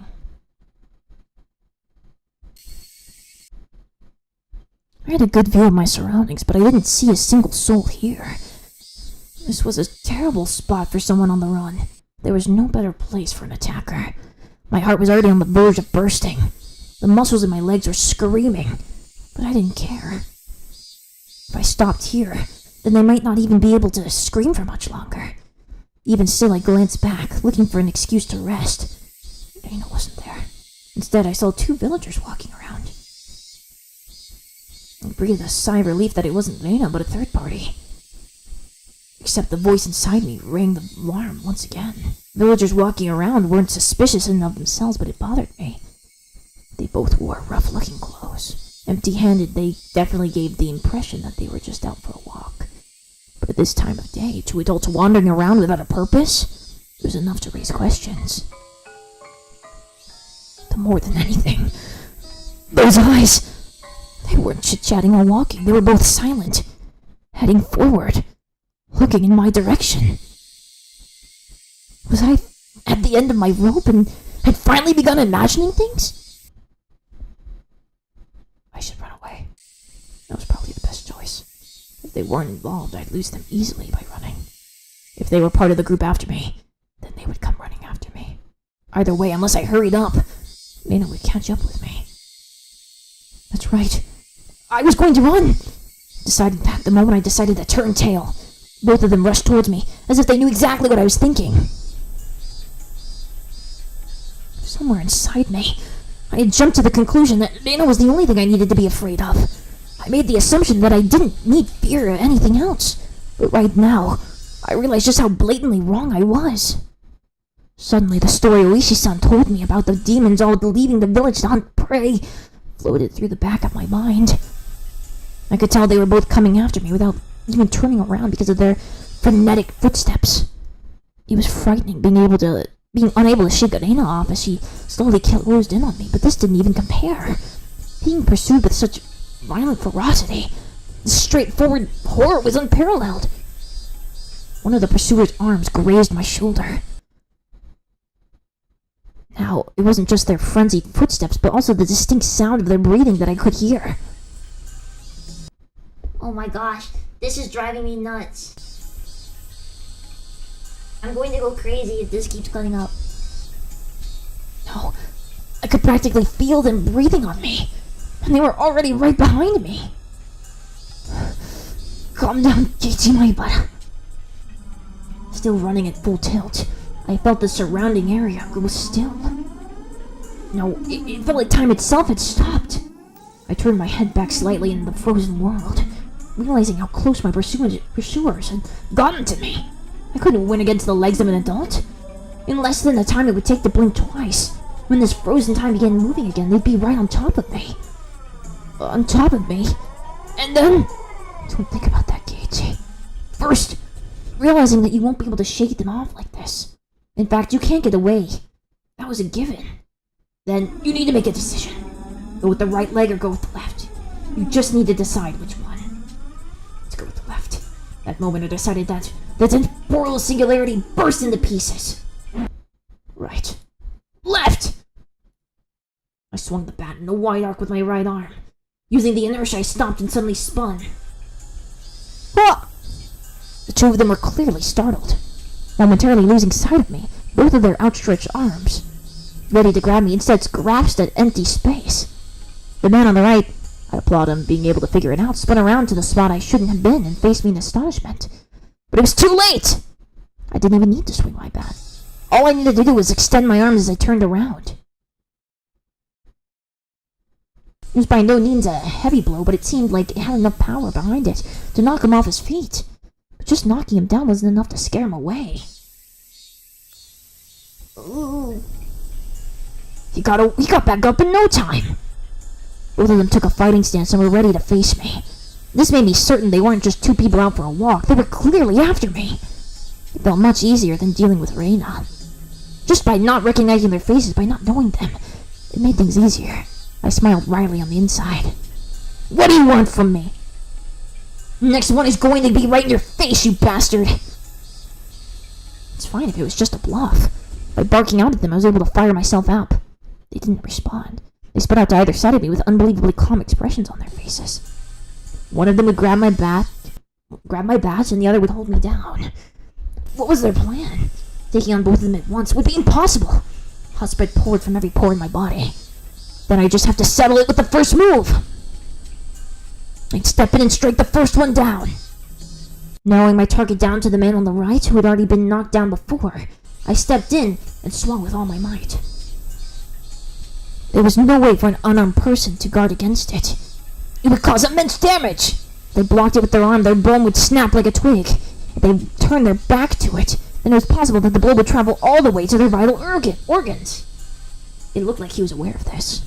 He pushed farther through the kill zone between us and delivered a fist right to my gut. Not good. With this distance, in this position, in this state, there was no way for me to dodge it. The world flipped upside down. I understood what it meant to be tossed around like a rag doll. I landed on the soft earth without a sound, feeling the grainy soil press into my face. It didn't hurt at all. But the moment I thought that, I suddenly felt pain coming from the abrasions of my skin, as well as the contents of my stomach being forced upwards, flooding my mouth with a bitter sensation. I knew very well that I didn't have the time to relish this experience. I stood up as quickly as I could, but at that moment, the other man was already barreling towards me. Being able to comprehend calmly that I simply couldn't dodge it made it all the more unsettling. After plowing into my stomach full force once again, my assailant twisted around behind me and locked his thick arm around my neck. My throat felt like it was being crushed by his immense strength. I couldn't even contemplate what I was being strangled, or that I was about to go unconscious. My vision simply darkened and my silent whining noise began playing deep inside my noise. Deep inside my mind. Oh my gosh, I can't talk anymore. It took everything I had to keep myself from blacking out. While this was happening, the other man was more than likely standing in front of me. I wasn't able to open my eyes, but I could feel that he was there. There was nothing I could do now. Unable to shake his arm off me, I couldn't run. I couldn't fight back. Dire straits. I couldn't even come up with a phrase that adequately described my situation. He's like trying to monologue on his head.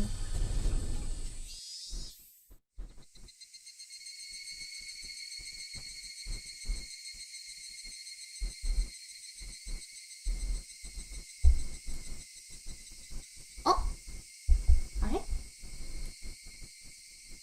This is gonna be a jump scare. No. Oh. He's back in his room.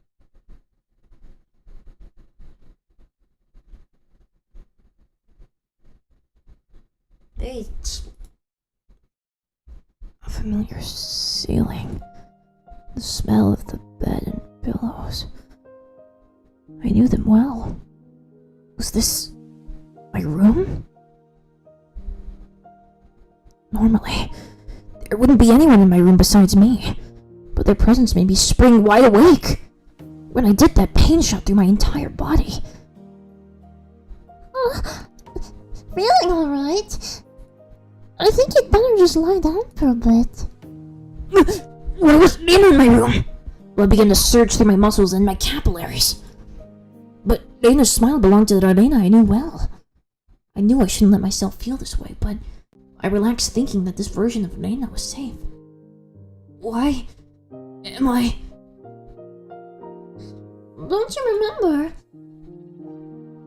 After losing consciousness? No, nothing at all. My body had become more lethargic than I could have ever imagined. I guess that would be the expected outcome after exerting everything I had back there. I tried at the least to clear my head, but I couldn't shake the sluggish feeling out of my mind. Oh my gosh. I hate this audio problem so bad. I just need to get to a chapter end. That's all I need. I want to know what happened.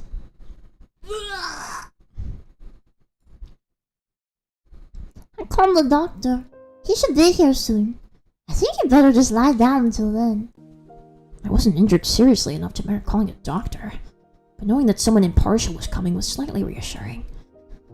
Why am I here? I'm sure I was just at the dam site. That's what I want to know. What happened? When I got there, Kirispica was already passed out. That's why I'm the one who wants to know. I was attacked by two weirdos. As I talked about it, I finally remembered what happened right before I passed out. Recalling that memory and terror that went alongside it caused the fogginess around my head to clear right up. Let's forget about those two for now. I didn't expect Nana to be nursing me. I thought Nana was trying to kill me. She would have had the perfect chance while I was unconscious. Not only did she not kill me, she nursed me back to health. Amazing, you could drag me all the way back here. Wasn't I heavy? Looking at Nana's delicate frame, it was hard to believe that she had not only gotten me back home, but even dragged me all the way back up to the second floor. Did she have some help? Don't you remember, Kirispica? Nana appeared a bit surprised, but still kept her smile. I just propped you up on my shoulder. You said you could walk on your own and that you were fine. You don't remember? I didn't remember. My memory was fuzzy after the point where I lost consciousness. What about those two? Huh? When you got there, Nana, the ones with me, were those two guys? There wasn't anyone. She said it bluntly. The way she stated it, it felt slightly unpleasant. I was just too timid at that time. I might have been able to force some answers out of Dana, but if I did that, then this kind Dana might transform into the scaredy Dana who I didn't know. Fearing that, I didn't press any further. Thinking about it, it was the obvious choice. If both of those men were there, I don't think Dana would have stood a chance. I couldn't find a way to explain it unless I assumed she brought me here after those two were already gone. Dana was still smiling. Her eyes sparkled warmly, yet I felt like I was hallucinating when I saw something. Something akin to a shadow slowly creeping across her face. That small omen sent shivers down my spine. While Dana was still a Dana, I needed to make contact. I needed to contact Oishi-san. Dana stopped me when I tried to get out of bed. She said it would aggravate my wound, so I should sleep. I'd like to go to the bathroom, though. Oh, sorry. Dana couldn't say anything else.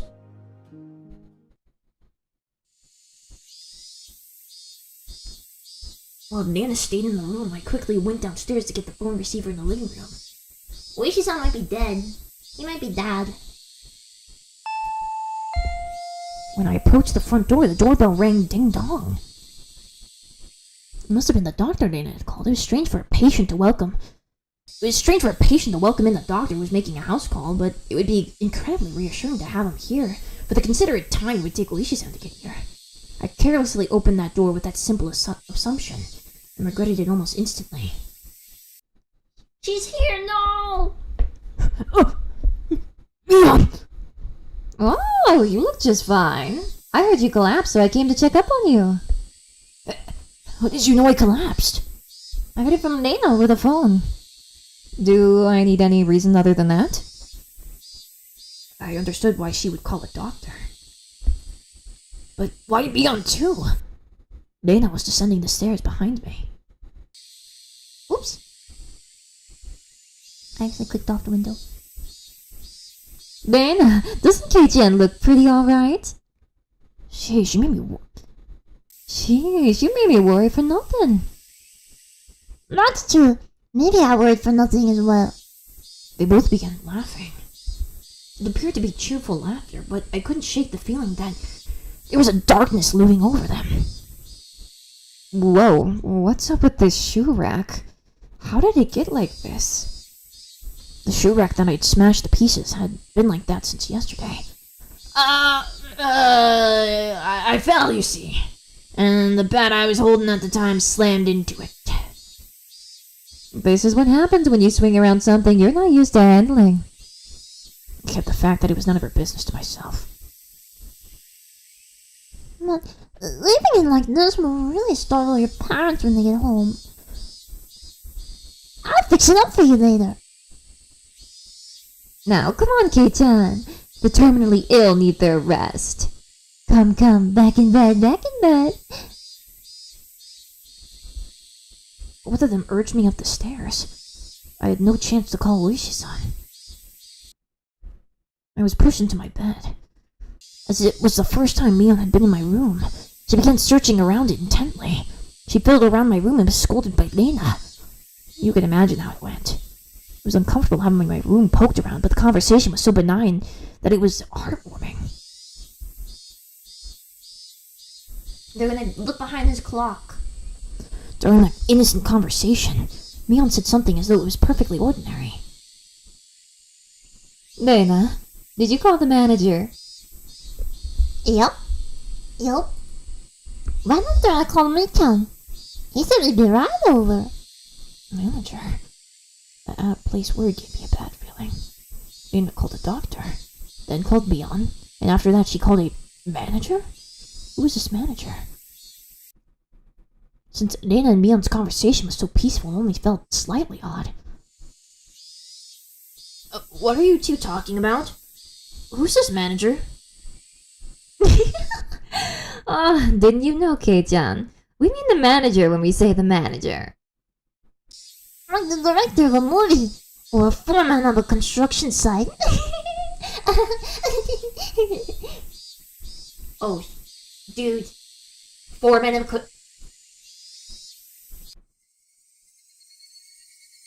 foreman of a construction site? Oh god. What is she trying to do?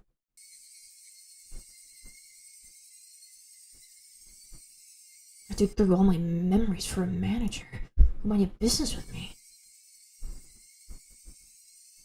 Only one thing came to mind. What Dana had just said, the construction site foreman. The very first victim of the first incident. The dismembered at the damn construction site, the foreman? That was strange. He was supposed to be dead. There was no way they could call him. I don't understand what you guys are talking about. What does that manager have to do with me? You said he was coming. Did you mean to my house? I asked obvious questions, one after another. But all two of them would smile coolly at each other. There was a huge difference between how the two of them appeared and how my suspicions were playing out. Slowly I felt discomfort and panic welling up inside me. I couldn't understand what Lena and Mion were talking about. Kichan! Kid-chan, you've gotten into baseball lately, haven't you? Pretty sure the manager will be happy to hear that. So who's this manager? The manager is the manager.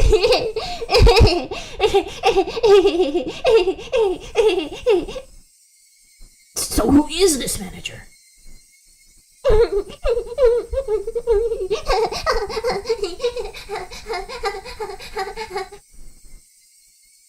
And Mion looked at each other and laughed haughtily.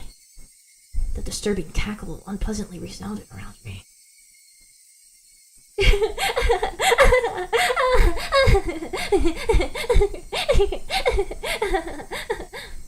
That laugh, long enough to be unsettling, ended abruptly.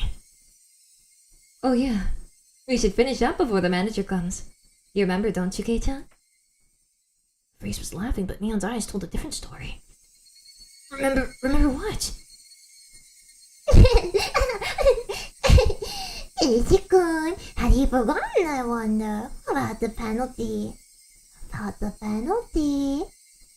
Did you really forget? The homework with the mochi? The homework where you were supposed to guess which one Data made. You forgot about that homework, didn't you? I certainly did have that homework, but I'd thrown away the rest of the mochi after I found the sewing needle, so I wasn't able to answer which one Dana made. The penalty for that? Why now? Uh-oh.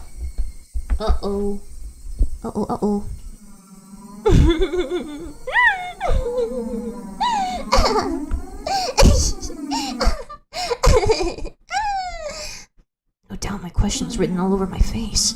Their answer to my question was that dry laughter. I could no longer make heads or tails of anything. I began to think that this entire day was somehow insane, strange, incomprehensible. Being chased by Nena, attacked by strange men, the penalty Mion and Nena were talking about.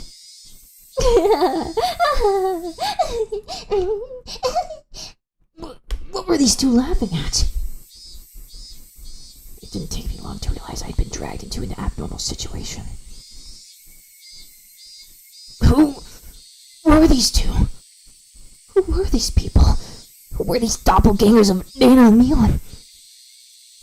Nena had gotten behind me at some point. Why was she pinning my arms behind my back? What are you doing? Don't move. This is your penalty.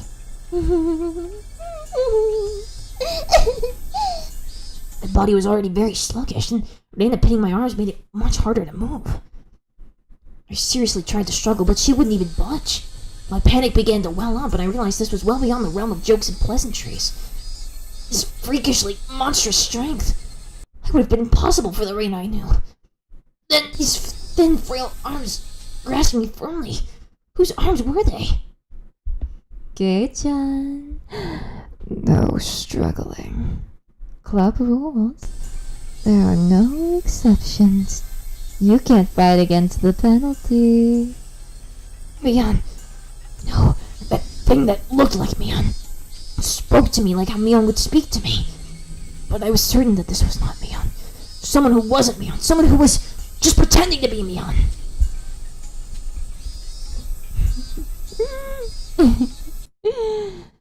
Need to finish this up before the manager comes. Uh-oh. Mion fished into her pocket and pulled out something bizarre. I could tell what it was just by looking at it, but for such a thing to be in her pocket, my mind wouldn't accept it. What is that? It was a small syringe. A small, clear syringe, like what a doctor would use if you went to him if you were sick. Dana held me even tighter. I could hear clattering laughter that no longer sounded like laughter blaring into my ear. That eerie laughter. It wasn't something that the Dana I knew could ever produce from her own throat. This thing that was pretending to be Dana. Was this her real laugh? Unable to defend myself, the syringe Leon was holding drew closer.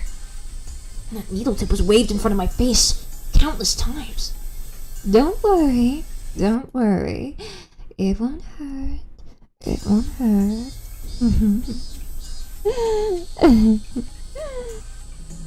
What are you planning on doing? What kind of sick joke is this? What are you saying, Kei-chan? You know exactly what's going on, don't you? About what? I don't understand any of this at all. I know you know. No use playing the foolish late in the game. Stop talking nonsense and trying to confuse me. You're going to have done to you what happened to Tomitake-san. What? The same as Tomitake-san.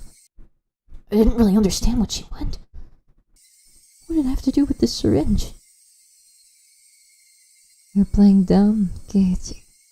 You're playing dumb, Keiichi-kun. You should have realized it by now. Dana whispered into my ear, laughing as if to admonish me. But even the way she spoke was repulsive beyond compare. I'm dumb? Me? About what? What do you mean, the same as Tomitake-san? Brace yourself, are you?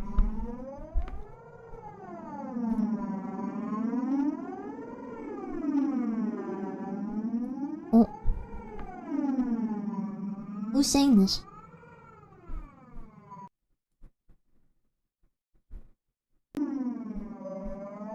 Everyone thought at first that it was a hit and run. Except when the officer got closer to check if he was still alive, he noticed it wasn't a normal situation. His throat had been scratched out. From a knife or something? Oh wait, no, this is Oishi.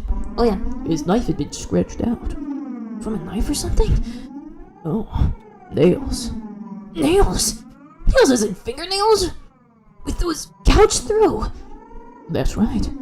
Tomitake-san had clawed out his own throat with his own nails and died.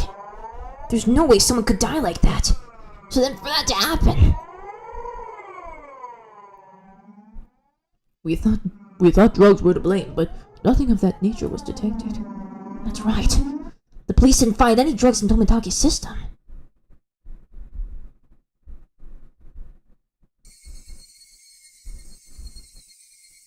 The police told me they didn't find any drugs in Tomitake-san's body. Quick. The two of them laughed together with that sickening laughter. Of course they'd laugh. To assume that such a medicine didn't exist just because the police didn't know about it was completely foolish. Meaning, the drug that caused Tomitake-san to die in such a bizarre manner did exist. If Mion injected this into me, and that would probably be all the proof that I needed. It would basically mean I'd end up the same as Tomitake-san. Become hysterical, scratching on my throat in the last moments, and then die. For such an outrageous drug to exist, for Mion to be holding it, and that I was about to be injected with it. At that moment, I did not feel that there was any need whatsoever to question it. What kind of idiot, when he's trying to dodge a ball flying straight for his face, has time to think of a reason as to why it's flying at him? Just give up. Alright then. Mion's actions lacked any gravitas, and that made it even more terrifying. There was none of that ceremony, like when someone is sentenced to death. There was no hesitation at all, as if she were brushing her teeth. Mion reached out with one hand and grabbed onto my chest. Felt like electricity had run through the back of my head and the entire world had gone dark. Did I stand up too fast? Or did someone hit me really hard in the back of the head? Having lost my sense of balance, I was assaulted by a wave of dizziness.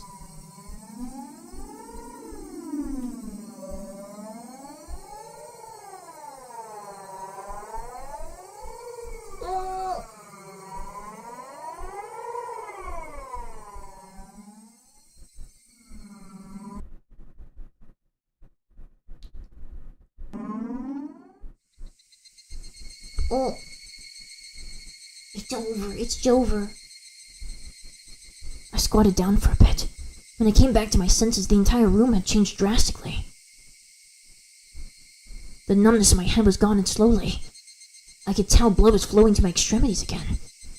How long had I been squatting here? How many minutes? Or has it been hours? It was almost as if the hands on the clock had stopped moving the entire time my eyes were closed. That's how little time had passed. Really? The air in the room wasn't filled with that madness from before, only a dull silence. Reina wasn't there pinning my arms, and Mion wasn't there about to inject me with a needle. No way. Could it be? All of it was a hallucination. There was no other presence in the room besides my own. It was the weirdest experience I'd ever had. I was certainly with Reina and Mion. I doubted my sanity for a moment, but I was also seized with some sort of comfort. I guess that terrible ordeal was just a hallucination. Neither Dana or Mion, they wouldn't ever do something so terrible. My head grew hot. I could tell my emotions were welling up. Why? That wasn't a reason to cry. Why? It was sorrow. Why was I sad? I don't understand. You killed them. I don't understand. Kind to everyone, not discriminating against age or gender. Mion. Oh! Mion was sprawled by the window in an unnatural pose. Blood stained her a deep red from her head down to her chest. The bright crimson smeared on the walls. That splatter had undoubtedly come from Mion. She always had that bright smile and was so kind to me from the day I transferred. And that same Mina was slumped at my feet and was making the same pool of blood as Mion. I couldn't comprehend what had happened. Someone come to save me. Then they beat these two down with this metal bat. I finally noticed the weight in my right hand. How long it had been there. It was Satoshi's metal bat. It was covered in the deep red. There's no doubt that this was the weapon used to mutilate both of them. And I was holding that weapon. I was the only person in the house.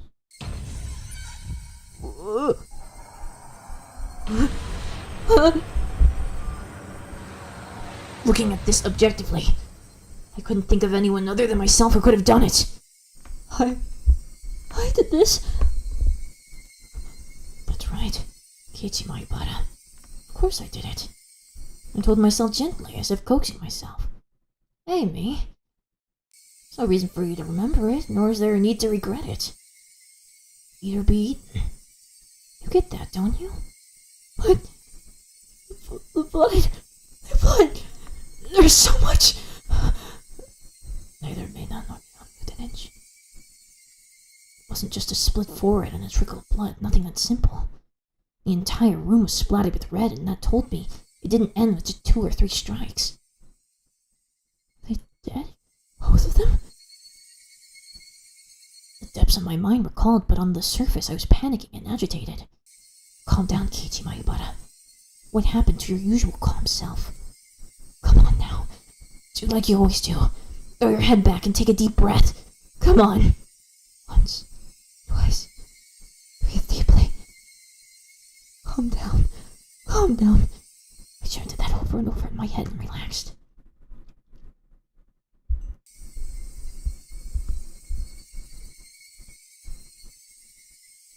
That confirmed MVP, yeah. Color came back into my visions and smell and re-infused the air. At the same time, I remembered what happened when I blacked out.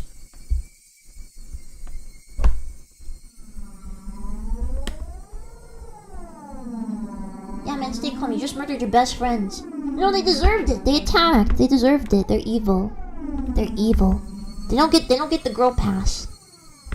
They don't admit that attacked me. They were about to inject me with whatever caused the same symptoms as Tomotaki-san. But right before that happened, I fought back. I twisted my whole body and threw at Nana as she was hitting my arms. And then I followed through with my spine and ran my foot as hard as I could into Mion's torso. It was soft. Nana tried jumping on me, so I tackled her as hard as I could and slammed her against the wall. I didn't let that brief moment of having them off balance slip by. Satoshi's bat was left carelessly by the side of my desk. Weep. At that moment, everything went pitch black. There was nothing recorded past this point in the videotape of my mind. No, that wasn't right. It wasn't that there was nothing recorded. It was recorded just fine. Just the other me inside myself had told me not to look and turned off the TV. Just because the screen had gone black and I couldn't see it didn't mean that the videotape with me hadn't recorded it. The TV was just off, and the video was still playing. The tape within me, creaking all along, still playing. On the other end of that pitch black screen, the horrifying video was still playing on. Compared to this, though, the scene right before my eyes, was still too difficult to take in. There was blood splattered everywhere on the wall, the two of them in these unnatural poses. Not a sign of movement from them.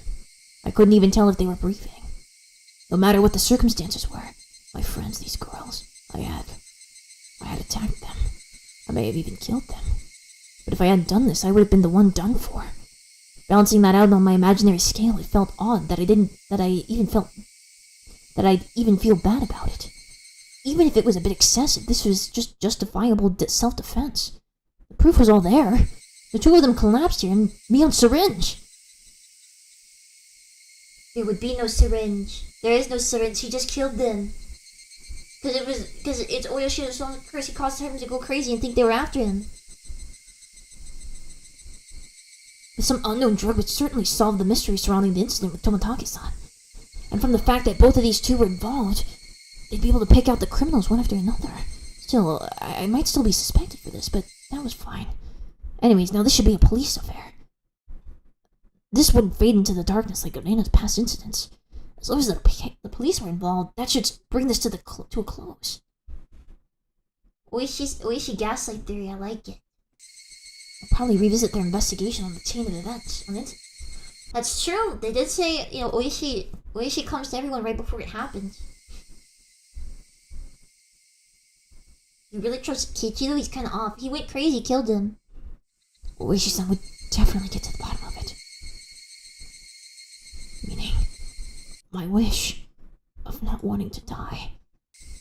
Of wanting to know the truth that would be fulfilled in its most basic form. It's all a matter of time now. The Dr. Reina called should be getting here soon. I'll confess everything to him. I needed to contact Oishi-san. At that moment, I remembered. Besides a doctor, a manager had been called. What if the manager is Oishi-san?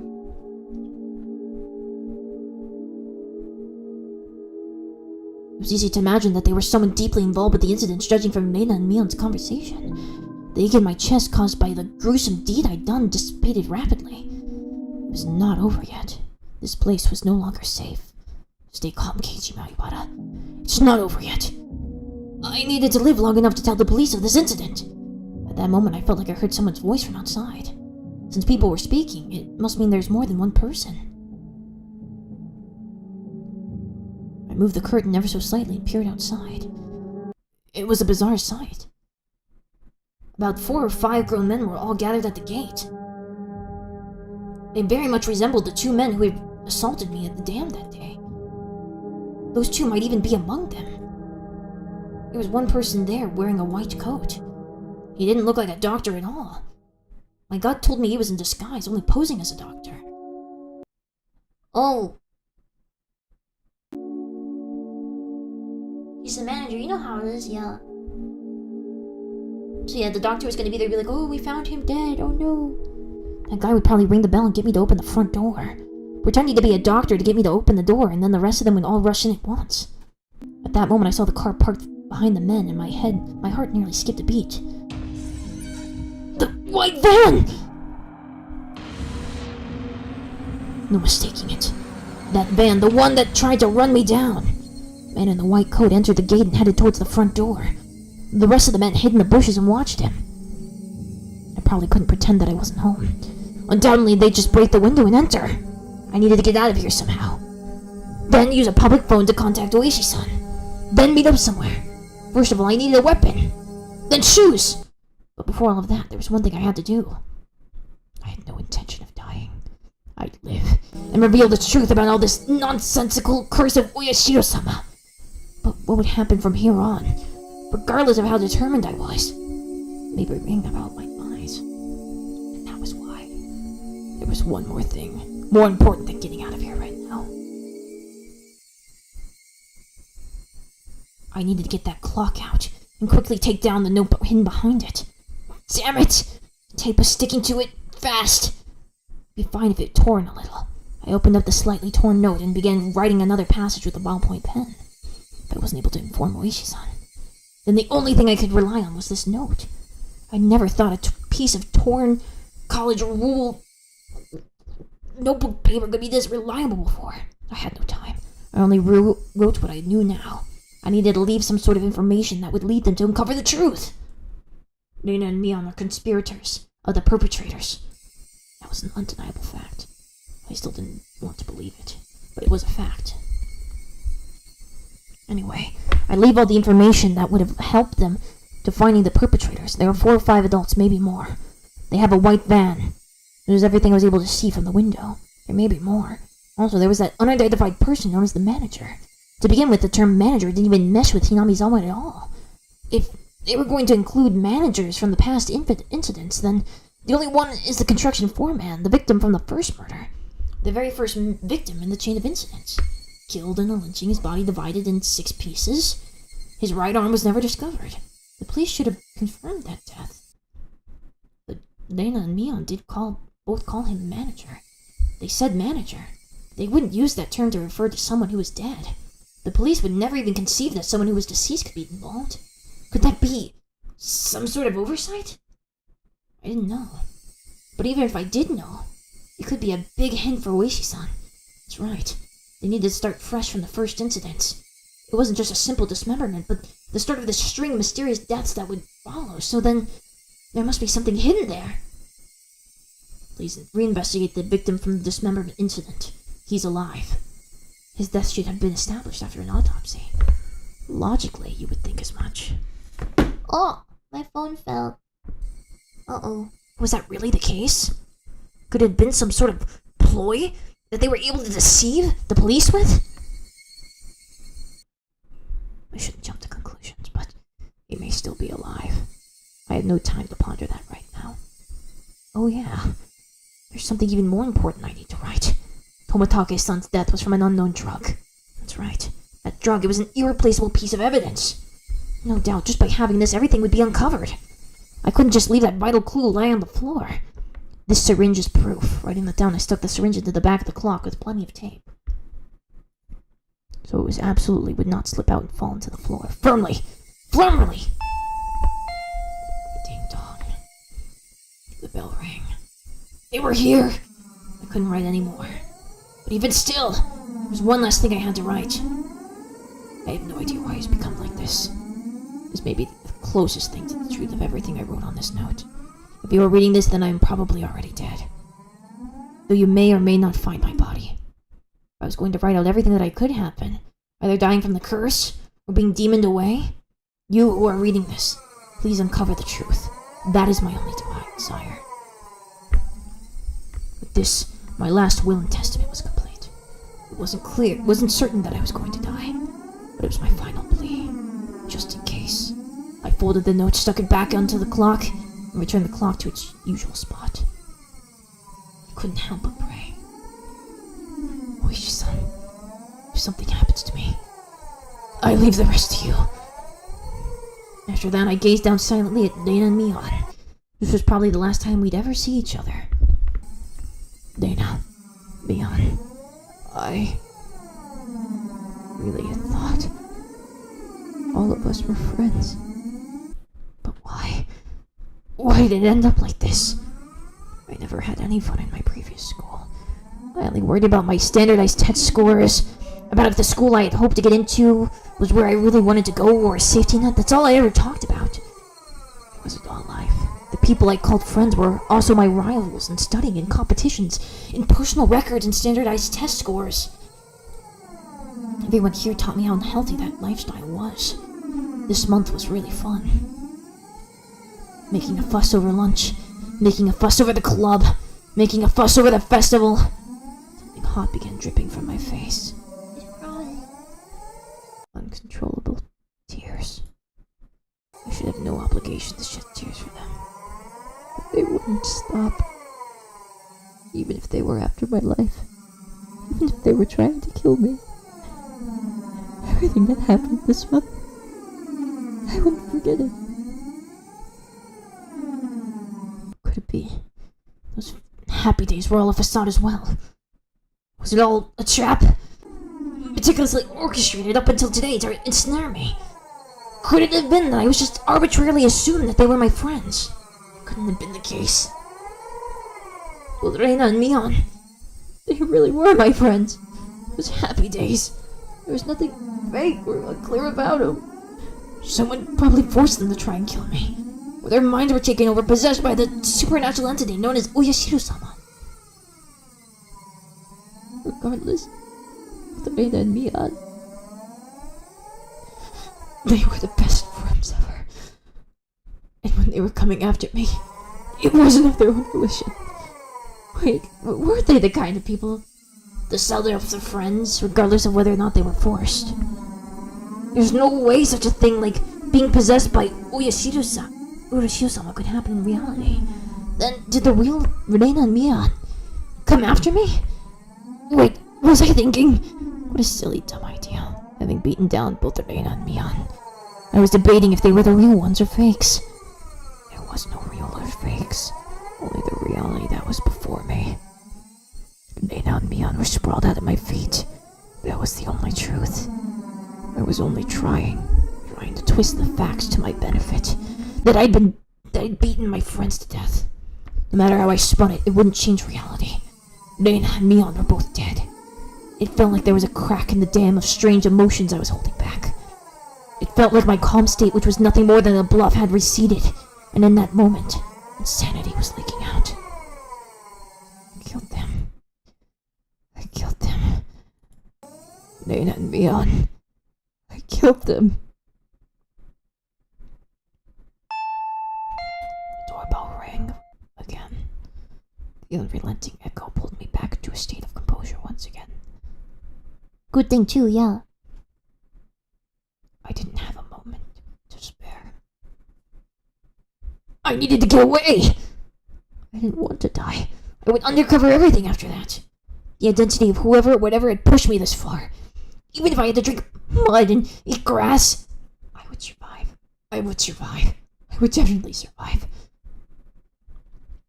I killed Reina for that very reason. I also killed Mion. I went that far just to keep living. So I can't die. For my sake and for the sake of Reina and Mion. I have to survive. I ran towards the door and grabbed my shoes. The doorbell rang again as if to urge me on. Behind this single solitary door, they were there. Keeping quiet, I headed towards the kitchen. Headed towards the back door. Before opening the back door, I put my ear to it and checked for people outside. No one. After I put on my shoes, I opened the door slowly so as to not make a sound. There he is! The back door! The piercing voice echoed out. That voice stabbed through me, setting my hair on end. I had to run! Get out of here, Keiichi! One after another, I felt stuff like rationale and intelligence. Those things you use when you have time to spare spill out of me. I didn't feel any pain from the branches scratching my arms and forehead. My autonomously pulsing heart also felt neither fatigue nor pain. My entire being just wished to live. There was nothing else it desired. It probably had no complaints whatsoever. So of course, I wouldn't feel fatigue. Oh gosh. I don't want to end it here, but I'm like yelling. I think it's 1 a.m. I really don't want to end it here, but I don't think I can continue. I think it's too loud for doing this right now. It's very late. It's almost over. Okay. Let's see if we can. I'll just whisper it, I guess. I'll whisper it. So of course I wouldn't feel fatigue. I just ran, just recklessly rushing in the direction I was already heading. Even if nobody was chasing after me, I'd still be running like this. There wasn't a thought in my mind about where I was headed. Turning around, I felt a presence right next to me. That presence was without a doubt chasing me like my shadow. If I took even one misstep, I would be devoured. That's what I thought. So I didn't turn around. I didn't stop. I ran at full speed.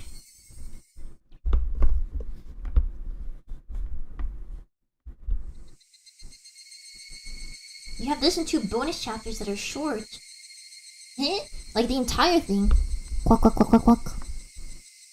That was the tribute of the Higurashi telling me it was evening. Trying to tell me something, and then I finally heard it. The wailing cry of victims who didn't make it. Would I be joining them?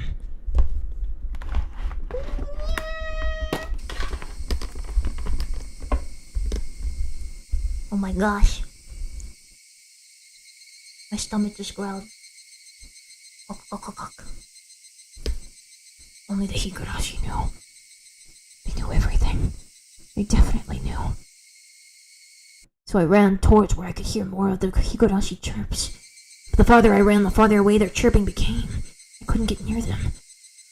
Why are you all running away? Was it my fault? Was I the one to blame? Then I'll apologize. I'm sorry. I'm sorry. I'm sorry. I'm sorry. I'm sorry. I'm sorry. I'm sorry. I'm sorry. I'm sorry. I'm sorry. I'm sorry. I felt that only the Higurashi knew. The chapter's over.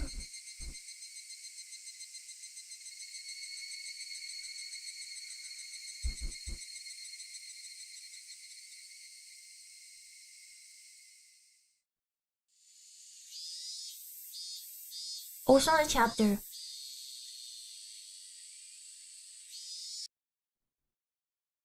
Oh, only recurring dialogue, yeah. Is this Kate? This is not Kate. It has to be somebody else. The smoking room was filled with a cloud of cigarettes. The expensive smoke filter gave off some crackling electric noise, but it didn't seem like it was doing anything at all. Why do smokers have to be shoved so far down this corridor where the sun didn't even reach? I recalled hearing that the tax revenue from tobacco was about 1/10 of the municipalities' revenue. We were the most heavily taxed members of this municipality, so I really wish they'd show us a little more respect.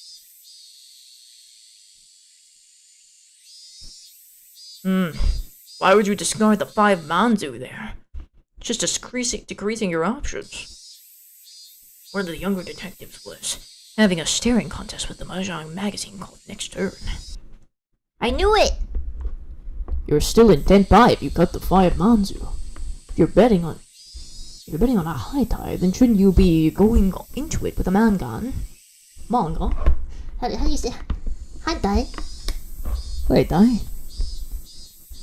Gruba-chan, look at the bond. They all discarded 5 manzu. It's a safe tile. You'd hate it if at the end of the game someone was sitting on a tenpai on the last turn, wouldn't you?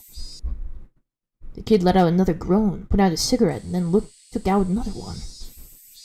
I just don't agree. Why'd you reduce your own options? By the way, you can't go wrong with your winning tile in that high tie. What? Why is that? Just then I heard a voice coming down the hall. Are you here, Oishi-san? You have a call from a civilian. Whoa, ain't that something? Well, see you soon. Why can't you call Ron on it? Hold on for a second, Oishi-san. The man sitting in the seat Oishi-san was heading towards waved at the telephone receiver. Outside line, from a payphone. Oh, Why, thank you. Sorry to keep you waiting. This is Oishi. Who is it? Oishi-san! Hello? If it isn't Mayabata-san. Why, good evening. From the tone of Mayabata-kun's voice, I already knew he was in a predicament. This was the first time Mayabata-kun had phoned me, and he was calling from a payphone. Please calm down. Did something happen? Well... His voice was erratic over the line. He'd completely lost his sense of composure. After checking that nobody else could hear, I prompted him in a hushed tone. What happened? Calm down, Mayabata-san. I can have the local officers head to your location. I'll be there soon, too. I think that's impossible. I changed his voice. Oops. His voice was quivering hoarse. He wasn't surrounded by people even as he was making this call, was he? Mayabata-san, you're calling from a payphone right now, right? Where is that payphone? There were no other sounds besides Mayabata-kun's voice. It had to be a phone booth. I scratched out the note and thrust it at my colleague sitting across from me. He understood quickly and hastily started on the internal lines. Calm down, Mayabata-san. What is your current situation? It usually wasn't a good idea to tell someone panicking to do so, but this was not a usual case. Mayabata-kun didn't just get in trouble, get away, and then call me. He was in the midst of something dangerous right now. But yelling at Mayabata-kun right now would just needlessly call him to be more frantic. Mayabata-kun wasn't just calling to seek help. He was trying to tell us something more than that. And whatever that was, if I didn't get it from the call, I was certain there would never be another chance. My colleague pushed the note in front of me. There's only one booth in Hinamizawa. A patrol car is on the way. 5 minutes. That's too long. How many officers are in there? 2. Not enough. If it was what I imagined, there was likely quite a few people surrounding Mayabata-kun. 5 minutes was too long! Did you call the officer station in Hinamizawa? He's scheduled to be on patrol. They're currently out, and it'll be impossible to contact them. God damn! Kuma-chan, bring the car around. Understood. Hello? Oishi-san. Hello? It's alright. I can hear you loud and clear. There was something wrong with Mayabata-kun. That wasn't a normal coughing sound. Vomiting? Or was it blood? Had he already been attacked? Was he injured? Mayabata-san, the police are on their way. They'll be there in a couple minutes, so hold on somehow. Hello? Can you hear me? Mayabata-san. I could hear on the other side of the line he was having a coughing fit. The worst possible situation popped into my head. Mayabata-san! Who is the culprit? How many are there? I thought... At first the culprit was human. I couldn't tell if it was cough or vomiting. Are you alright, Mayabata-san? I thought that the culprit was a person. And my oil shop is cursed. Operational right now. But I guess in the end... It was an intense bout of coughing, then vomiting. But I guess Oyashiro-sama does exist. No, he's here. Mayabata-san, please, just calm down. I've been thinking he was strange for a while now. It's been following me this whole time. I've run and run and run and run, but it just sticks to me like my shadow. But slowly, so slowly, it's digging itself into my back. Mayabata-san, are they right now, perhaps? Right behind you? Behind me? Right behind me. Please, Mayabata-san, I can tell you're scared, but please, who is it that's right behind you? I can't just look behind me. If I do, I understand that you're scared, but please tell me. You need to turn around a bit. Who is it? Who's behind you, Mayabata-san? Right after I said that, I could hear him vomiting intensely. What followed was a nightmarish sound.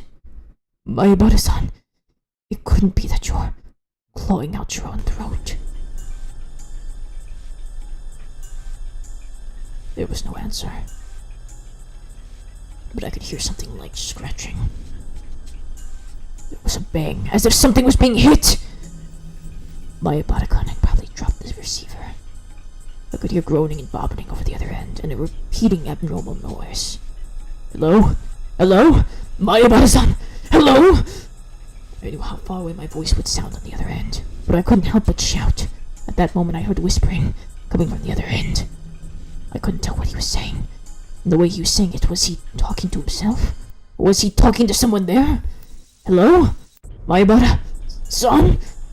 Rather than whispering, it was some kind of mantra he was chanting over and over. I focused my senses, trying to pick up what he was saying. What was he repeating? What exactly? Beep. Suddenly, the line went dead. Did he use up his time? It was because it was a payphone! It was because it was cut out so abruptly.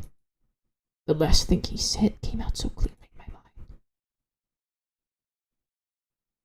Oishi-san, the car is good to go. Oishi-san?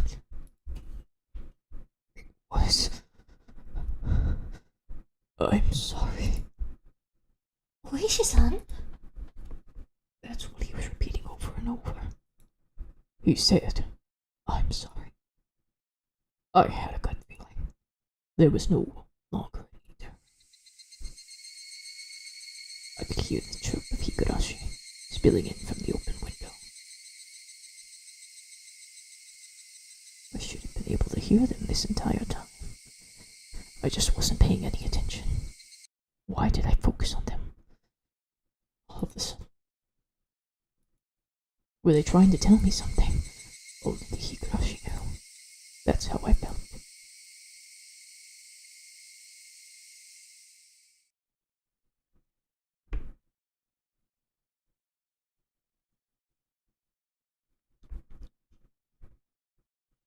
July 1983. In Hinamizawa, a remote village near Shishibone City, there was a murder involving— No! The suspect called over his two female classmates, Reina Yugu, Mian Tsunozaki, to his house and beat them to death with a metal bat. The scene of the crime was the suspect's room on the second floor of his house. The inside of the room was covered with a significant quantity of spattered blood, and there were signs of a struggle with the victims. In addition to the scene of the crime, the entryway, living room, and kitchen all had traces of a struggle. At the entryway, the shoe rack wall had evidence of being impacted by a strong blunt force. It is believed to have been the same bat as the murder weapon. Having no traces of blood, it is believed the destruction occurred before the murders. There is possibility that the suspect overpowered his victims to keep them from fleeing. Bullshit! In the living room, the rug had been pulled back, then thrown aside. It is hard to believe that this had a connection to the struggle with the victims, and thus the reason for this remains unknown. In the kitchen, the garage bag was torn apart and its contents were spread on the floor. Garbage was strewn about in the surrounding area, and handprints believed to belong to the suspect were discovered. It is believed that the suspect had for some reason taken out the garbage and struck it with his fists. The reason for this remains unknown. In addition, there was a note stuck to the fridge. The words, "Was there a needle?" were written on it. The meaning behind this remains unclear. Just in case, the garbage was searched, but the needle was not discovered.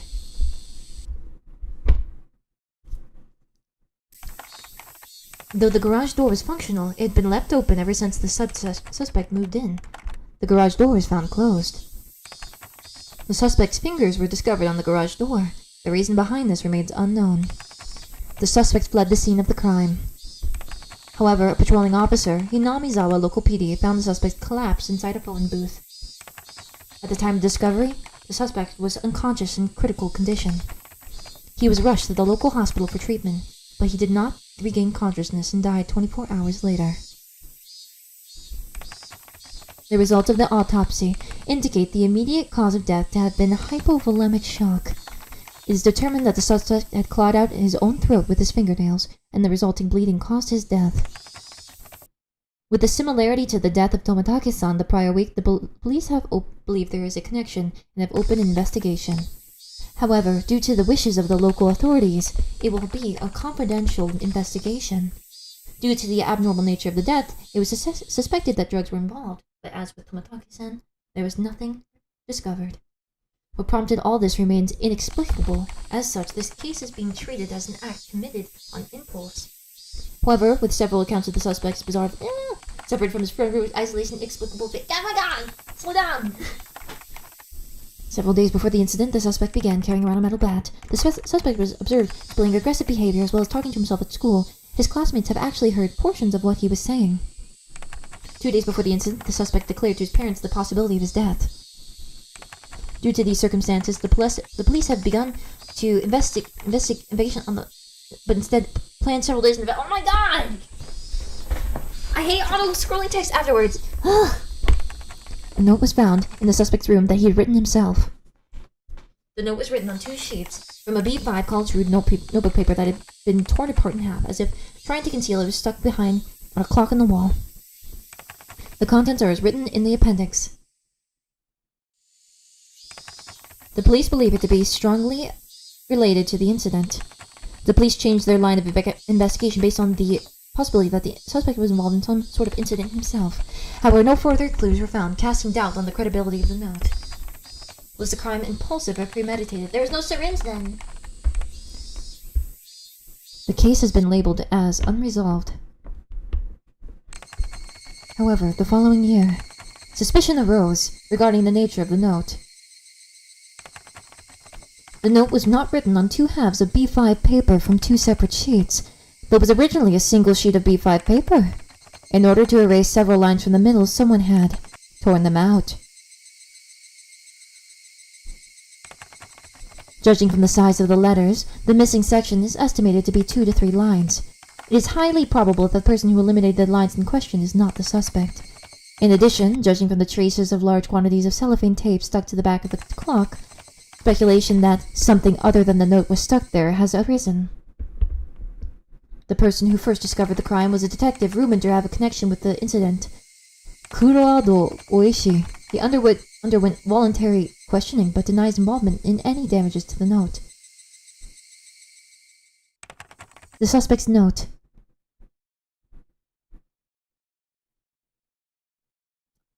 I, Keiichi Maibara, am in fear for my life. I do not know why they are after my life. The only thing I do know is that it has to do with Oyashiro-sama's curse. Reina and Mion are conspirators of the perpetrators. There are 4 or 5 adults, maybe more. They have a white van. This is all on the first sheet. Everything below this has been ripped out. This is from the second sheet. Everything above this has been ripped out. I have no idea why it's become like this. If you are reading this, then I'm probably already dead. Though the only difference may be the presence or lack of a body. You, who are reading this, please, uncover the truth. That is my only desire. Keiichi Maibara. Hello! Sorry, it was like auto-scrolling text. I couldn't stop it. Hello! Thank you for the raid. Hello, Starlings and Stananas. How was your stream? Thank you so much. We are at the end of the first chapter, like the first book of Higurashi. Big spoilers, by the way. Spoilers if you haven't seen Higurashi. Boom!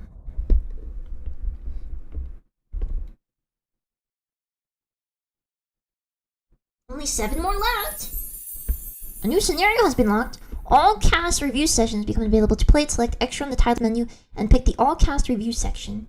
Shooing! Yippee! Vine boom. Yeah, it was a vine boom.